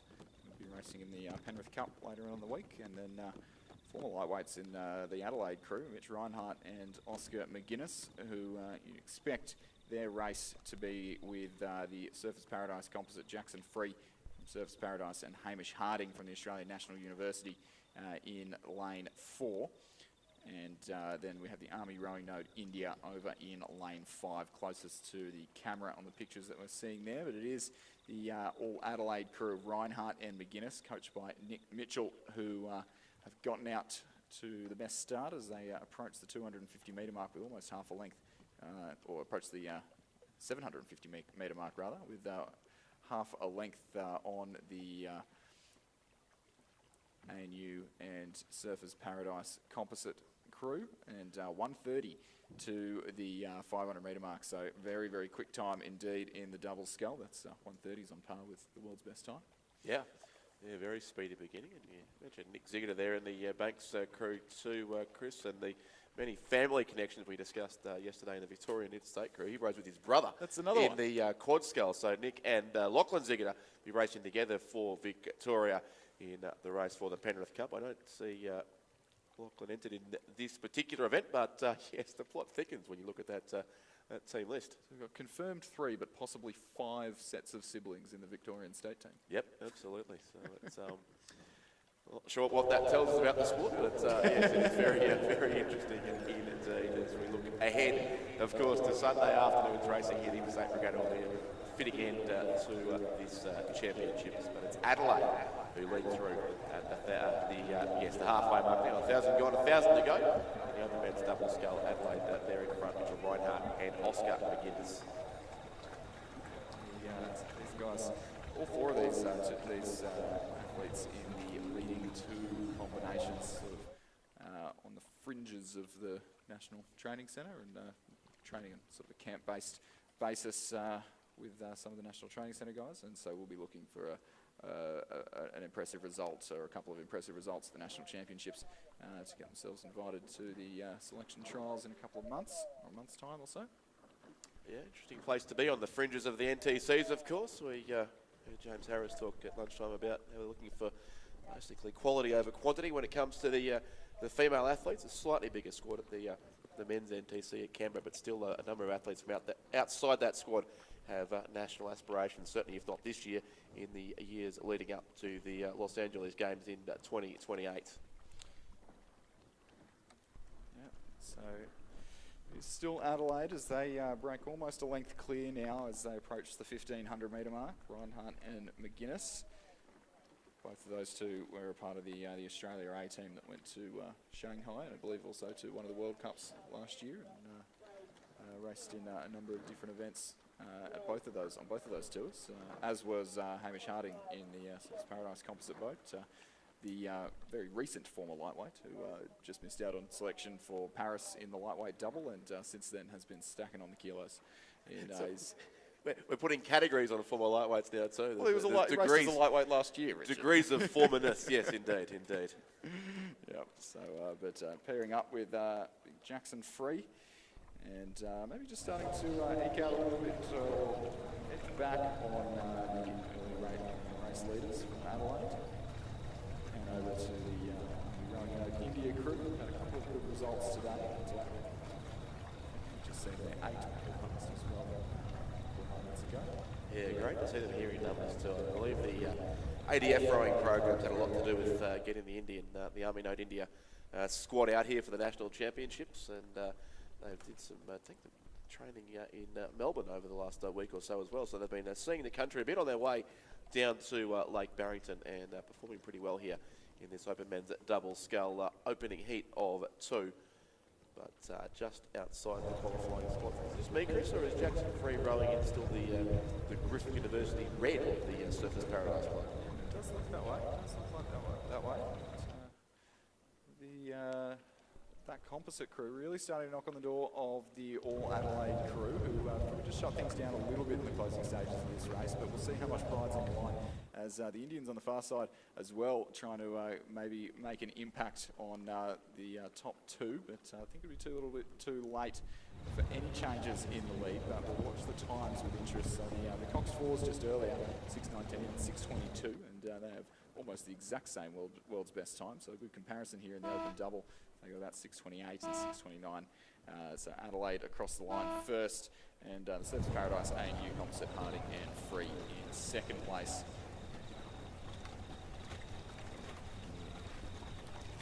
The Rowing Note India combination in third. Banks Rowing Club. Ziegler and Meads in fourth place. Just 4 crews in that race with the scratching from the lane 6 combination, so they're all across the line now. Adelaide and Surfers Paradise A&U through to the final on Friday of the Open Men's Double Scull. The 2 crews will race again tomorrow. And we have another series of repechage on Wednesday's program here at the 2024 5 Australian Rowing Championships. That's the Banks combination on the screen at the moment. Very strong club in the lightweight ranks, certainly, which we'll see as those lightweight boats come around the next few days as well. But at the moment, we go back down the course for Heat 2 of the Open Men's Double Scull with a full field of 5 this time around, at least as per the schedule. Mercantile and Adelaide University racing in lane number 2 and racing pretty well in the middle stages now of this race. Army Rowing Node India in lane 3. Wendouree Ballarat Adelaide University in lane 4. Melbourne Uni UTS Haberfield in 5.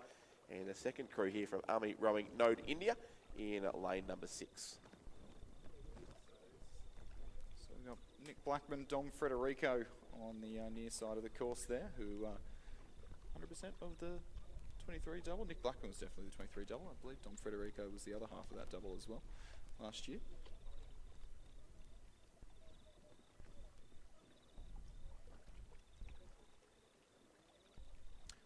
So the crew that leads comfortably here. Second place would be with the Melbourne University composite crew with UTS there in lane 5. So Sam Green of UTS and Joel Kane of Melbourne University just ahead of the crew on the far side of the course, or the right-hand side of the screen there from Army Rowing Node India. That's Salman Khan and Balraj Panwar.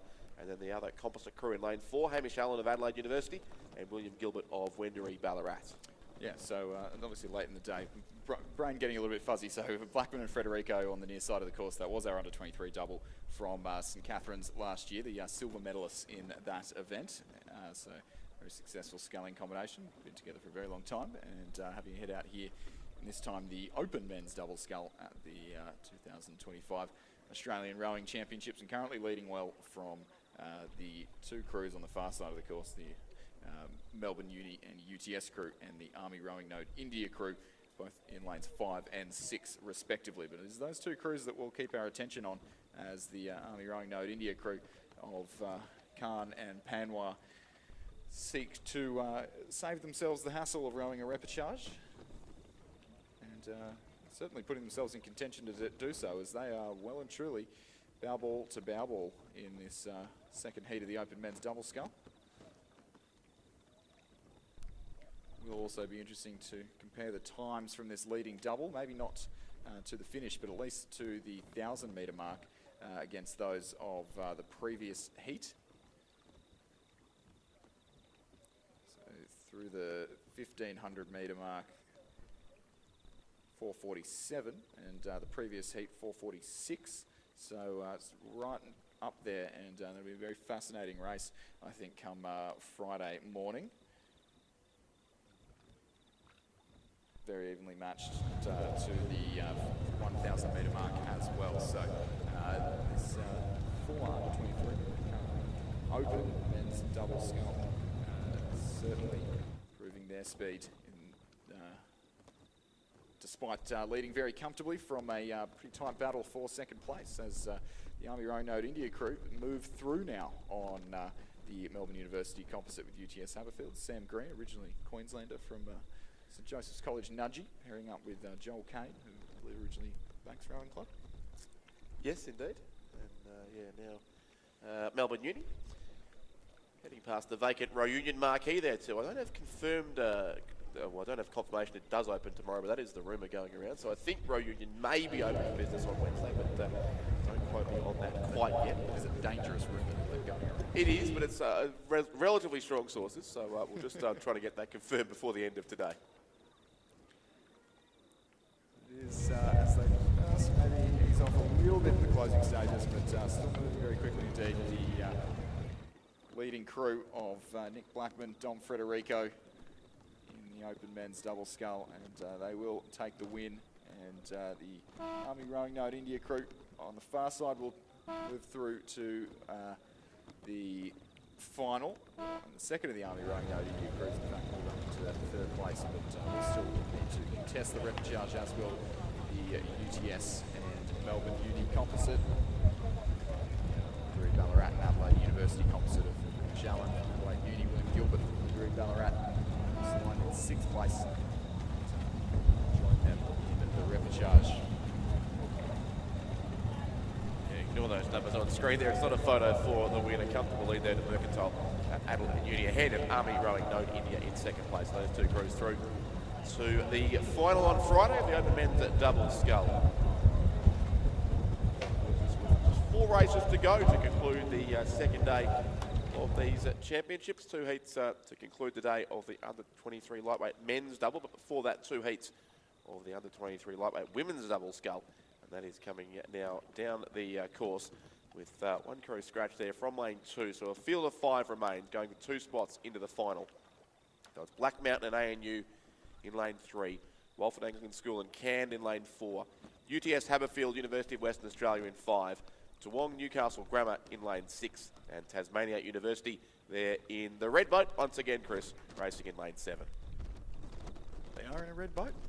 Be overjoyed for the one of the last races of the day. I was just saying to Lizzie earlier, I think, I don't know if they actually have any red boats anymore.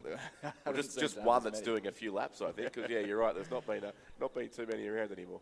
Yeah, so, once again, top 2 to the final, and at the moment, the Toowong Newcastle Grammar School combination leading fairly comfortably. Walford Anglican and Cand combination in lane 4 of Millie Campbell from Cand, with your Masters from Walford Anglican sitting back in second place, but only by half a length ahead of the UTS University of WA composite. Isabel Utley from UWA and Sarah Berritry from UTS Haberfield in lane 5, and that Walford Anglican Cand crew just about to break out to a clear water lead now as they come through the 1,000 metre mark.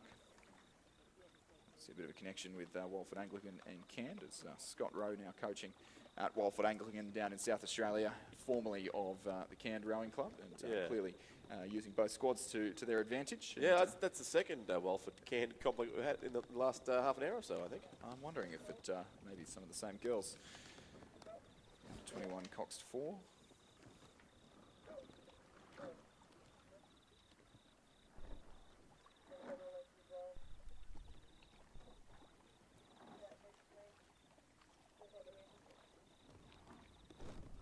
I believe it is what I've got here. Millie Campbell from Cand was racing in that coxed 4 earlier on. So a very busy afternoon. Yeah, indeed. But it is the Toowong composite. Alice O'Toole from Toowong, Annabelle McKenzie from Newcastle Grammar School.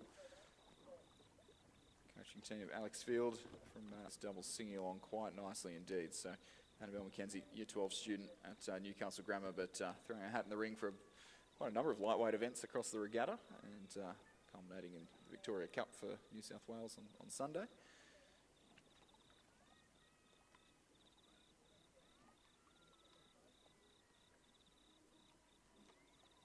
Top 2 now, well and truly separating themselves as they come through the 1,500 metre mark. This Toowong Newcastle crew still pretty close with the Walford and Cand crew, but those two moving well away from the UTS and UWA combination in third place. It looked like they will have to contest the repechage.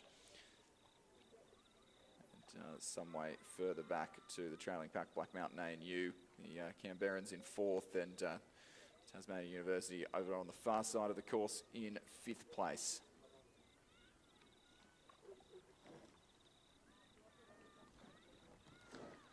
And still great to see substantial fields here in these lightweight events here, with still 2 heats required in the under-23 lightweight women's double and the lightweight men's double to follow. So it certainly has been a feature of this national championships, the strong entries in so many lightweight events. It's, we have the 10 entrants here in the under-23 lightweight women's double. Yeah, absolutely. I spoke to, we'll see later on, Nick Mather from UTS. I spoke to him at the New South Wales state team dinner about sort of how, despite lightweight rowing sort of disappearing from the international program, there's still a very, very strong appetite for those events here domestically, the national championships, partly thanks to the continued inclusion of the Victoria Cup and Penrith Cup for fours, which is a real goal for a lot of those club lightweight athletes, despite not having international ambitions. And I don't think lightweight rowing really is going anywhere with the amount of lightweight rowing in the US, particularly with American colleges based on programs around lightweight rowing. And in some form, but what form that takes will be interesting to watch over the next couple of years as this Walford Anglican crew move up. The Toowong Newcastle Grammar crew across the line, just 2 seconds in front, as they have been most of the way down the course. Mackenzie there in the bow seat, Alice O'Toole in the stroke seat ahead of the Walford Anglican and Canned combination in second through to the A final, or the only final rather, and UTS Haverfield UWA will have to contest the repechage, as will White Mountain ANU combination.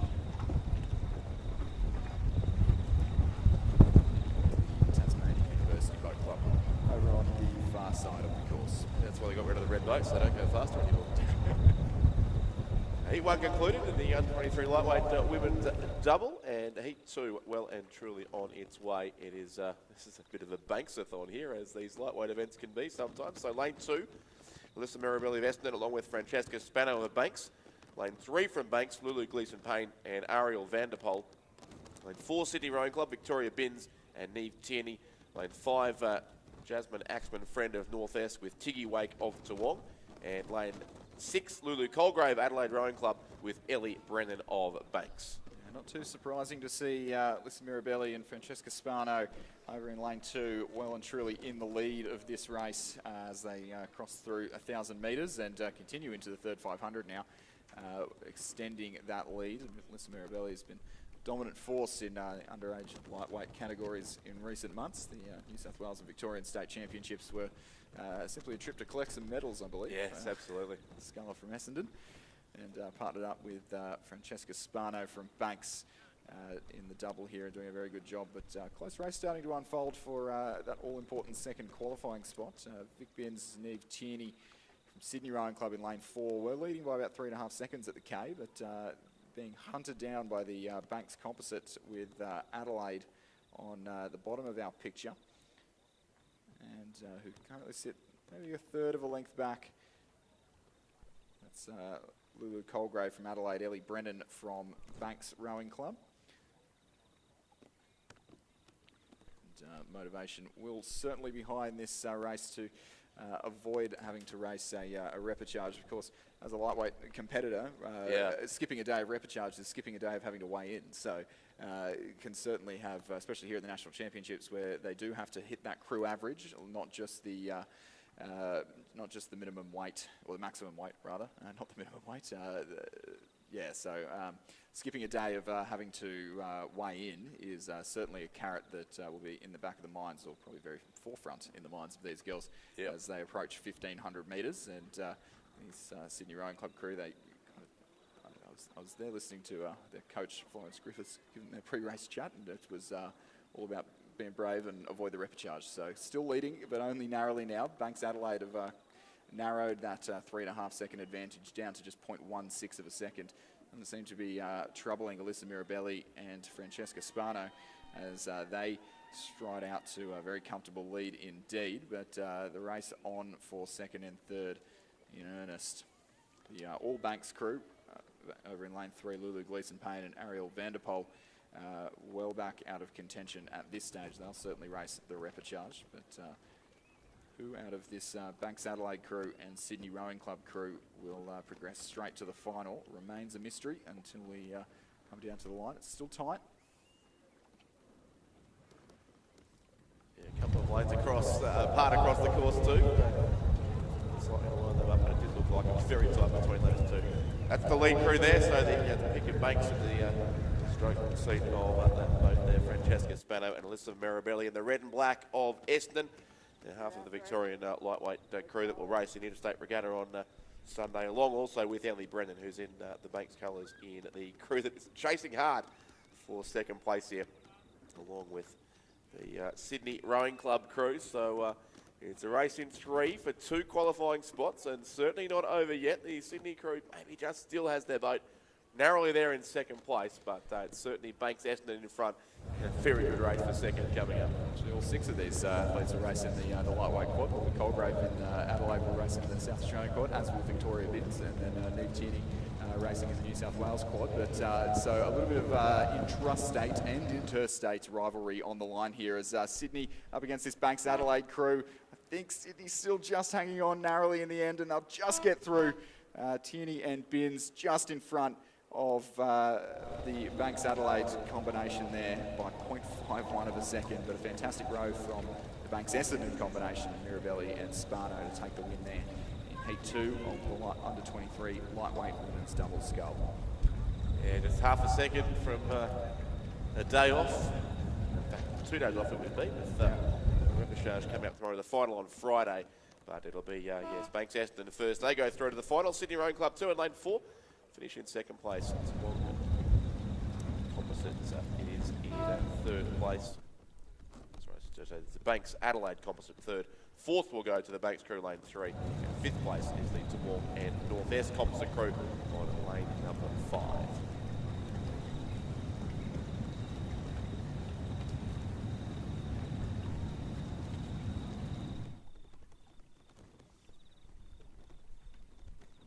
From the 2 heats of the under-23 lightweight women's double, we go to the lightweight men's double, again with 2 heats. A field of 9 here in total, so strong entrance once again in this event, which does necessitate 2 heats and a repechage before we get down to our final on Friday. So Heat 1 has a field of 5, Hunter Valley Grammar and Kinross Walleroy School in lane number 2.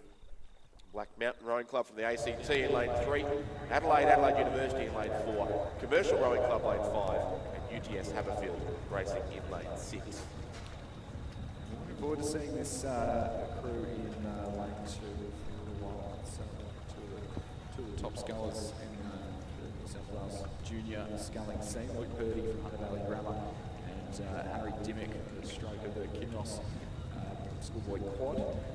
Now in the lightweight event, still leading as they have done in so many races throughout the season, but only narrowly over the Adelaide Uni composite crew of Hugo Worm from Adelaide Uni, Jonathan Mackay of Adelaide Rowing Club. I think these New South Welshmen may have a slight advantage of just about everyone else in this race. Had some pretty tough races in the single. Single, yeah, exactly. Earlier on today, and like some really close races in the under-23 lightweight single repechages. So still leading the 2 very young New South Welshmen from this Adelaide Uni crew, and then UTS Haberfield on the far side of the course. Nick Mather I mentioned earlier, and Zinc Bosco. Nick Mather rowing in the New South Wales Penrith Cup crew alongside Luke Purdy over in the leading combination, but top 2 through to the final, and the other 3 crews to miss out.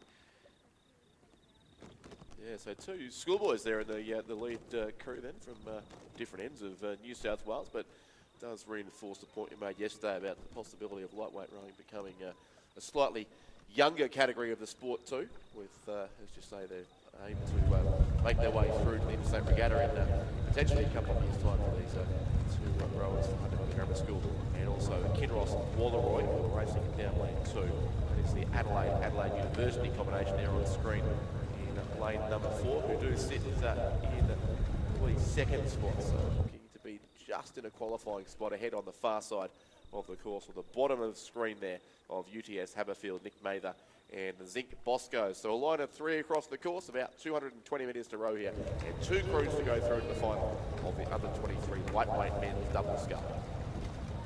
Those 2 crews looking to be the Hunter Valley Grammar, well, 500 metres ago it looked almost certainly to be the Hunter Valley and Kinross composite on the near side of the course, and the Adelaide Uni composite, but UTS Haberfield with a big few strokes in sort of the 1500 to the 1750 to get themselves right back into contention. I'd say it is the teal stripes on the far side that are the fastest moving boat on the course, but a little bit of ground to still make up on the South Australians. The 2 young New South Welshmen on the near side of the course, they'll take the win, and the South Australians will just hang on to a fast charging UTS Haberfield crew that are unfortunately destined for the repechage, but a great finish nonetheless. Black Mountain Rowing Club sitting in 4th there, crew of Bowditch and Rickard, and then Commercial in lane 5 will finish in 5th in this first heat, the under-23 lightweight double scull. Well rowed there, Hunter Valley Grammar and Kinross Walleroy. Note that the blue boat rule doesn't apply with composite crews when Kinross Wooleroy are involved, but a good win regardless. They had the rainbow stripes of Hunter Valley Grammar on the deck. Is that This enough is colour for you? I'll allow that this time around. I think we can't enforce that rule on Coxless Cruise anyway. So Kinross continue a successful season so far. They'll have got plenty of chances coming up later in the week too in the school events. But for now, it is the last race of day 2. And race 216 already of this regatta. Heat 2 of the under-23 lightweight men's double scull, and Lake Barrington looks a picture from above there as these 4 double sculls are on their way. North Esk and Fremantle racing in lane 3, University of Western Australia in lane 4, Townsville and JCU in lane 5, and a University of Queensland Sydney Uni composite crew racing in lane 6. Another lightweight race that is studded with interstate competitors to be, as and some combining in the same crews, rather. So the University of Queensland composite in lane 6, currently sitting in second place and a qualifying position. Will Gregory from Sydney Uni rowing for New South Wales on Sunday. Riley Williams from the University of Queensland Boat Club will be racing for Queensland. And then the leading crew, the North Esk Fremantle crew, Jacob Cassie from Western Australia will be in the bow seat of their Penrith Cup entrant. Oscar Birtwhistle from Tasmania stroking the Tasmanian challenger in that event. Tasmanians with a very strong history of lightweight rowing. This was once the hub of lightweights. Everyone would move here to train on the Huon River in lightweight 8s and 4s and quads.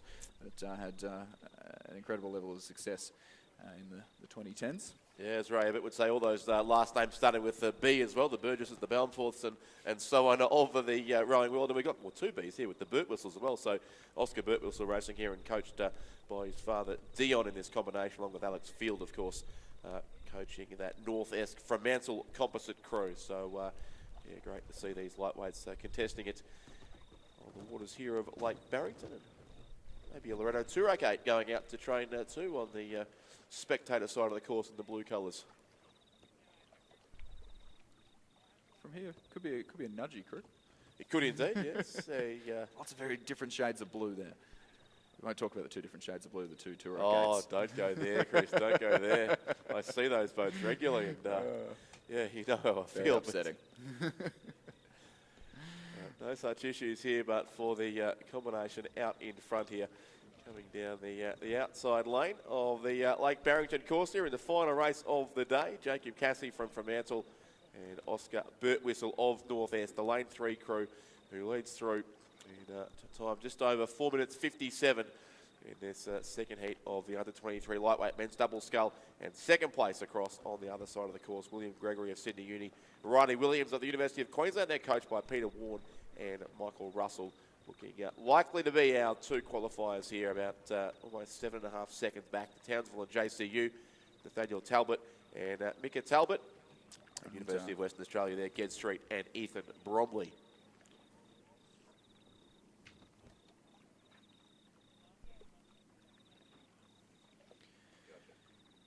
And interestingly, almost exactly the same time to the 1500 metre mark between both of these, between the leading crews in both of these 2 heats. So this combination of Cassie and Birtwhistle matching Dimmock and Purdy to the 1500 metre mark. Actually, just half a second in front of them in this heat. So an interesting matchup, and especially given how tight the finish was across 3 crews in the last race. It'll be seems like we may have 4 or 5 crews vying for within a length of a podium spot, I believe. I think this Sydney Uni University of Queensland crew on the far side probably has a little bit more in the tank, but knowing that they're well and truly safe as they enter the last 100 metres or 150 metres or so of the course here in the under-23 lightweight men's double scull. And this leading Tasmanian Western Australian crew, they certainly know that they are well and truly safe as they bring down their rate of striking to cross the line and take the win in the final race of day 2 at the 2025 Australian Rowing Championships. Sydney Uni UQ second, and will progress straight through to the final. The repechage, last 2 repechage spots taken by Townsville JCU and the University of Western Australia to round out this last race of the day. Yeah, so 6:45.85, the unofficial winning time there for North Esk and Fremantle through to the final of the under-23 lightweight men's double scull coming up on Friday, along with the crew from University of Queensland and Sydney University at the end of 106 races on today's program, 216 for the regatta in total. Rowing Australia is broadcasting live for free via our YouTube channel all week until the final race on Sunday. Find the link on the Rowing Australia website and social media. Hello to our interstate and international viewers. That does bring us, Chris, to the end of the final day. Another huge day of racing here at Lake Barrington. Some, again, a bit of 4 seasons in one day. The wind came and went and turned around and caused a few issues out in the course, but some great racing as well. Yeah, 4 seasons in one day. I've been through about 3 outfits today and responding to the various temperature conditions. So it is very variable out here and actually pack accordingly. But yeah, a fascinating day of racing with a lot of different conditions showing us that I think we well and truly know that these finals are going to be some tight racing now that we've seen them in both tails and headwinds. I'm pretty sure we are in for a cracking day tomorrow for the semi-finals as well, with possibly some shock upsets in those junior singles that we were talking about this morning. Yep, so a big day coming up tomorrow again from 8 a.m. We commence with some quarterfinals and then, as you say, a number of semi-finals, some repechages as well. We get to finish early tomorrow, only going through to about 4:30 in the afternoon, so a smaller day than most at this regatta. And the good news is I can now confirm for everyone here at the course and those coming tomorrow, the Row Union Marquee will be open from 11 a.m. tomorrow and throughout the remainder of the regatta. So great news for all here. And thank you for joining us on the live stream and here at Lake Barrington today. We're back on air at 7:45 tomorrow morning for day 3 of the 2025 Australian Rowing Championships at Lake Barrington.